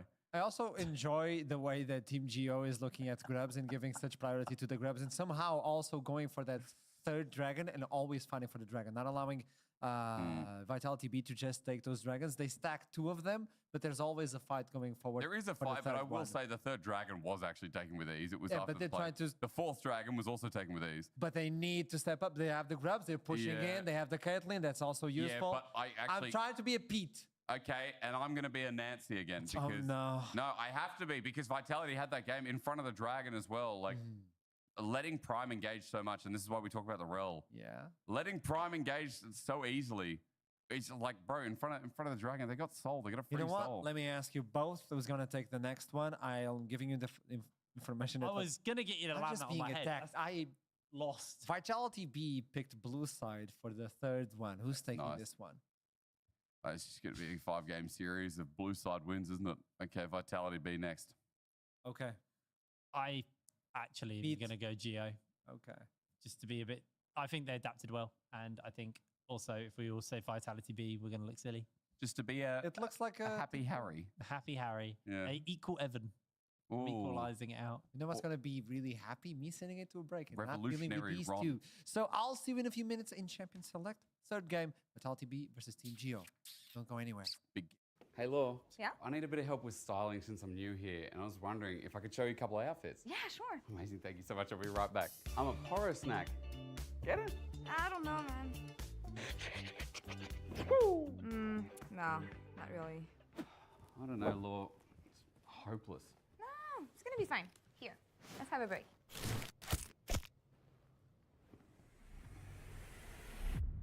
Even the biggest champ needs a break.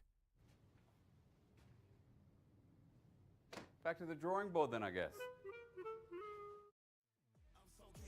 I show up, it cause a problem. They diagnose me a psycho. I'm taking off like a rocket. I know I'm bad, ain't come to play. So like a savage, a renegade.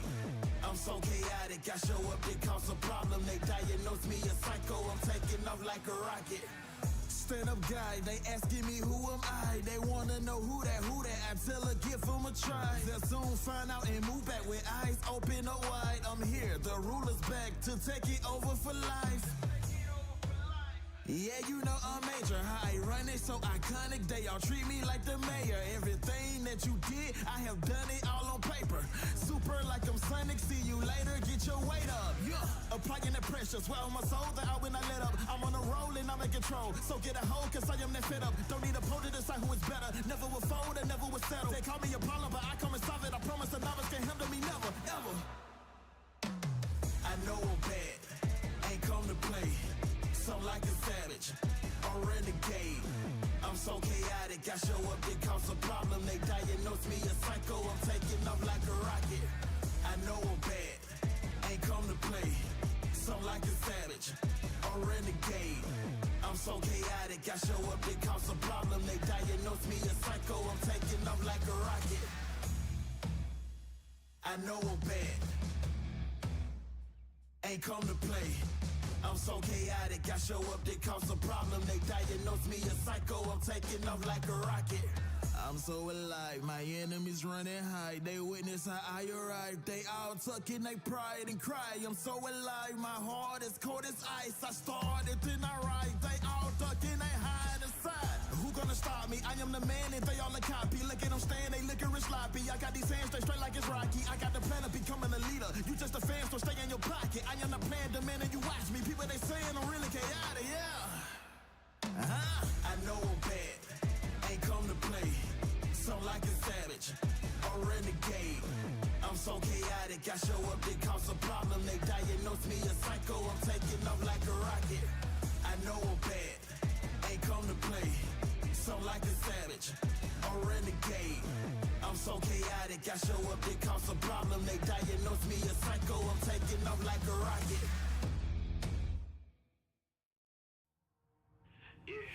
From the block, climb to the top. Don't you see the signs? I ain't never gonna stop. From the block, climb to the top. Don't you see the signs? I ain't never gonna stop. From the block, dirt poor in the south. Wonder if the kid will ever make it out. And you know I'm from the block. All the odds static against, but it only makes it better when you win. And you know I think I got paranoia. My team win every quarter. Our Steph Cook made the order. I know pain is the greatest. Endless my supply. I had to push, I had to cry. I had to look my demons right back in the eye. Out of anything I learned, I do know one thing. I know you have to lose it all if you gon' ever gain. I know that you don't put the fight into the last frame. And if you ever make it out, remember where you came. From the block, climb to the top. Don't you see the signs? I ain't never gonna stop. From the block, climb to the top.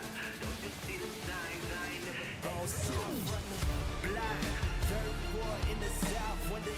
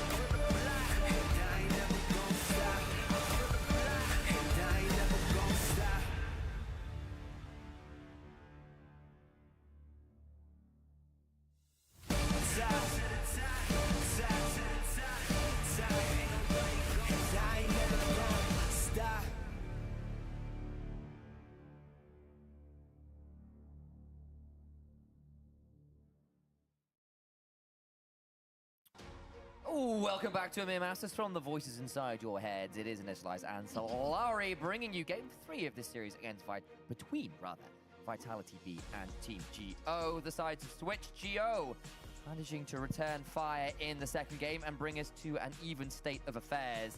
The bans being a little similar, though. I'll note the Misfortune ban from Vitality B, especially after Jezu answered the Misfortune with the Caitlyn. They're just saying, look, we'll get rid of it because we don't think we can manage it on our end. Looking for that Vi first pick. Great value from Bukada in game 2. Great value from Douglas in game 1. It might just be that pick of this series. The Sejuani's still available, though. Let's decide towards that side of the engage. She was banned out in the previous game. Could have actually had a really good angle into the previous game. I could argue could have been more valuable than Volibear. And I'm quite happy to see Vitality be going into something that is going to be useful despite how the game goes for this jungler. Yeah, we kind of saw some interesting drafty stuff where they pulled out the Renata last time to try and manage the Caitlyn. We saw the lane swap, and it ended up being a little bit messy for the Caitlyn. Didn't fall that much behind in gold, but the fact that MF eventually ended up with that whole first turret left us with a couple questions.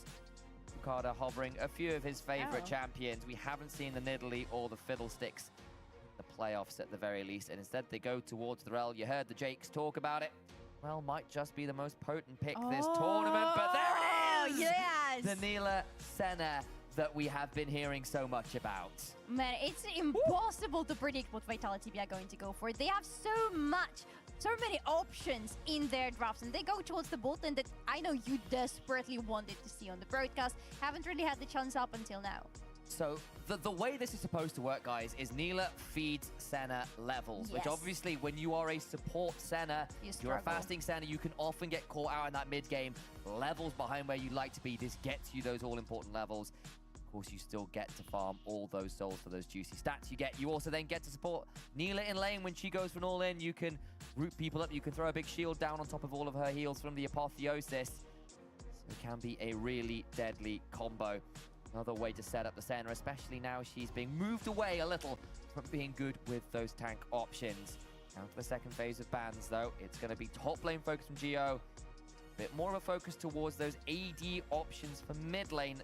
Dio sometimes criticized having a little less in the pool there. Makes me wonder what is going to be the top lane for Vitality B, because it could go into some different directions, could go into something AP-oriented for the team to make sure they have this additional damage on top of what the bot lane is going to bring for them.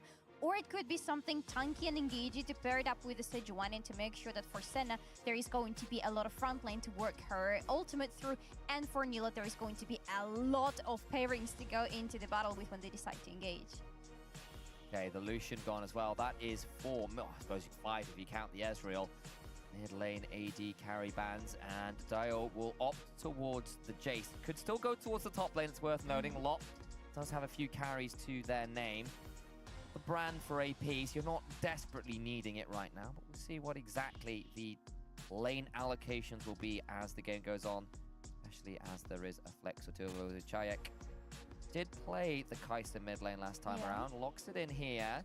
That leaves us with a question or two about where one of these AD carries is going. They've got 3 already locked in. Oh, but Nilah Senna have to be together on the bot lane, right? It's not going to be too much sense in sending them to the separate lanes because they work together so well currently. So I would suspect Kai'Sa is going to check hands on the mid lane. I love it because it's going to be some range that Vitality B need. And yes, they take away Rumble, but I'm with you. It's so low in priority in this draft. I have to apologize. I kind of blanked. I assumed the Rumble was banned because it hadn't been picked, but it was available. Gets all the way through to the last pick here. Do GO have an answer into it? Nah is the choice. It's a little bold to me. See where the Lot can manage what has been the premier top laner for nearly the whole year at this point. Now, what do GO have on their hands? They have a lot of range. With the Jace and with the Caitlyn, they can poke Vitality B. And the brand on top of that, to be fair as well, they can poke Vitality B all day if they are the first ones to be around the objectives, or honestly, any part of the map at all. They have some really good engage. If they work around the timings for the Mega now well together with Rel, that's going to be a really solid one, paired up with the ultimate from Brad on top of that.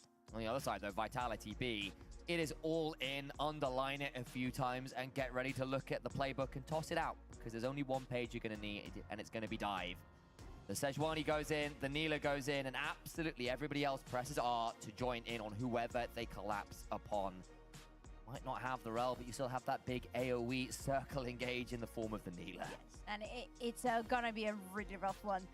I love that the idea for the draft so far in this series is we just want to press all our buttons and jump into the battle. And then in the game, if it doesn't work out, we're going to find out more tactical solutions around the enemy team. But yeah, for Vitality B right now, we want to be comfortable in the early game. We don't want to fall behind. And if we don't fall behind, we have some really solid scaling on Kai'Sa, on Neela, on even the Sen and Rumble, who are going to feel exceptionally well around the 3-item spike.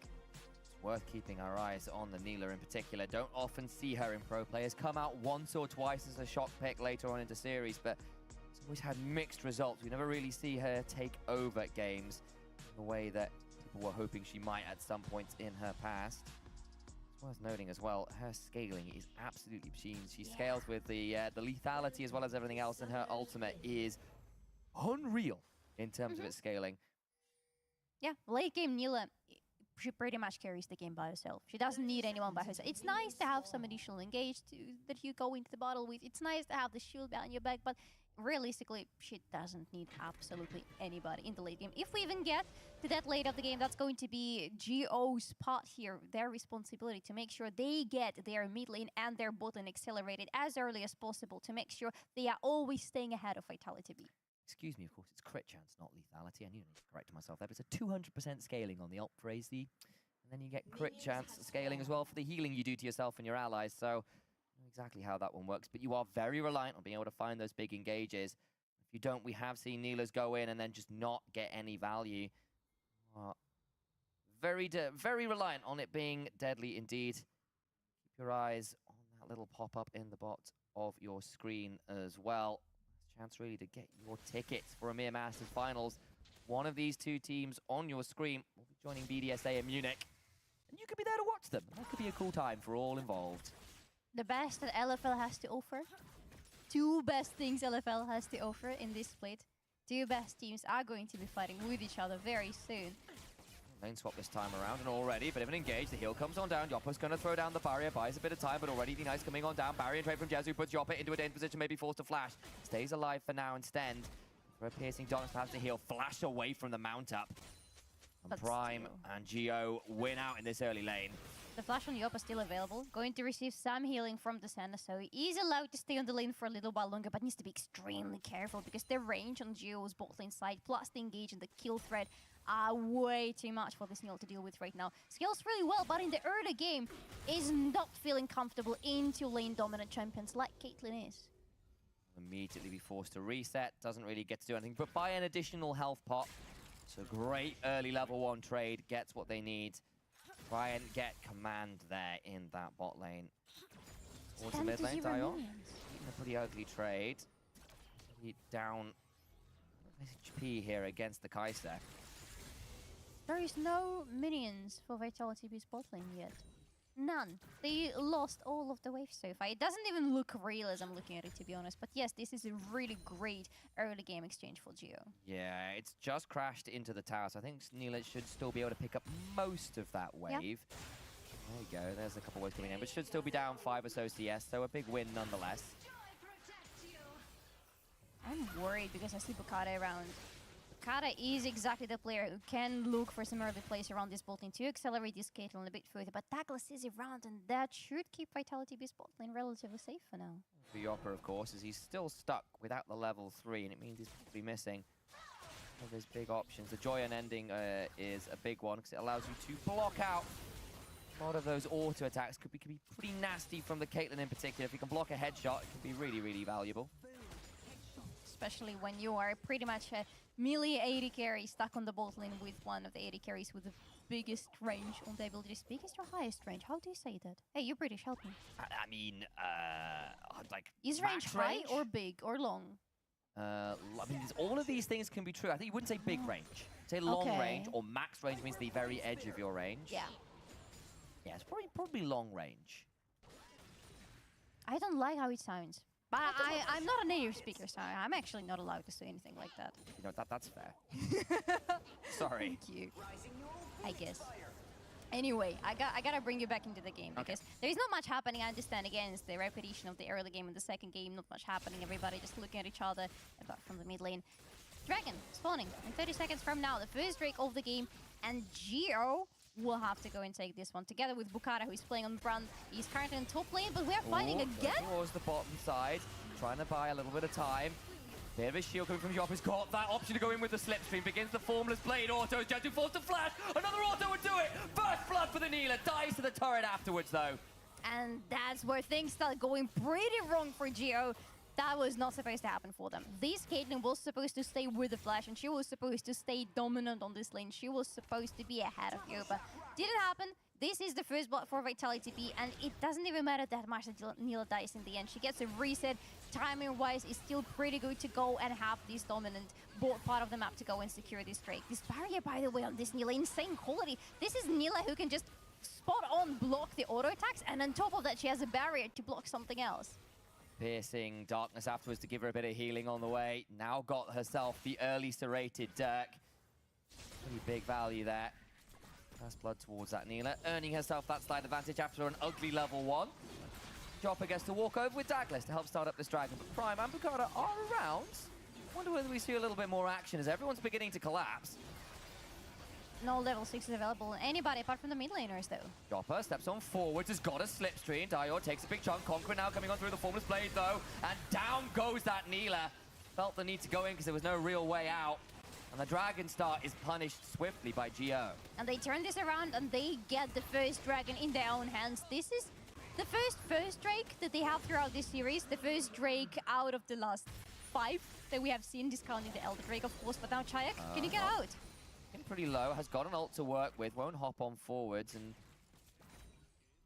be the end of that for now. Vitality B left smarting after overplaying for that Dragon.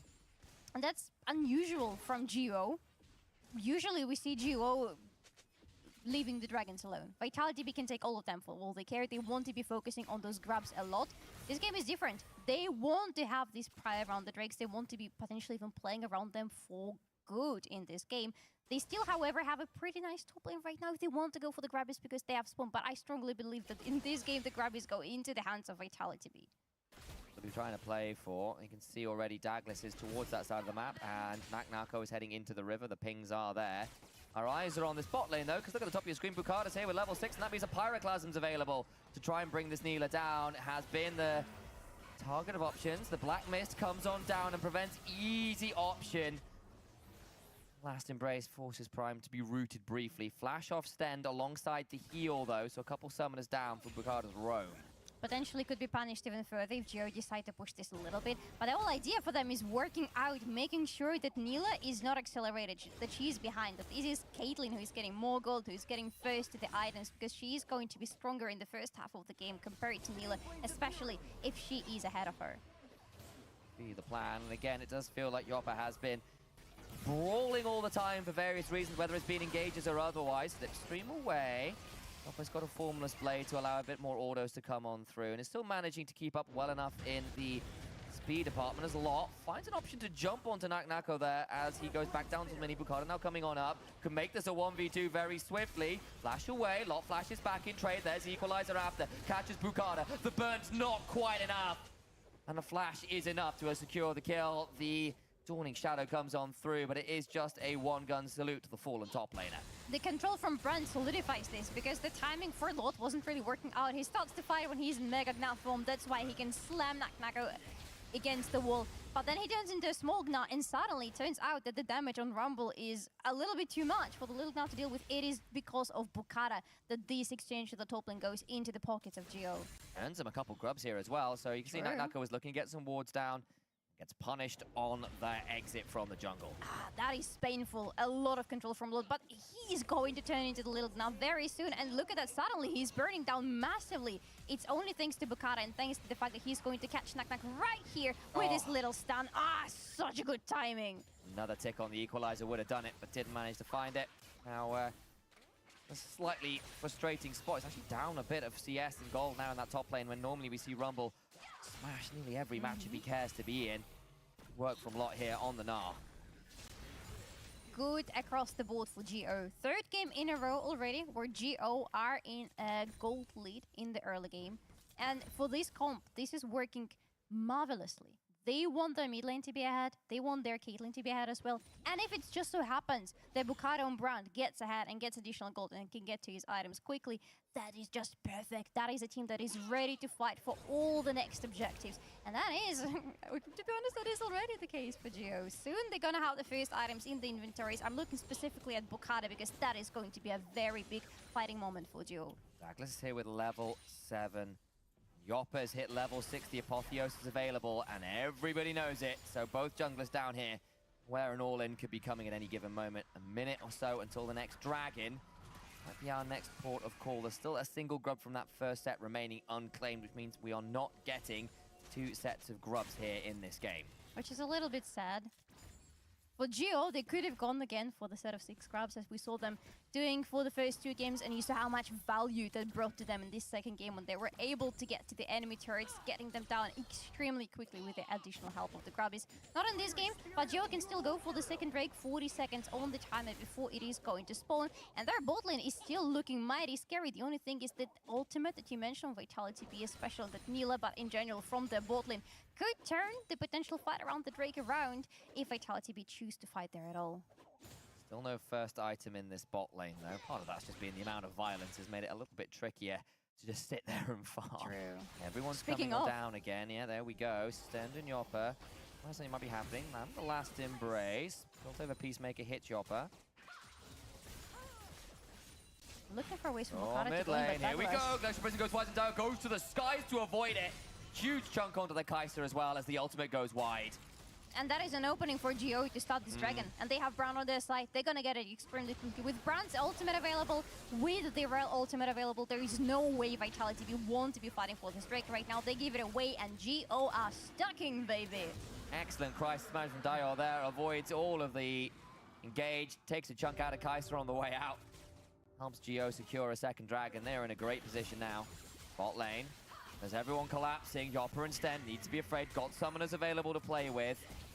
Managed to back away from another attempted look in from Bukado. That would have been deadly. To be fair, Douglas is around, but Douglas doesn't have the ultimate available, so there is not too much he would have been able to do in that fight should it even happen at all. So lucky for Vitality B, nothing happens there. They still get to leave and farm up a little bit because honestly, they desperately need farm on the Yawpa right now. I know Nila gives you levels, but you still need to get those minions in because you need the gold for your items. Yeah, certainly something you need to be looking towards. Got the free-ass boots at least, but the opportunity just completed from Dio. Pretty standard build on the Jace in this day and age. Gets to teleport back to lane. Feeling pretty happy about the game right now. It's only a slight lead to GO, and neither team has really broken away with a gold lead yet. No turrets or anything of the like fallen.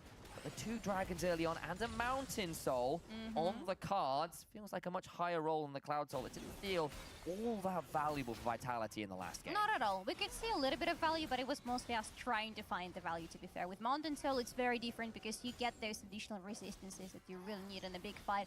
And for GO to take that away from Vitality B so that they don't have this additional protection from the big explosive ultimates from the side of GO, well, they get it for themselves.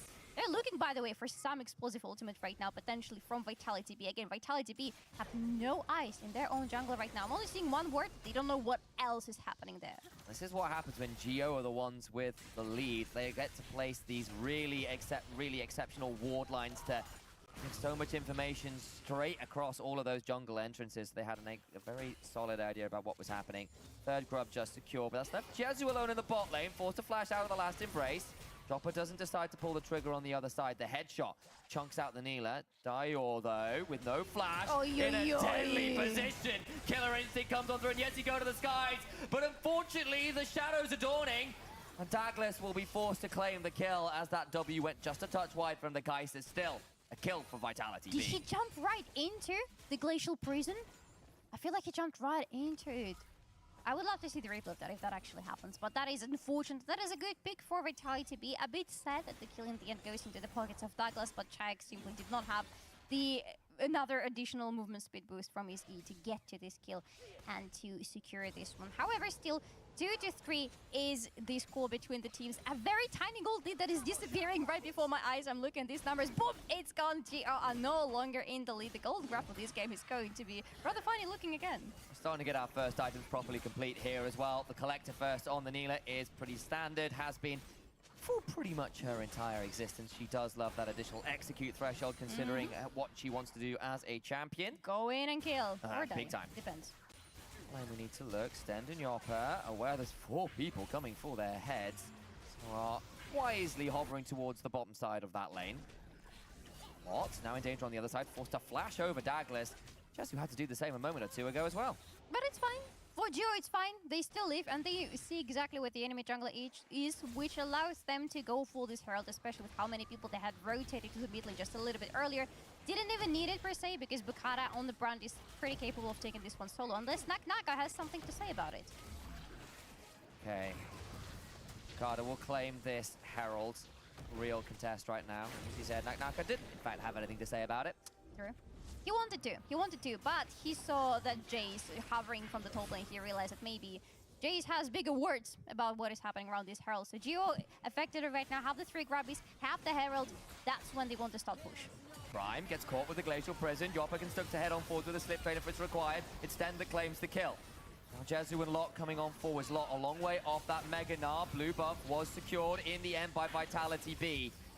Douglas low, but will be being healed up just fine by Stend and the crew. And they don't lose much, and they could even continue going towards GO if they wanted to, because they have Stend, because they have this healing coming out from center point. They could have been so grateful for the Ocean Soul in this game as well, just comparing it to the first one where they had the Seraphim without Soul, but it's still fine. They are making this score 3-3. They are now the ones in a tiny gold lead, and those first items in their pockets are really working towards them.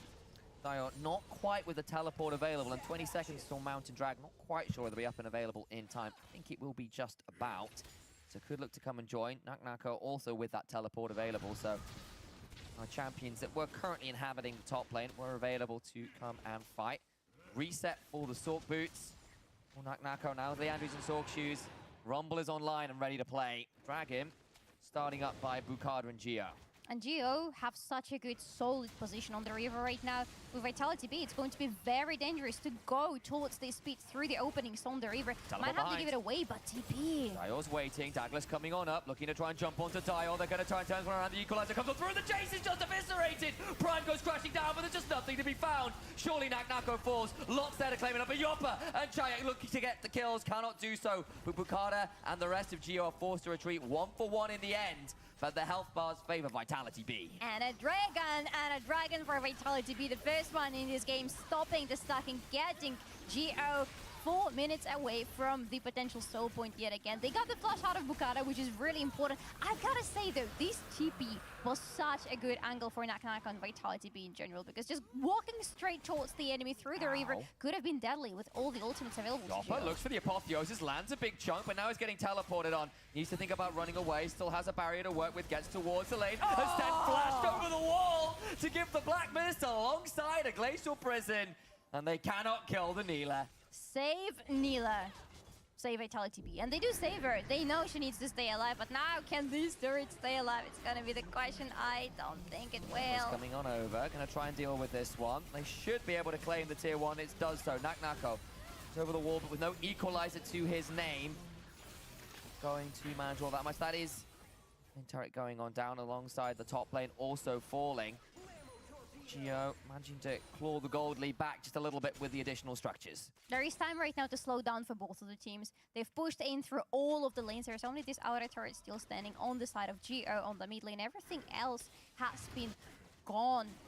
Very good fight on the Drake. We have the replay. This teleport was honestly game-changing in this fight. Douglas has the time to come up right on time when Naknaka appears at the backline of the Geo side. So much damage from the side of Vitality B, and it doesn't matter that they don't get more kills in return. It's just that the health bars are so low that Geo completely give up. Yawara was trying to flash for that slipstream to get the big Apotheosis, was just out of range. Imagine he got in there. I think some people would have been suffering a lot more than they were. Still, game remains even enough. A slight gold lead to Geo, yes. It doesn't feel like they are in any real command of the game, that's for sure. A minute before the Baron spawns. Echo. Hang on, he's going to be very afraid as Prime was in the bush waiting. Nowhere to go in the Rumble, brought low for the third time this game. Staying alone, not having enough eyes around you, and getting called just like that. Good reset for Geo right now. Can continue pushing through the bot lane, can rotate someone to the... Sorry, the top lane. Did I say bot lane? Top lane, of course. But they will need to rotate someone to the bot lane because CälٰC is playing a little bit of a solo game right now, trying to accumulate as much farm as possible. He's only sitting on static shift completed in his items. Desperately needs something, at least something on top of that, so has been constantly going to the side lanes to get some farm and some gold in. Stand here as well. Doing fine on the soul count. Should be hitting 70 at 20 minutes, which is about right for the pro game. You normally see, you can sort of see if it's a crazy solo queue game, something like 100 if it's having a crazy time. But in pro play, with the fact that you're not always getting to play purely for the souls, 70 is about on target. Of course, the Senna, even as a support with the opportunity and the Blood Song. That's him. I know we keep wanting to call it Blood Razor, but that's the old name for that item. So Blood Song is the correct item. A pretty decent point of power.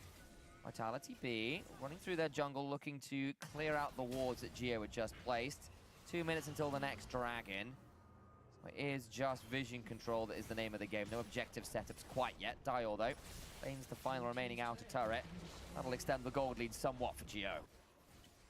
Geo is still sitting on the 2 dragons. Really want to get to the soul point. For Vitality B, the situation is opposite. The path to the soul is longer, but boy, having 4 mountain dragons on top of each other, that's a lot of resistances that Geo will have some trouble working with.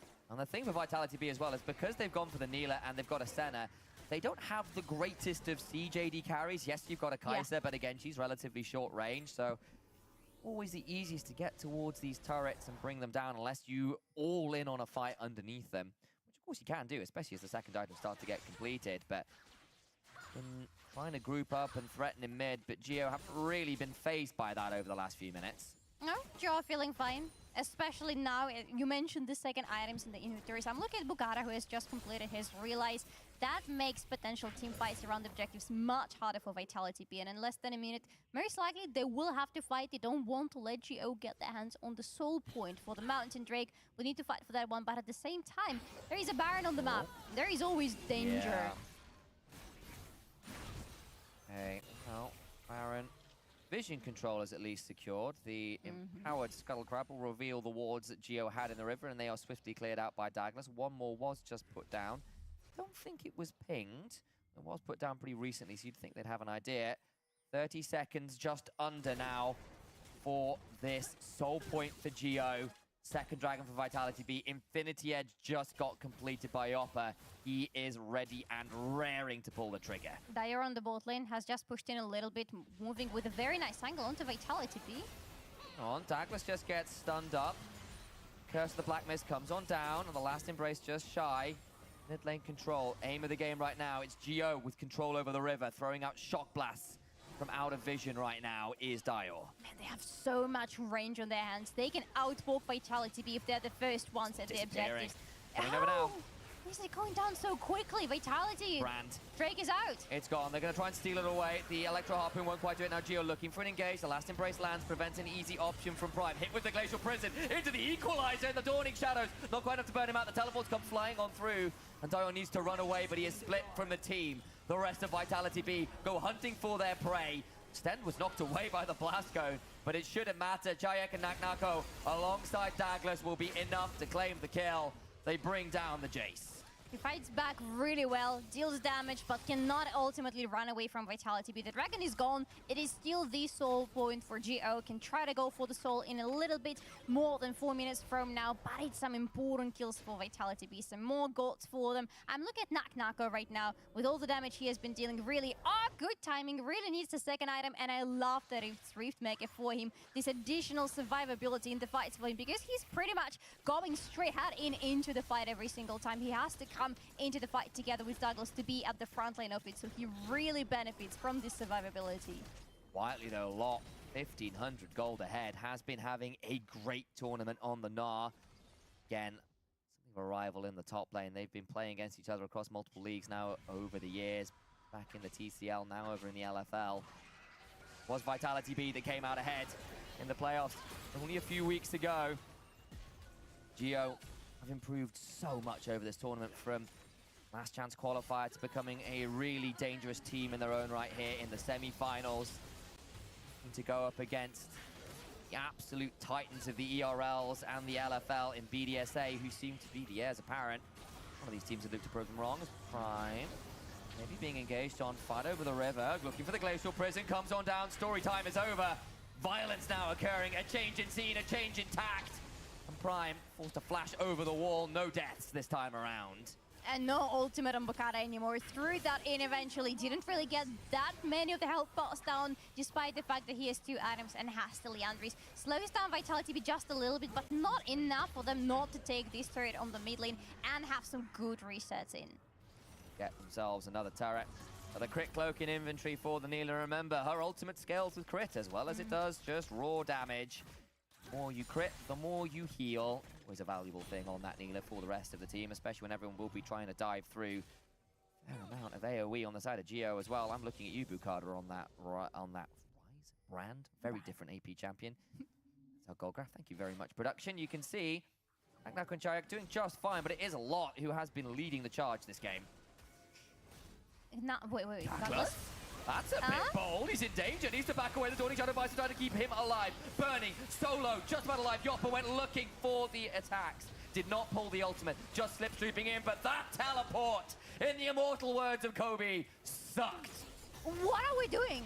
Hello, Vitality B. What are we doing? With the Baron already spawned, with Geo already in position for it, why are we dying? He's got 4 seconds on the Warmogs to start regenning, down to 9,000 HP. There comes the regen. Chayak hits the vision cone, but the trap line comes flying on through.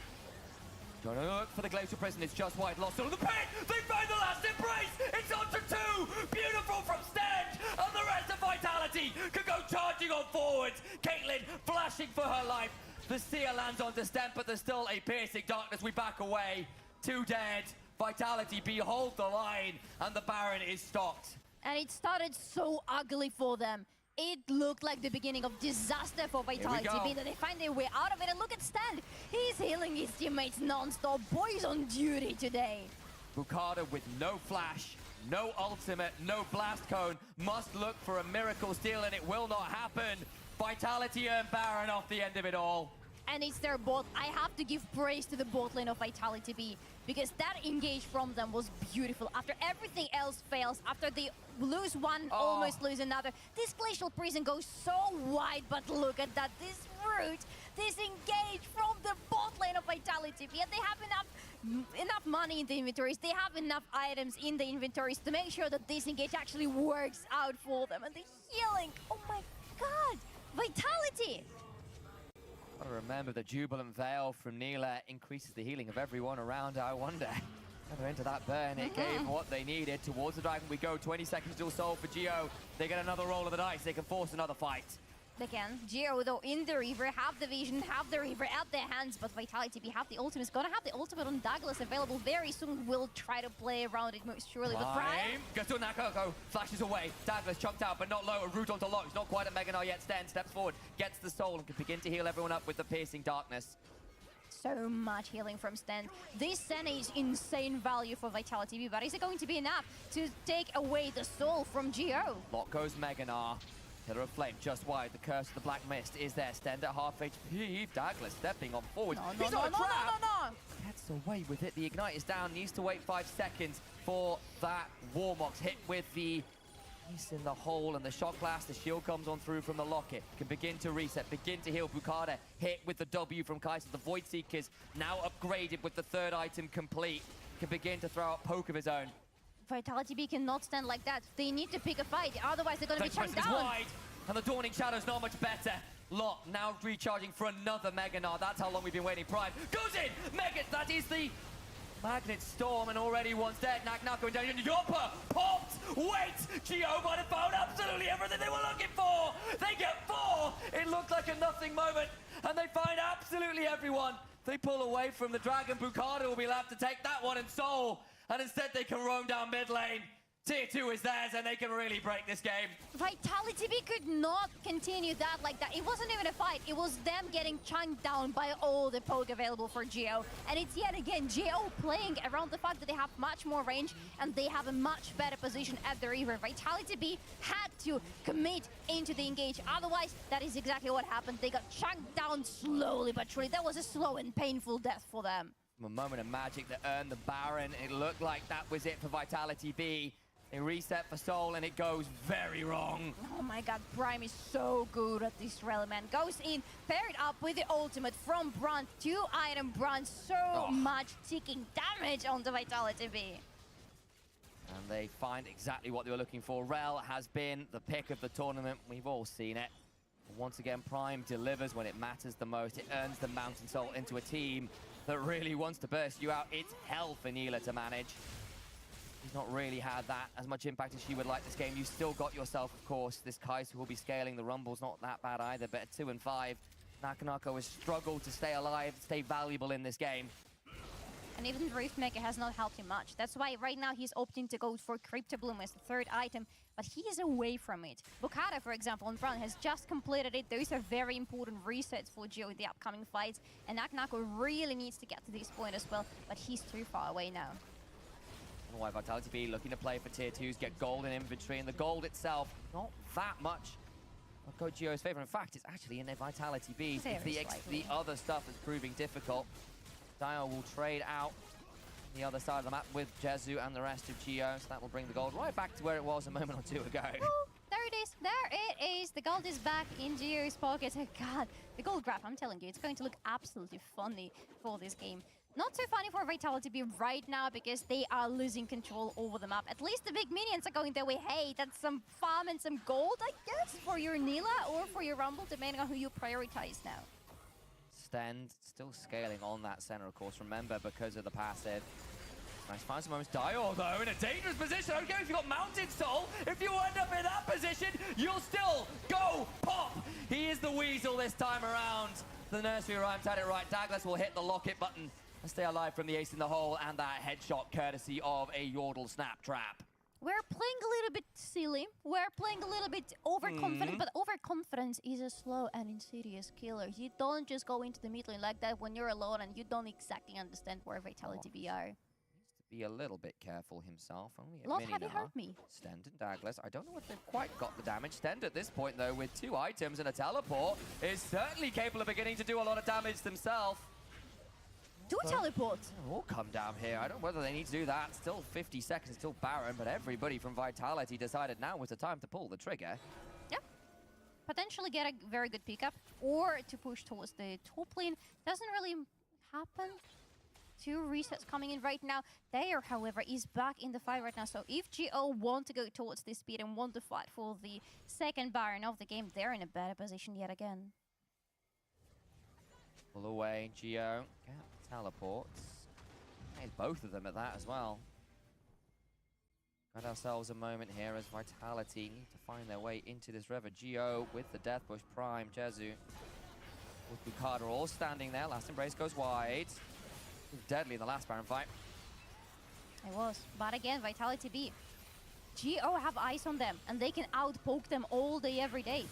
Vitality B need to see what they're going into. They need to actually go into it. Time's off vision again. He can look to get over that wall. Cceltic, flank angle. There they go. Wrapping into mid lane. Will now be a known quantity. Lot being engaged onto. And on the other side, Cceltic needs to supercharge her away. Goes on in with the killer instinct. And Lot's down. That's a huge shutdown. The crit plume value. Yoppa with the apotheosis. Dio just about alive. Stead flashes forward for the auto. And the railgun begins to fire. Nakanako over the wall in a dangerous position, but they've already got 2 kills. Geo on the wrong side of the map. But Vitality want to stop them from resetting and just get the shove in mid. Prime interrupted. Trying to get a reset on Bukata as well. Jezu gets the Mountain Soul Shield back. Douglas looking to go forward. Gets an interrupt onto Bukata. He's now in danger. There's a blast cone available. Keeps running away. But all the while, they're all split. Prime and the rest of Geo end up stopping in place. Oh, Prime, you better run away, baby, but you're not running far away. Same can be said about this Baron. Going down yet again into the hands of Vitality B in this game. And then finally, they commit. They see that there is a fight potentially going to happen. They see that GO are in a good position, and they say, hey, we find somebody to engage onto, and they find Gnar. And look at that, the timing is perfect for them, because actually it looks dangerous. The moment they decide to give it onto Lot, Lot is extremely close to going into the Mega now, but when he jumps, that is the moment he's supposed to turn. That is the moment when he dies. C郊mõC has a 3rd rank killer instinct. He warps practically to the screen to get over there towards the Rumble, and the burn is way too much. And then 5v3 and interrupts on the back. GO, Mountain Soul be damned, fall apart. Oh, they're fighting again. Apparently found another peak. Look at that. Glacial Prison landed. Dio being run onto. Gets that kill. C郊mõC ults. About to go down. Goes into the Zhonyas. Still has an ability to run away, but does not stay alive. The apotheosis, though. Straight to the gates of heaven. Go Vitality B. As Neela does the work that she was designed to do. Oh man, Neela with a fully upgraded ultimate does not fear no man, no god, and surely no other seed from LFL, at least in this series. They continue pushing with a Baron buff. 4 down. Look at the death time is 25 seconds on everybody. Mountain Soul, be damned. Fight around the dragon, be damned. Vitality B. Lock in a comp that was all about the wombo. It was all about the combo. And they'll be taking us to series point. They are a game away from Munich. They are a game away from meeting with yet another LFL team in the grand finals. And maybe taking it all against BDSA, or maybe not, we're about to see. But that game, if there was a glimpse of what else we can expect from this team, man, that's gonna be a lot of fun stuff. Again, though, you've got to question what's going on, giving up the dragons in the way they have. Yes, you get the Baron, but the setup afterwards got a bit ugly. Credit for finding the engagements, credit for looking for them. I appreciate the creativity in draft. Still wasn't flawless. These teams know each other just that little bit too well sometimes. Yeah. They are very aware of all the setups. You can see how GO could well have won that if only they were a little bit safer around that Baron, perhaps. It's those who know you the best that can hurt you the worst. And that I is need to be afraid of you, don't I?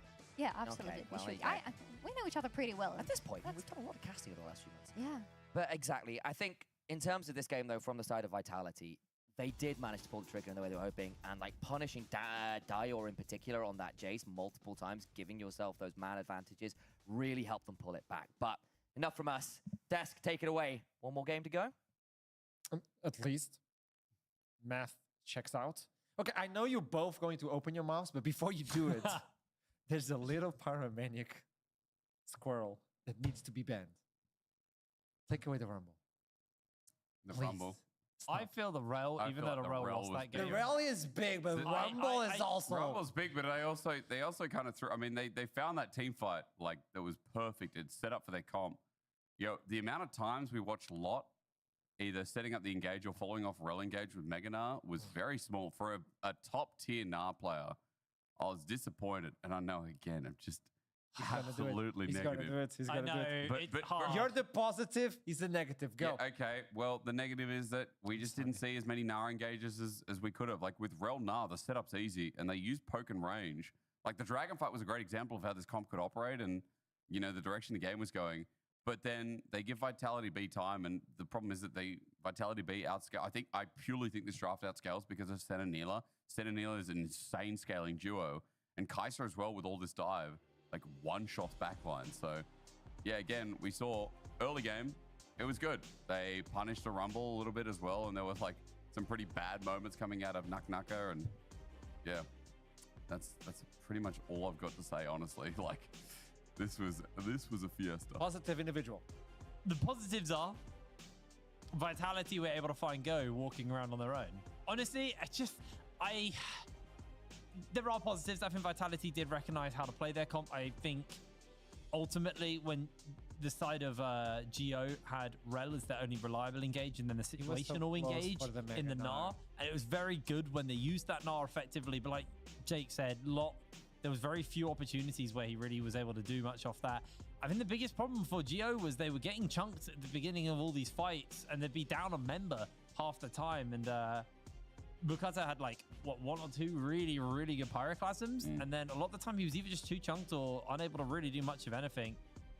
It's a very hard one to sum up because in a positive light, because I feel like realistically, this was Geo kind of throwing it out more than Vitality winning it. There was a bit of both. Look at the graph showed there was a bit of both. Yeah.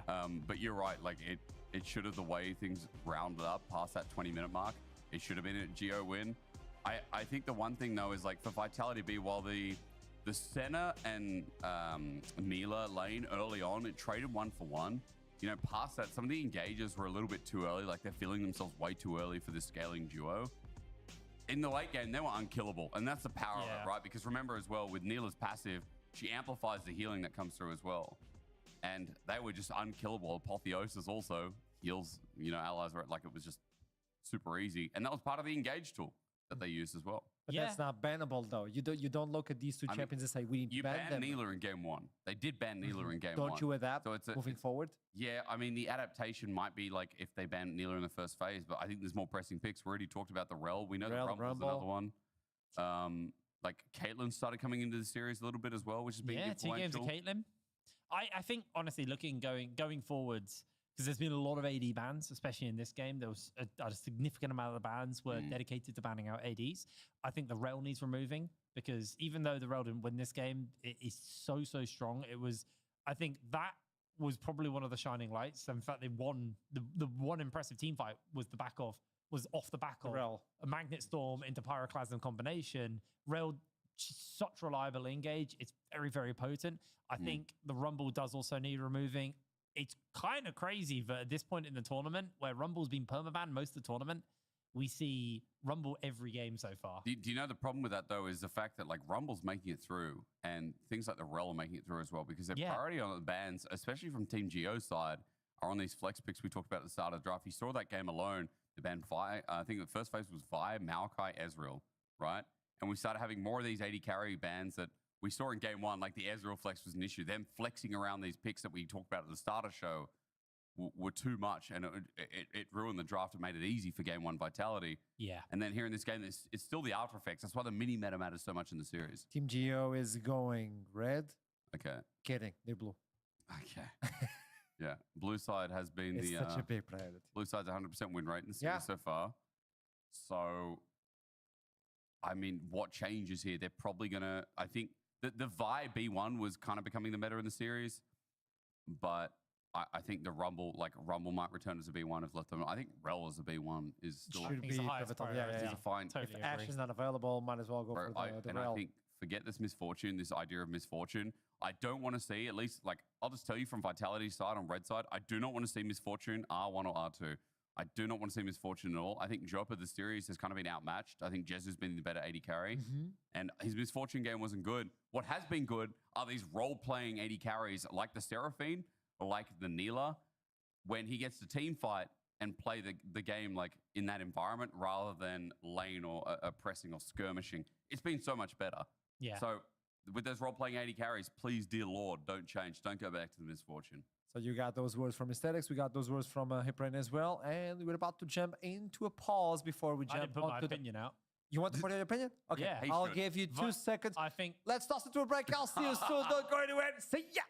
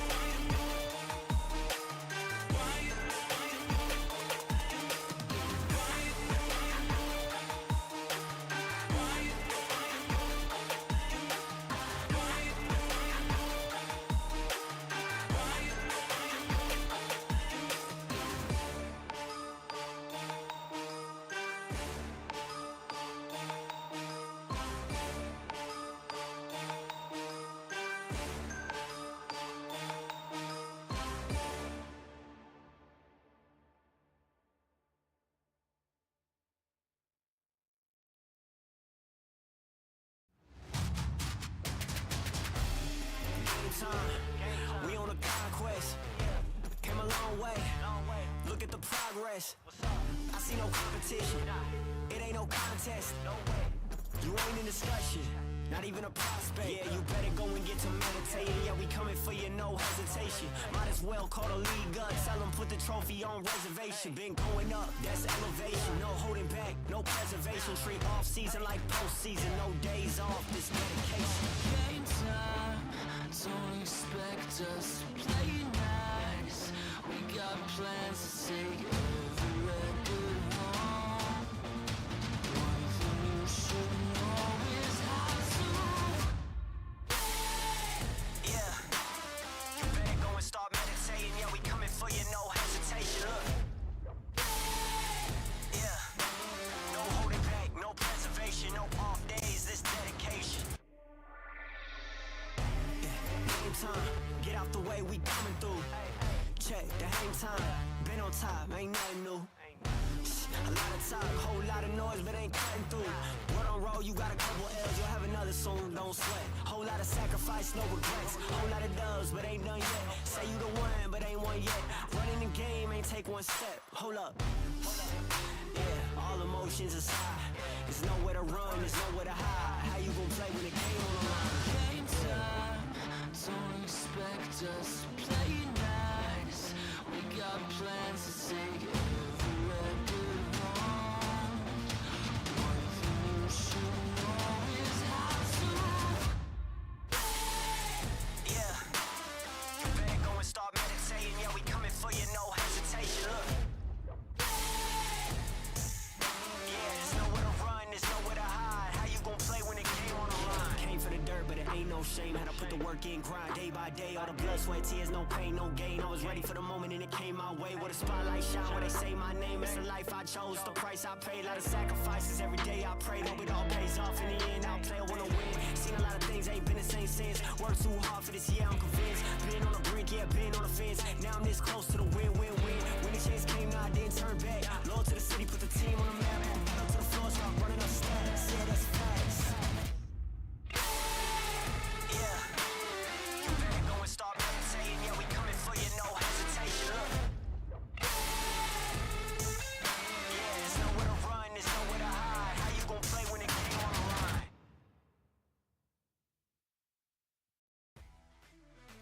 Welcome back for what could be the final time to our semi-finals here in EMEA Masters Summer of 2024.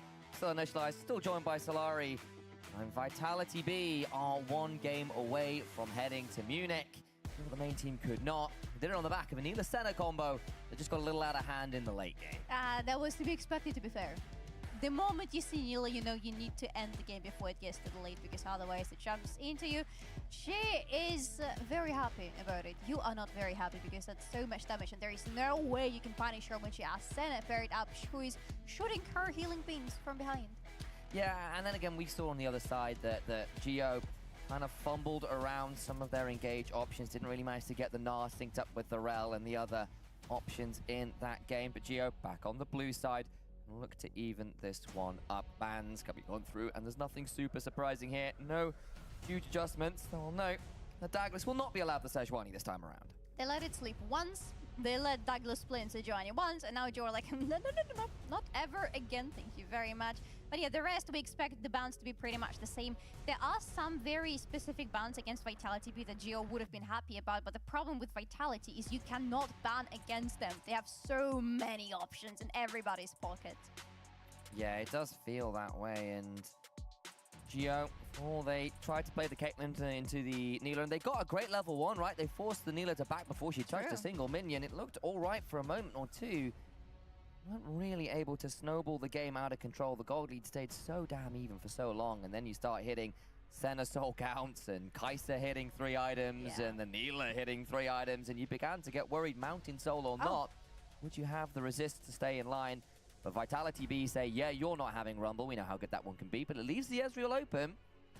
It's a big pick for Dior in the mid lane, and Jezu's a player of it too, so they will lock that one in. First pick for GO.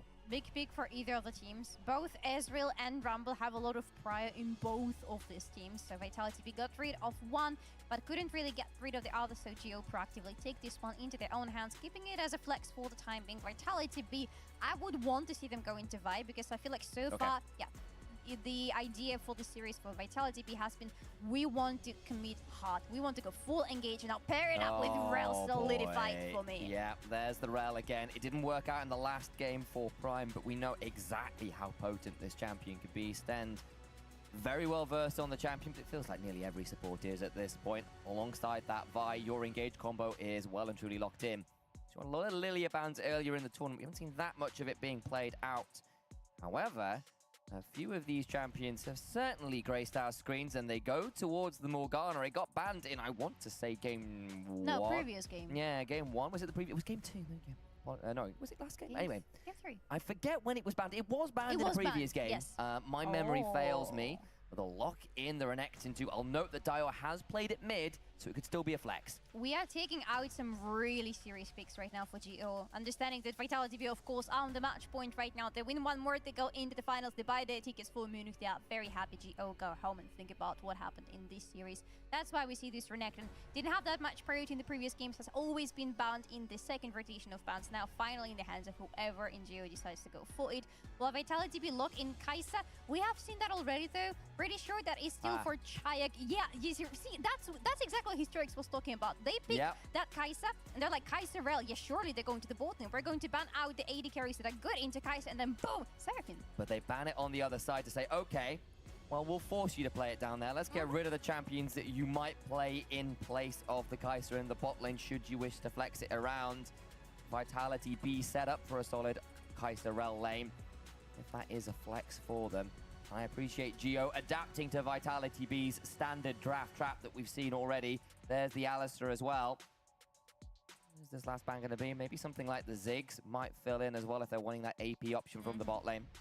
To be fair though, Vitality B, it's still a win-win situation for them, because even if they don't get the Seraphine or something like that to go for the bot lane, they can rotate these guys to the bot lane, and they have already banned out all the options that are good into on the bot. Yeah, there's still a Leona, I suppose, if they want to lock that in. Leona and Ezreal has been a very good combo for a little while now. You can proc that Daylight passive on the Leona with the Ezreal Q, and that feels pretty good, all things said and done, especially when you get your passive rolling with some of those early skill shots. Let's see what Vitality want to do. How do they want to start solidifying their draft? They go towards the Varus. It's an Aknako special. Can still flex that Kai'Sa mid, can still flex that Varus bot. A lot of ability to move these pieces around for Vitality B. They can do a lot with their flex right now. Good for Vitality B to be on the red side of the map in this draft. Really wonder where these AD carries are going to go in the end. Are we going to see potentially even the triple AD carry situation, something Vitality B have been able to pull out in the past? Oh, absolutely possible. I mean, we can see it set up for the lock in the Nautilus.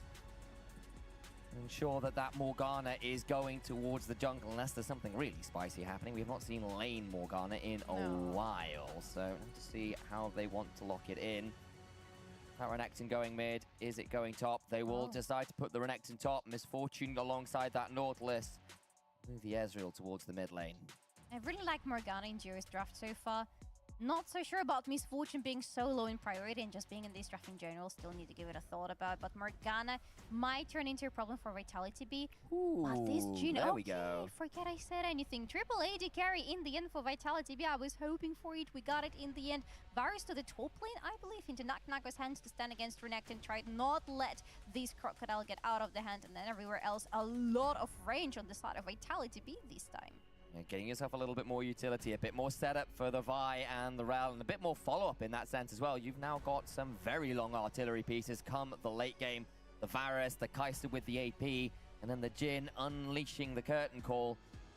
Difficult for Geo to manage, but Geo on the other side, with that Morgana Black Shield, can potentially deny the Vi engages if they're timed poorly. They've got a lot of front to back themselves, got a lot of team fight themselves, and it is perhaps a slightly more straightforward comp to play. Yeah, I love that Vitality B have a lot of options about how they want to rotate their draft in the fights. They can commit into very big engages onto the enemy with the Chains of Corruption as a follow-up to Rel and to Vi, plus with Kai'Sa flying in, and as I said, Jhin somewhere in the background, not really visible to anybody, shooting people away from 2 screens away.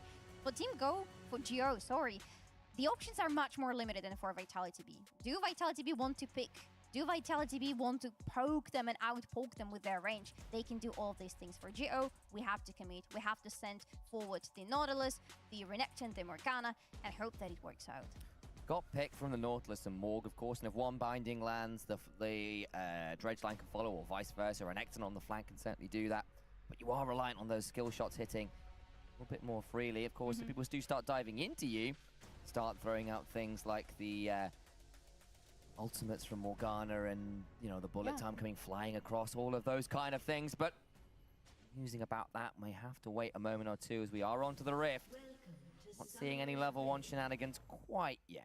No, not in this game, unlike the previous ones. But again, Vitality B, sitting on a match point, cannot afford to risk much. And we have seen how the previous games went, and it was extremely volatile for Vitality B. Never did we have a game that started with one team leading and then being in the lead for the rest of the game. I will note, though, that both supports roam towards the top lane and put a ward in that central bush. It's Renekton into Varus. You want to be able to control the bushes in that top lane. Supports know what the aim of the game is there, and they are quickly setting up for their team in that regard. But then rotating back to the bot lane, not expecting too much action in the early game, to be fair. Vitality B, of course, would like to wait until they hit the level 6 on Vi to have things accelerated. On Geo's side, that can be a bit more interesting because Morgana has a lot of setup on the bot lane for her with Nautilus hook, on the top lane with Renekton who can stun things for her to make sure the binding hits a little bit easier. Check, we appreciate that. That's actually one of the funniest animations in the game. I think Evelyn has a funny one too. She spins around a lot. It's quite entertaining. That's the one. With that noise, in fact. Actually, yeah. Two of my favorite teams. And the color scheme is the same as well. I wonder if it's a coincidence or not. It's the Coven Morgana skin. So there is a Coven Evelyn skin in the same kind of vein as a sort of like cult leader thing going on, which is alarming but quite cool. Alarming in what sense? Wouldn't you want to be led? Quite happily, but I have a problem, so you know. Oh. I see. I'm afraid I'm on the same side as you. Oh, well, that's a problem, isn't it? Okay, well, aside from finding out the casters need help, not that much to see in this game, so... How did we end up here? That's a good question. All began in my childhood.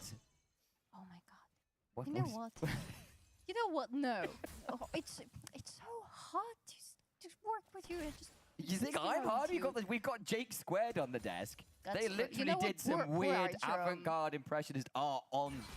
as a whole segment just like 2 hours ago. How does Archeron deal with us? He doesn't. Okay. Oh. He needs help too. Yeah, very much so. On that note, before we start crying and contemplating our choices of being here as a team, not much happening in this game. Again, not much to be expected. From my side, again, I would like to see Geo getting this Morgana a little bit accelerated, using the fact that she has a really fast jungle clear and trying to rotate her around the lanes to see if she can accelerate somebody or maybe get herself accelerated a little bit further. But for Vitality B, expecting a little bit of a... Flash for the W. Doesn't get as much value as they were hoping, and that's actually now the flash down. Interesting. Piercing arrow charged. It's a danger. Now it's a lot harder to threaten this Varus without the flash. HP bar is still in a threatening range if you can slice and dice in, but I think Naknako with the flash is in an okay position right now. Would love to get this wave properly shoved in. Misses one minion, gets the other. And still can get out of the trouble. Find their way, but Bukata can look for a dark binding over the wall. You can see Stend is already looking to body block just a little here. Vi on the top side of the map means this is very much a weak side. How aggressive does Geo want to play this? They have to be really aggressive now with the binding hitting. Into the dredge line, puts Stend in danger, but he's got Aftershock and will be okay. Yeah, that's the problem. That was a really good hit, and you can see Morgana hits, Nautilus follows up. Oh, lot. Flashless lot. Oh, Douglas thought about it, but went, yeah, I don't know about that one. Not with the rage bar high enough to cause some strife. Back away. Ward is there. Bukata, sorry, not Bukata, Douglas backing in that bush. Lot respectful enough of that potential engage. Yes. It's one thing to be engaged under your turret, another thing to be engaged in the middle of the lane where Naknak has enough range to still cause you quite a lot of trouble. Has been feeling really well on this lane. Can look for the W, can't quite get in range, but he's got a dice, gets the stun. Now can look for the empowered Q, won't quite find it. Had pressed the attack blocking, but Naknako trades it around instead. He's got a ward in that bush, looking for the auto! Flash for the auto Q. Here we go. Oh, bot lane is fighting in the meantime. Flash away from Prime means Sten's crash down, doesn't get as much work with that Fermenteers he's hoping for, but Sten on vision was looking for a Shining Strike over the wall, but the Deadly Flourish lands from Yopa, forces Jesu to cleanse. They're still following up out of the top lane in the meantime. Bukata got a kill topside, stopping the reset. Naknako dies. Will turn around some of the misery top lane. The problem is, of course, that Naknako, that Lot gets no value from that kill, so we'll still have to suffer in the lane versus those steel caps versus just the brown bags. I think Vitality Build, they would like to go a little bit more aggressive right now. Douglas is still around the corner. Should they? Oh, the Drake is up there. That's where Bukata's been. Oh, sorry, not Bukata, That's Douglas. That's twice now. I've called Douglas Bukata, but we'll look at this replay again as Naknako just about outspaces. I thought with a W he'd get scary, but Lot just doesn't have enough in the tank. I love it so much for Naknako here that he doesn't use the flash defensively, which means he still has it, but at this point where Lot is so low, decides to flash forward, get him with the empowered Q. Very nice first blood for Vitality B, and a very nice first dragon for Vitality B as well. In a fantastic position. Top side, Dominus has landed. Naknako has got Chains of Corruption though. And Lot doesn't get the value he's hoping for. The Blight stacks come on through, and Lot, despite the additional HP, gets chunked really hard. Bukata is here. No flash. We'll throw down the black shield in case Naknako was looking for the Chains of Corruption. Look who's roamed up top though. It is Stend. Bukata's still here. Remember, no flash. Could look to go on forward, but Stend is there! Crash down! Could look for the piercing arrow. The auto does its work, and yes, you got a dark binding. But it means nothing at all. Cảo mõC in the mid lane needs to be afraid of that Hex Flash. Prime finds the hook regardless of that flash, and Dior is donated a kill. And he flashed right into the hook, right? He flashed right into Straight line. Ah, this must hurt a lot. That's a good pick yet again for Vitality B. That is, however, really good action on the top lane for... Oh, sorry, that's a good kill for GO, but really good action on the top lane for Vitality B, getting lost there for a second a little bit. I love how Naknako is piloting this Varus so far. Very patient with his abilities, knowing when he needs to throw something at an important moment. And of course, the rotation from Rel all the way to the top lane from bot lane, insane value there as well. Just saw Rel entering the bush, but at that point, Lot had already sliced forward. It was too late. Exactly.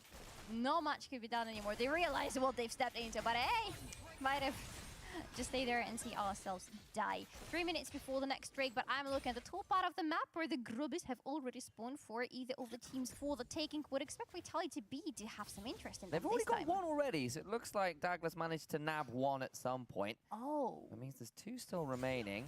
There's no reset as yet either. Cảo mõC, remember, no flash. Does have the ultimate. Needs to be a little bit aware of Prime, looking for some more work as Dior will arcane shift forwards. Prime's still there. Won't get in range for a dredge line. No, but Cảo mõC needs to step back right now. Doesn't have the flash anymore. Doesn't have a TP that would help him get back to the lane should anything suspicious happen. But that means Vitality B have lost the pry on the mid lane. Cảo mõC needs to stay under the turret, cannot rotate anywhere at all. GO go for the Grubbies, and they get the remainders of this first set. We'll do just that. Bukata there with the Morgana. Gets so many Tormented Shadows off this one because you just get loads for hitting all the little grublings that come out. Helps reset that cooldown with the Soul Siphon passive. And second grub is swiftly secured there. 2 for 1. Plus a very slight gold lead for GO, getting closer and closer to the 1,000 gold lead between the teams, with GO being in the lead. We have seen GO being in the lead, to be fair, for the majority of the games, if not all the games that we have seen today from these two teams. GO have been able to have the early game under their control. It is the later scaling from Vitality B that has proven to be problematic for them for 2 games straight. If you're going to play for lane and then not get enough of an advantage, you can see why it's starting to fall apart. And I understand that GO from a lead have been a much better team than from one from behind. But if you are going to go for those kind of drafts, you need to make them work. So far, the lead is nominal at best. That's very true. It's getting smaller and smaller. Vitality B being really strategic about getting as much farm as possible. They need to get their first items. Nobody has had any so far. We're only looking at the components, but we are looking at some important breakthrough points for both of the teams whenever they get to the first items. Looking at jungler, more specifically, for Douglas and for Bukata, for both of them, it's going to be a really important point to start fighting on. Of course, GO in this game, when you're looking at like the Morgana and the Ezreal, you're not exactly reliant on smashing early game. You want to get to sort of 1-2 items really before you really pop the trigger, but still, this team likes to play. And with the Renekton 0 and 2, having a bit of a rough time, losing a 1v1 and then getting baited out by a good roam from Stend. An easy time up there, and Naknako has been a menace on the Varus in games past. Prime, though, flash for the depth charge into the bullet time. Yawara flashes on out, has the barrier popped already. Crash down from Sten, trying to get away. Prime waiting for that cooldown on the dredge line. Behind the turret, Yawara goes. True shot barrage. Is it in time? It's going to catch him! Doesn't bring them down, though. Not enough damage to the ability. They'll be forced to reset a little later. It'll give time on the bot lane, but no kills. It's gonna give time for the bot lane. They're gonna shove in the wave. They can rotate towards the dragon right now. All the time in the world, both for Geo on the bot side of the map. Even though they don't get the kills in the end, the value. Look at Yawara right now. He doesn't have any summoner spells available. As a result of that, can be severely punished as Jhin right now. And again, the bad reset times for Vitality B are just not it at all. Has now got Swifties at least to try and manage some of the slows. Deal with those best he can. Jhin, of course, does love those Swifties quite a lot. Need to play around some of these games. Mid lane we look. Dragon just spawned. Vitality are thinking about coming on in, but they don't have anything resembling vision control. Geo already ready and waiting. The dredge line, the dark binding just wide. Now another turnaround with the Rel! And now the curtain call coming as well. It is already an absolute over-engage from Geo, who perhaps should have not lived up to their namesake. Now Jezu forced to cleanse the depth charge. Sorry, the deadly flourish lands. And the right D ability flashes over the wall. And Yawara gets value on the other side. Double summoner's cost on that bot lane for Geo. When are we starting to ban Rel? It is the question that the Jakes have already voiced today. Why are we not addressing the Rel problem in these drafts over and over? You can't even engage onto Rel. That was such a good pickup for Geo. Vitality B going in, as you said, no vision whatsoever, not understanding what's happening on the river or anywhere around them. Get caught, should be punished for overstepping and face checking. No, because Rel immediately jumps back onto them with the ultimate, and it's a kill for that. Lord's teleported bot lane. Hang on, they've got to have the counter engagement. Douglas is here. Gets jumped onto Yawara, trying to get the kill, slices away, trying to get the last one of the turret shots. Meanie goes down. Oh, they thought they found the angle, and he just falls apart. Naknako is here as well with a teleport of his own. And that was pretty much the last chance of redemption for this Renekton. He loses everything in this exchange, and he already has been so behind. Renekton hates playing from behind because his value goes so rapidly down. What exactly is he going to do for the team right now when he doesn't have any items and is going to be so slow at getting them? Downgraded from champion to handbag in swift order. He is just a store for items in the inventory of the enemy team. It's that kind of game, unfortunately. And the problem is you're now into a Varus that's been solo laning, has a locket, and therefore 2-level advantage. Prime, though, coming from behind. Bukado on the top of our screen. Naknako perhaps overshoved. Misses the Chains of Corruption. Still has the flash and the locket to work with. Ignite comes down. Depth charges in. Gets knocked up. Jezu, auto, Q auto. Naknako, locket shield coming on through, but Bukado is here. There's nowhere to go. He knows it. Decides against burning the flash and goes down for overstepping in the bot lane. Goes down gracefully, though, because that is 4 members of Team Geo. They decided to rotate towards the bot lane to have a little bit of fun with the enemy top lane and finally shut him down, while at the meantime, Vitality B, the rest of his team, is taking the grubbies. Hey, you die there, but at least your team gets a lot of value because it's going to be full grubs now. Stand is the blast cone, not the blast cone, the Scrine's Blue. That's the name of that particular plant. Binding was wide again. That one felt like it should be a sitter. Goes wide from Bukado that time around. Sten gets to back away. Bot lane tier 1, though, secured for Geo after the overstay from Naknako cost them, and they do get first turret as a result. They might lose a turret on the top lane, though, because I'm looking at this Jhin, though, is he going to clear it? He's not got an item. That is a fair point. He's going to be much slower than you could have anticipated on this top lane with clearing, but it's only 2 plates left on this turret. It's not going to stand there for long. CälٰC in the mid lane alongside Dio. We've seen a little bit of action there. We saw that kill earlier on from that Hex flash over the wall from Prime. Bloodthirster now completed for the Misfortune, and Geo this game so desperately, and what a journey they've had. I bring it up every time we see them, but it feels worth reiterating. You were a team that was less than the sum of its parts in some ways, and had grown so much over this tournament. Need at least one more to get themselves something in this series. They can hold on. LTB looking to deny them here, looking to find a fight. Sten speeds himself up with the E. Dredge line is wide. Sten chunked out by that empowered Q. Hold by the Meek. Douglas chunked out by the 3-shot barrage. Playing this out really carefully. What now? Finally engage. Lot will be forced to use that Dominus in trade. Sten still burning as the Leandries begins to tick down on the Iron Woman on the horse.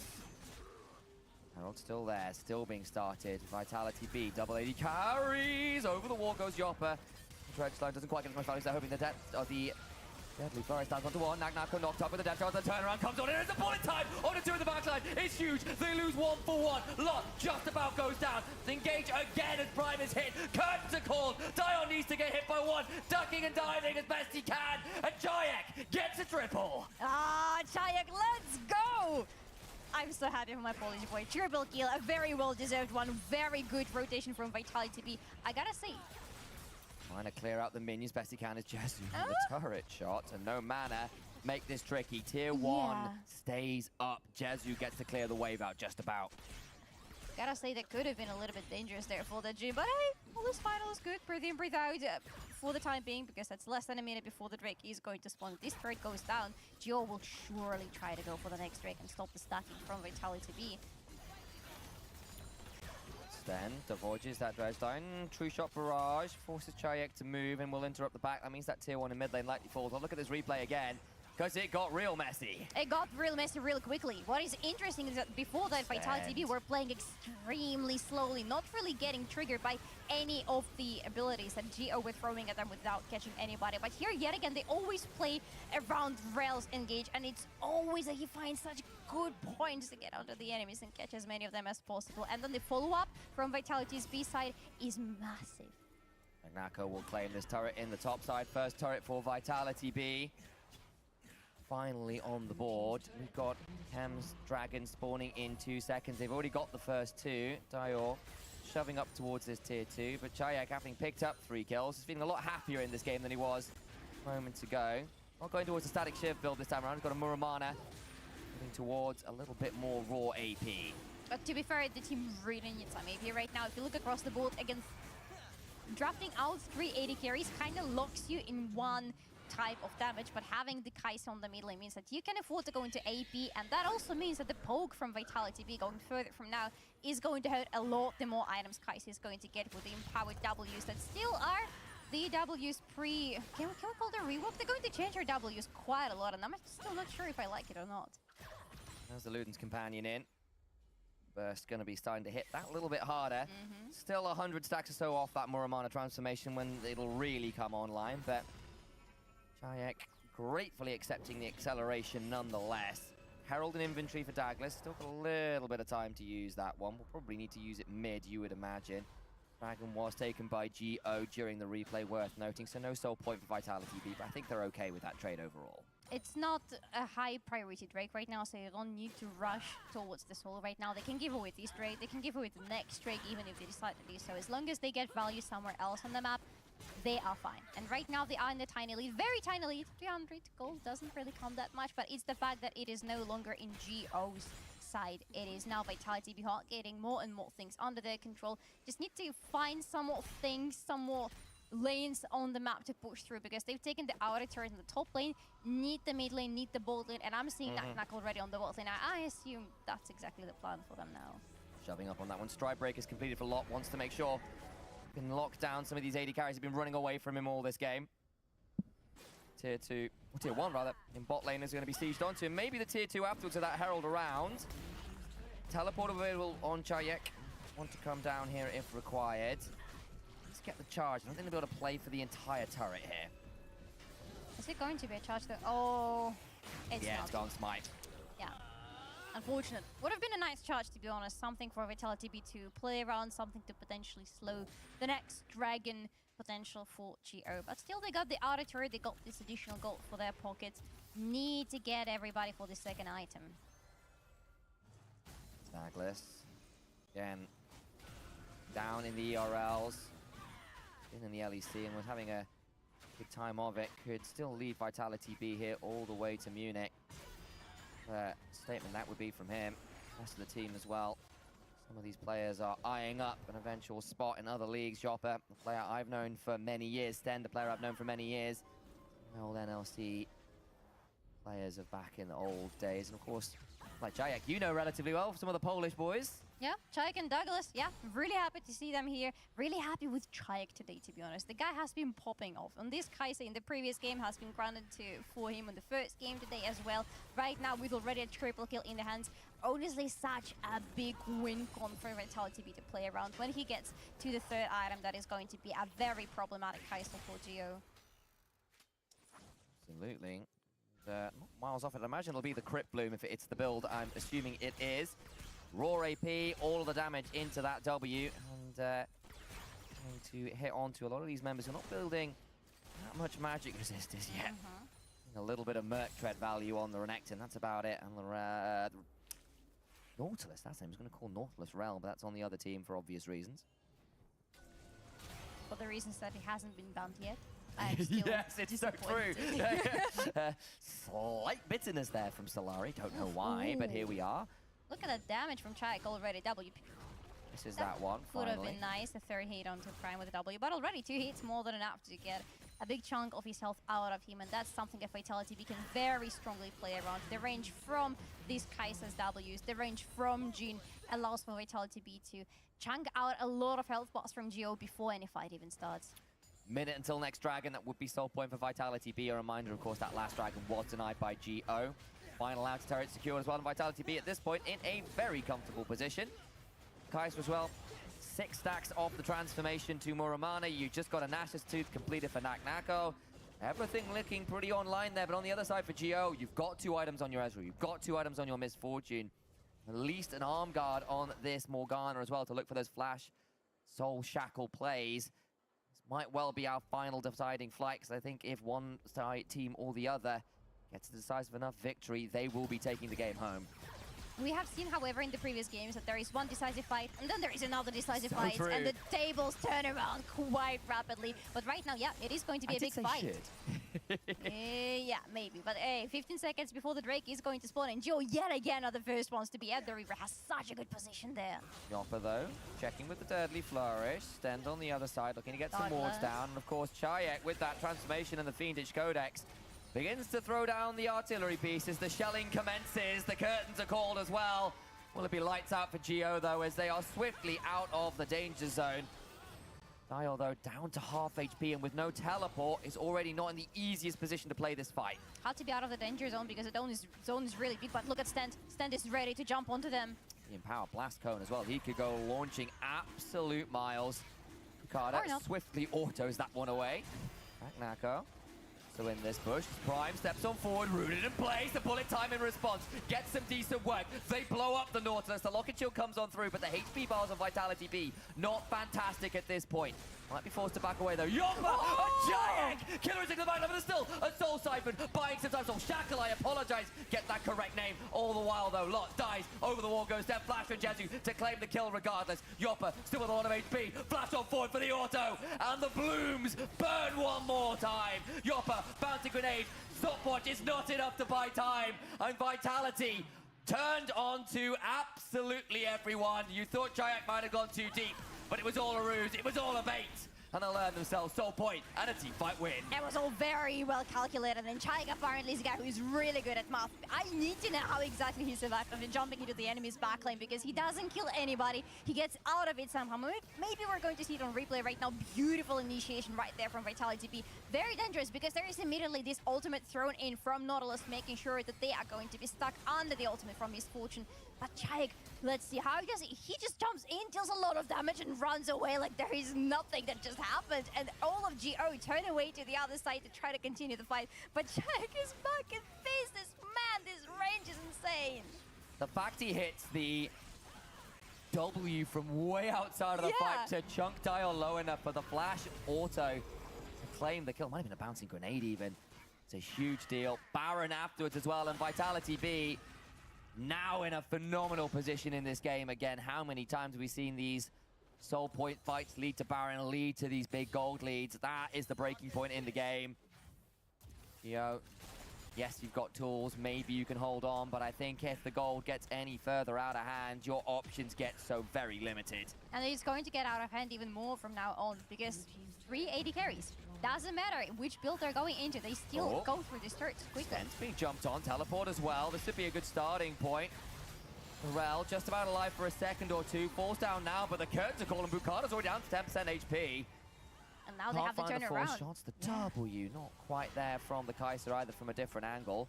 They're still waiting in this bush. Will someone overcheck via Douglas?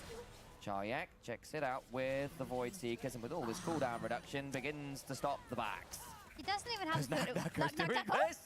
That's why. Brother, look at him. Look at the player cam. He's unbothered by anything. The guy is just chilling on the top lane, casually removing the enemy's base. He's at a solid 70-degree angle here as Douglas goes over the wall. Cעות follows up with a killer instinct. There is the cease and desist. And deceased is the Renekton. 1, 6, and 3. Not the champion for this game, apparently, as Jezu caught between a rock and a Naknako. Bullet times for less than 0.5 of a second. I feel like you need your watch fixed. Just started the animation. It's literally just the shadow of the bullet on the floor, and that's all you get. Gets knocked up, runs into two people, tries to Q away, can only charge it for a short amount of time himself, and that animation, again, cut short. You know what else was cut short? The amount of turrets the GO have available on this map. Another one goes down on the mid lane. The top lane inhibitor, by the way, that is really important, is gone right now. So GO will have to stop, or at least try to stop the siege from Vitality B on the bot side of the map. While at the same time, they have to rotate somebody constantly to the top lane to stop the empowered minions. The fact that this Varus now has a death cap as well is absolutely foul. Remember how... Prime. That was a flash. You heard the ping noises in your back. They all know what happened. Was looking to catch someone on the retreat. It is those low percentage plays you're left with at this point in the game. That one dragon fight has cost GO dearly. 7k gold lead. Almost 4k gold from the Baron power play alone. Vitality B are in a very good spot on the map right now. Have pushed in through all the 3 lanes at the same time. Have opened the map for themselves really nicely. GO have the objective bounties, but no way of getting to them anymore. Might be a very good objective bounty in a minute and a half from now, because that's when the Drake spawns. But it looks like Vitality B really want to get this soul. 3 items on all 3 ADCs for Vitality B. The Infinity Edge in for Yawara. We talked about the Death Cap. The Crypt Bloom just completed. This damage profile is very difficult to manage now. This Crypt Bloom is so big for Cעות, by the way, because this time, if he jumps into the backline of GO and he manages to secure a kill, he can continue going on and he can continue fighting because of the reset and the HP he's going to get from this item. Really dangerous for GO's backline. Just changes the way that Vitality B's composition plays. It's already happened from the second item, because they can start to play for the Kaiser Ws. They've already got the empowered Qs from Varus when the W's activated to make the Blight stacks hit even harder. Add in the Jhin with his deadly flourishes and the curtain call, and you just play from so far away. If GO don't pull the trigger, you get poked down in the blink of an eye. It's exactly the situation where Vitality B were just a game or 2 ago. But now it's completely turned around, and GO are the ones who are saying, hey, we're being outranged heavily, and the problem is this range hurts us a lot. We cannot just keep staying there, looking for things to do and getting poked in our faces, because then our health bars are gone. We need to find somebody or something, or maybe get caught. Oh, he's only level 10. There's nowhere to go. He's knocked into the air. And dead to right. Douglas, though, forced to flash away. Just about gets out of range. Cעות goes jumping on in. Magnet Storm again. Naknako in the backline. The flanking Varus is the deadliest. Here we go, say Vitality B. GO found nothing but more death and might find the death of their hopes to go into mid and a while from now, because Vitality B apparently really want to meet VDSA again. Oh, another W lands. Dio has to do the miraculous. There's nothing left in the tank. Vitality B have put GO to the sword. Stop them in their tracks. They will be going to Munich. They will be facing off BDS Academy. Viva la France, an all-LFL final with 2 of the best to do it in the ERLs. LFL seed number 3. All the congratulations to you. Vitality, the French beats, are going to be flying all the way to their finals. That is going to be one final to watch, definitely, because from what we saw in Vitality B in this series today, still that very adaptability that made us fall in love with them, but also the insane amount of proactivity on the map, especially in this last game. You gotta love this team. We're expecting some very exciting drafts for sure. We've seen the Neela Senna, we've seen the Varus top again. Cял:X, Cäl:C, you can just go down the list and it feels like everybody's got something interesting to show. Cял:X, my man, dziękuję ci bardzo. That Kai'Sa was insane. I love it. Hey, I told you already, I told everybody I was rooting for them for a very big reason. 2 Polish boys on one team. There is no way it could possibly go wrong. Get Polish players. We saw a couple ex-NLC players in there as well. That's all I'm saying. Between the 2 of us, there we go. But again, I think on the other side for Geo, you have to give credit for the run. When they started, people saw the issues and they developed so much along the tournament. We heard from all the players about how much they felt they'd grown as a team, not just as individual players. And they weren't enough to date. They did feel like kind of ended up in a really difficult draft position where they weren't able to match what Vitality were offering. And the early games just really weren't enough this time around. Yeah, and they really tried. With all fairness, it did feel like this series could have been easily dragged all the way to the 5 games because of how Geo were playing around the... I'm distracted too. There's something happening with the Jakes. I don't think we're ready to throw. They're messing with... I've been told I can toss, and I'm worried. I'm always ready. They're prepared for something. I've worked with these individuals for a long time. I'm so sorry for you. I'm used to, you I'm used to everything. Am I okay? No, I'm not. There's a hug happening right now. Should we join? Yeah, let's go join. Group Let's go join. He's a big... Wait, what? I need HR. I need...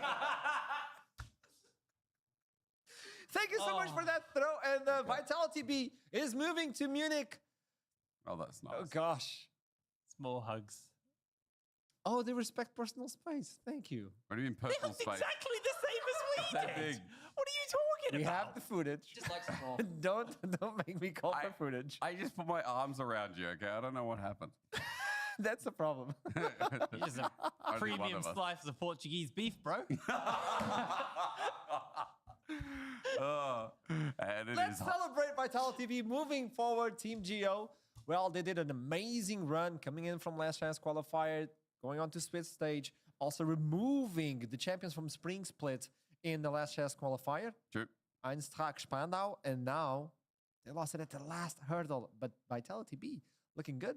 Yeah, in their own fashion, in their own way. Yes. You know, it was a messy series, and I think, again, we've seen that from what we've seen of Vitality B so far, but at least this time around, you know, finishing up in their style of draft. It happened again where they flex this Cäl:C and, you know, it ends up going mid and they pull the gin out of the hat. Like, this is a very classic Vitality B draft from the tournament, and I'm glad, again, that it feels like, oh, Team Geo, their response was get early Ezreal. Yeah, we can play the Renekton, we can use it as a flex as well, but Vitality B have options for all scenarios. I think that's an easy thing to say. What would you say? Who would you say is the MVP of the series? If you had to pick both of them. Probably Stend for me. I Yeah. think he was very good. I think both supports had a pretty good series, to be honest, but Stend ultimately won the series 3-1.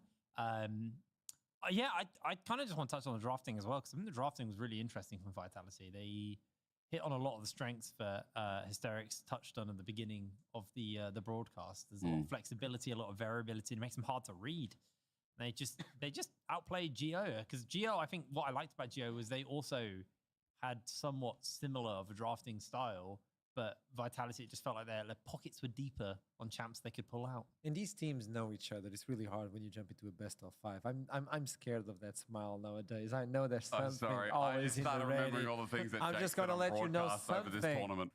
You said stand for the MVP. We have stand for the interview. Welcome back, Stan. I want to see that beautiful face. Hello. Where he is? Hello. Where is he? There he is! My Hello, boy! hello. Finally, we get to talk again. It's been a long time. It's been a long time. And I remember when you were playing on Dusty, you told me something after winning versus X7. Man, I really want to go to LFL. You got it. How has it been? That journey. It's been a really long journey. It was really a lot of high and lows. It was insane year for me. I had a lovely group, and my coaching staff, especially Nahu, made me improve so much. He put a lot of pressure and responsibility on me this year, and I'm really happy about that, and it pays off. Tell me something.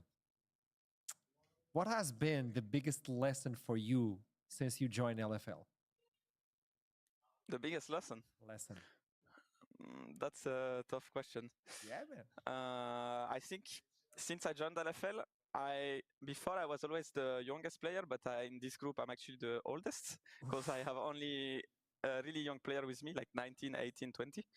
So my role in the team changed, and I had to be more having a different attitude in that regard. So yeah, that was the biggest lesson.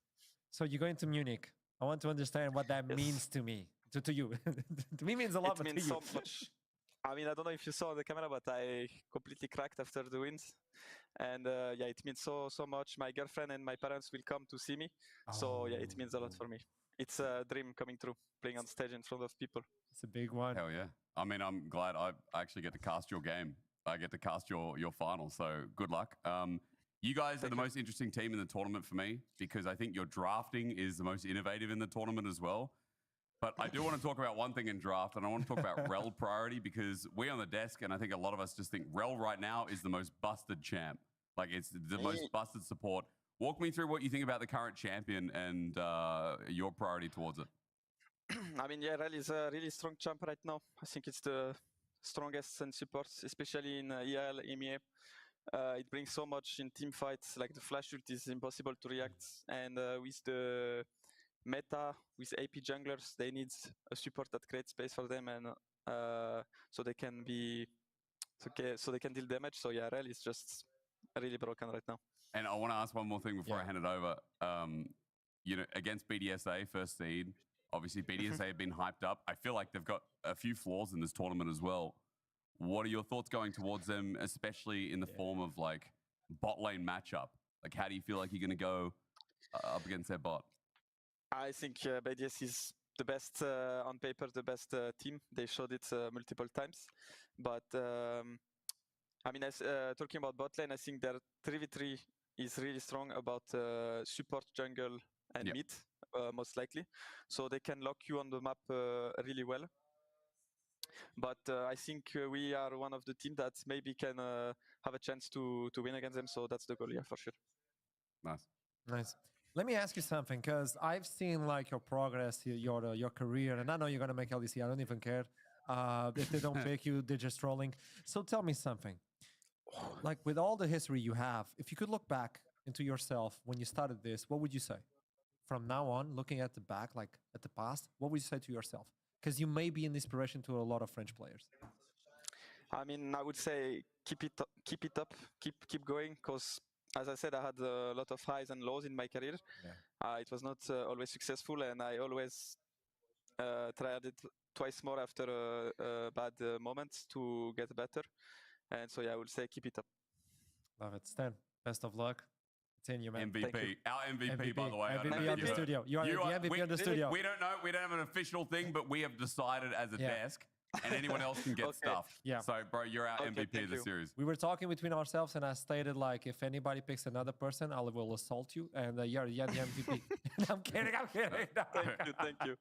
Have a lovely one, Stan. Always a pleasure to talk to you. I'll see you soon. Bye. Have a good night. I want to go on record for Archerum. I did also say Stend, just to be safe. Just don't get assaulted. Yeah, you better. He was really good though. Like, no, he was. Stend was definitely my MVP. Now, like I said, him and Prime both probably some of the best performing players on their team. But then again, Rel was left open the entire series, so I guess whoever got Rel was just the best. But even the Ronaldo games, like, even though there were some moments where he slowed, like everything else, I think the setup was good. No, the setup was good in some of the moments. Sometimes. I will say the Renata was probably the most shaky one. I liked the Renata in the draft. I think Sten did misposition her a little bit in some of those moments. And then the center game, he had a really good center game. The center, sorry. He was a beast with the center. Yeah, he was the center because it was the kneeler for Yawara. There we go, in game. I'll do this bit for you, Archer. There you go. So, guys, what did we think about this game? I just want to say Naknako is a lovely name to say, and the way he was playing, he's just chilling. I want to see that in Unique. You know when you go under brush, and there he is, knock. Where do I pick this up and go? Said, who's there? It's really hard to host, isn't it? Yeah. So what do you think of this game? So what do I think of what? What do you think of this game? I think this game was, I think from draft, I was like, this is a vitality game. There were moments where I was like, is this going to go in Geo's favor? But I just think the team fighting was so crisp. And this fight here was really interesting. Where like Chayek pulled the attention away so they could isolate take lockdown. And Geo, I think this was the biggest issue, not for this game, for the entire series. They were like, it was like an old, like, bad ninja movie. They were like running at the main character one after the other. Like, instead of just like dogpiling into the fight, it was one after the other. They'd line up and queue up to go into the fight, and time again, it cost them so heavily. Instead, this was the Magnet Storm that won the game. Absolutely beautiful play from him.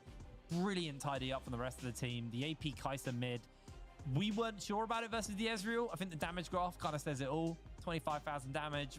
Really did a lot of work with that. I mean, the bigger thing was, like, we talked a lot about today, Vitality be the chance of them really early picking the Renekton, because there's a lot of teams in the tournament that either won't punish it or, you know, with things like the Rumble ban in the early stages, like Vitality did as well, then a lot of the punishments for that lane out there, we wanted something like the Kennen, but then Vitality B did their thing of like, hey, we've actually got an answer for it as well in the Varus top. Yeah. And the Renekton did nothing.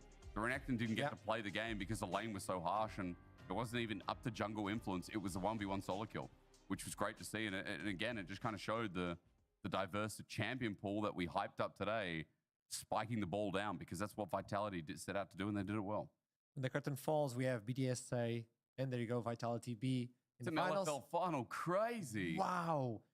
I don't know what to answer to that one. Munich, it's getting closer, so tell me, Hiprain, what do you feel is going to be the end? It's on my birthday, actually. Is it? With the EMEA finals? Yeah, the finals are on my birthday, on the 30th of August. Those are the finals. So what will you be doing? What am I doing? Yeah. Here. I'll tell you after the show. There It's you nothing, go. nothing exciting. It's playing D&D. Nice. What do you think? BDSA. Frio.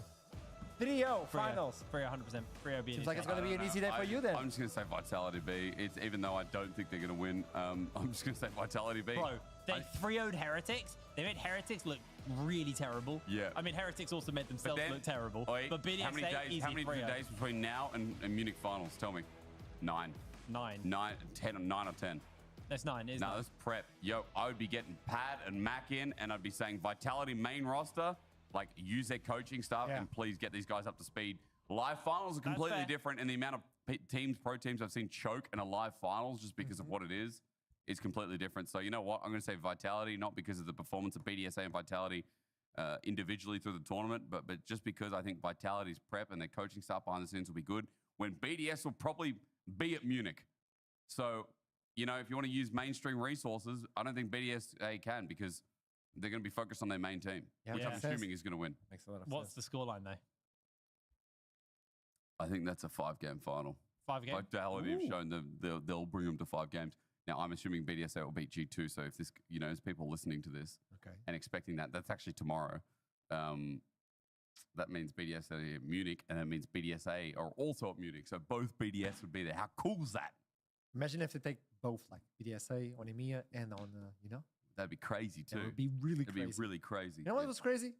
You. Hanging out with you guys. Yeah. Lovely. It's time to do it. It's time to end the show. It's time to do it. It's on me to end the show. No, Guys, no, please, no. Thank you so much for watching. Thank you so much for watching us at the EMEA Masters. It's been an absolutely amazing week and a bit here in Paris. We will see you in Munich for the finals on the 30th of August. No My way. birthday, baby. Good night. No, you can't, Archron. No way they let him end it. No way. No way. Archron, you're the host, bro. You got to end it. Join in, Solani. Join in. Everybody, come in. Come in the front. Come in the front. I'm here on a mic. Join in the front. Get over here. Come on. Yeah, we're getting lazy. Come on. Negative Nancy. So, how is this even possible?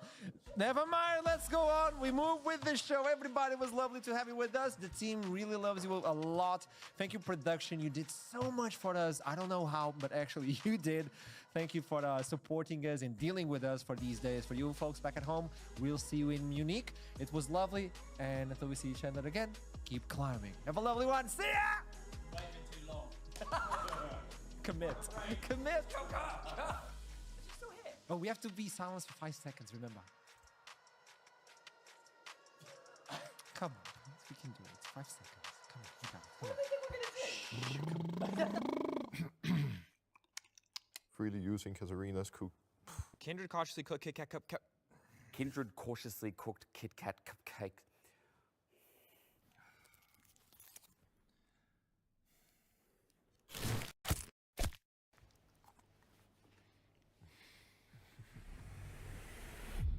Even the biggest champ needs a break. Carefreely using... Kindred cautiously cooked Kit Kat cupcake. Ugh, it doesn't even matter. I'm ready. It's fine. We come alive. We come alive. When everything is on the line, we don't back down. We don't hide. We come alive. We come alive. When everything is on the line, we don't back down. We gon' fight. We come alive. We come alive.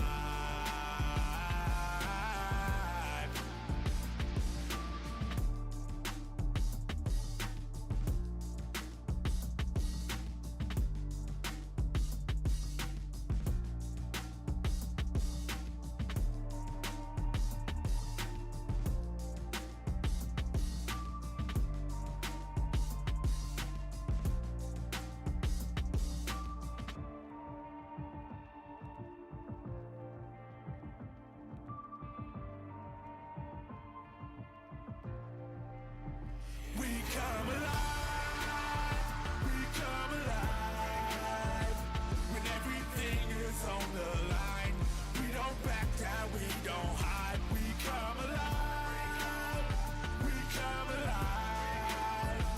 When everything is on the line, we don't back down, we gon' fight. We come alive, we come alive.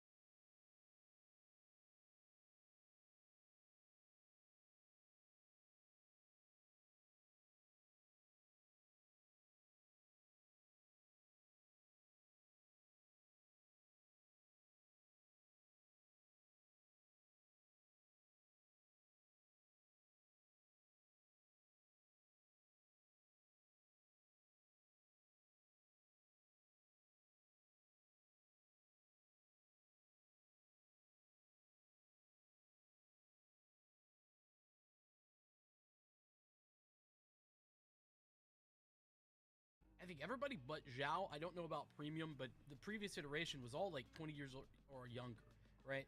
So I think that this is an exciting roster for that reason, especially as they've kind of solidified themselves, bringing in Premium as an example from that export roster, that lineup.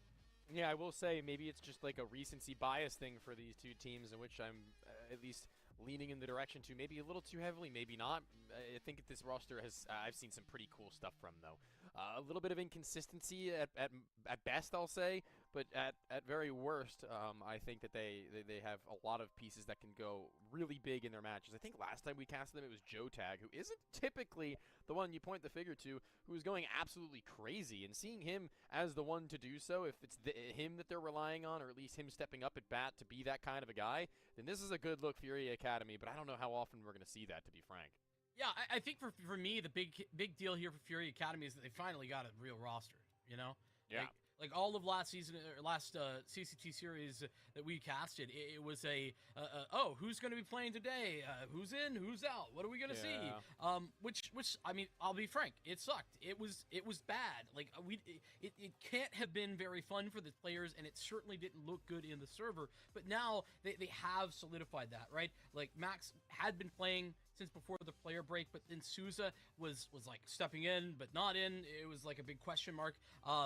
Now that's solidified. Now they have a core roster that they can start to move. And listen, I don't really think it's their fault that they had that situation, because as per usual with these academy rosters, they're kind of getting picked apart piecemeal at times. But what that does leave us is, I think, with a solid piece in Mello, who my understanding should still be on the AWP. And I think that this is a roster that has looked a lot better since finally getting something solidified for who's taking the server. Yeah, that's exactly what I was alluding to previously about this team. Them actually kind of just being able to, like relax, like get real practice in, know that everything's okay in the way of having a full 5. And I think that over a period of time now where they've had that room to practice, this could be a more interesting project to look at once more, because the original look to the Furia Academy team, featuring players like Cảo,, like Kai, if not any others that I can't remember off the top of my head, it was really, really solid across the board for an Academy team, and then some. You think to your like Mao's NXTs and things of that nature. Well, they were kind of proving that they could go up against toe-to-toe a lot of the lower-level Brazilian squads. So if they can do that again, if they can push one of these players now with a solidified 5 towards the top end and make a good name for themselves, then I want to see them be more than just a feeder team, if you will.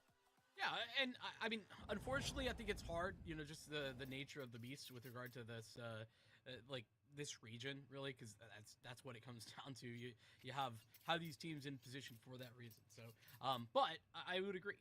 As we jump into action, we got things flip-flopped. It's Yawara on the CT side at the moment for Mirage, which we didn't even get to really like address or talk about. We got things going a little quicker than we had anticipated, but we are into Mirage Furia Academy on the map pick here.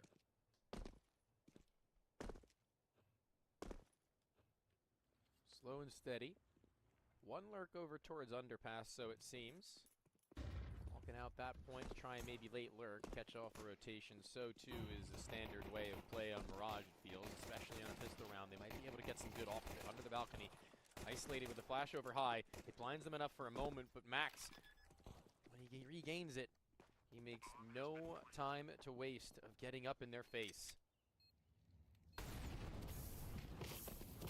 Mello's got to play escape, and he doesn't get to move out of there. It's Max in the driver's seat, actually, with both the other players through towards mid. Yawara all slink in from CT spawn, but now Max fills in the gaps where they had just left. Unknown, unspotted, and unseen just yet. To be able to take the first, takes his time, and delivers maybe all 3. He'll get away. He's going in for the knife. Oh my goodness, what do you mean? For the ace? No. Revolts? We'll be having none of that. Oh my goodness, he opted in for the knife fight for a moment and then thought better of it, realizing maybe the amount of money that he'd be giving over if he lost. I was going to say probably for the best. I mean, let's just cool it down a little bit. If he got an ace off the knife, I would have seen it all. Not the way I expected to be kicking off this first map. And yeah, that's just a movement fail, unfortunately. I do respect the fact that he pulls the knife at that point before being shot. Oh. He's like, all right, well, So much for a fair and square knife battle. Yeah. Max, one of those new additions that we were just talking about. Yeah. And, I mean, brief stint in the beginning of the year with him, IBR Academy. Is, I think, a very nice addition of some strong individuality to this team, Furia Academy. Because I do think that that's at some points what they felt they were lacking, to be honest, with the way that they were picked apart. Just a true and real star. That's what we're hoping for. Yeah. I mean, right now, so far, so good. This is definitely a pretty good start for him, 6-1. I would say. Doesn't get too much better than that. Well, I mean, what about 7-1? I said too much better. What about 8-1? We're gonna try for it. We'll steal it. Good tag. Come on, man.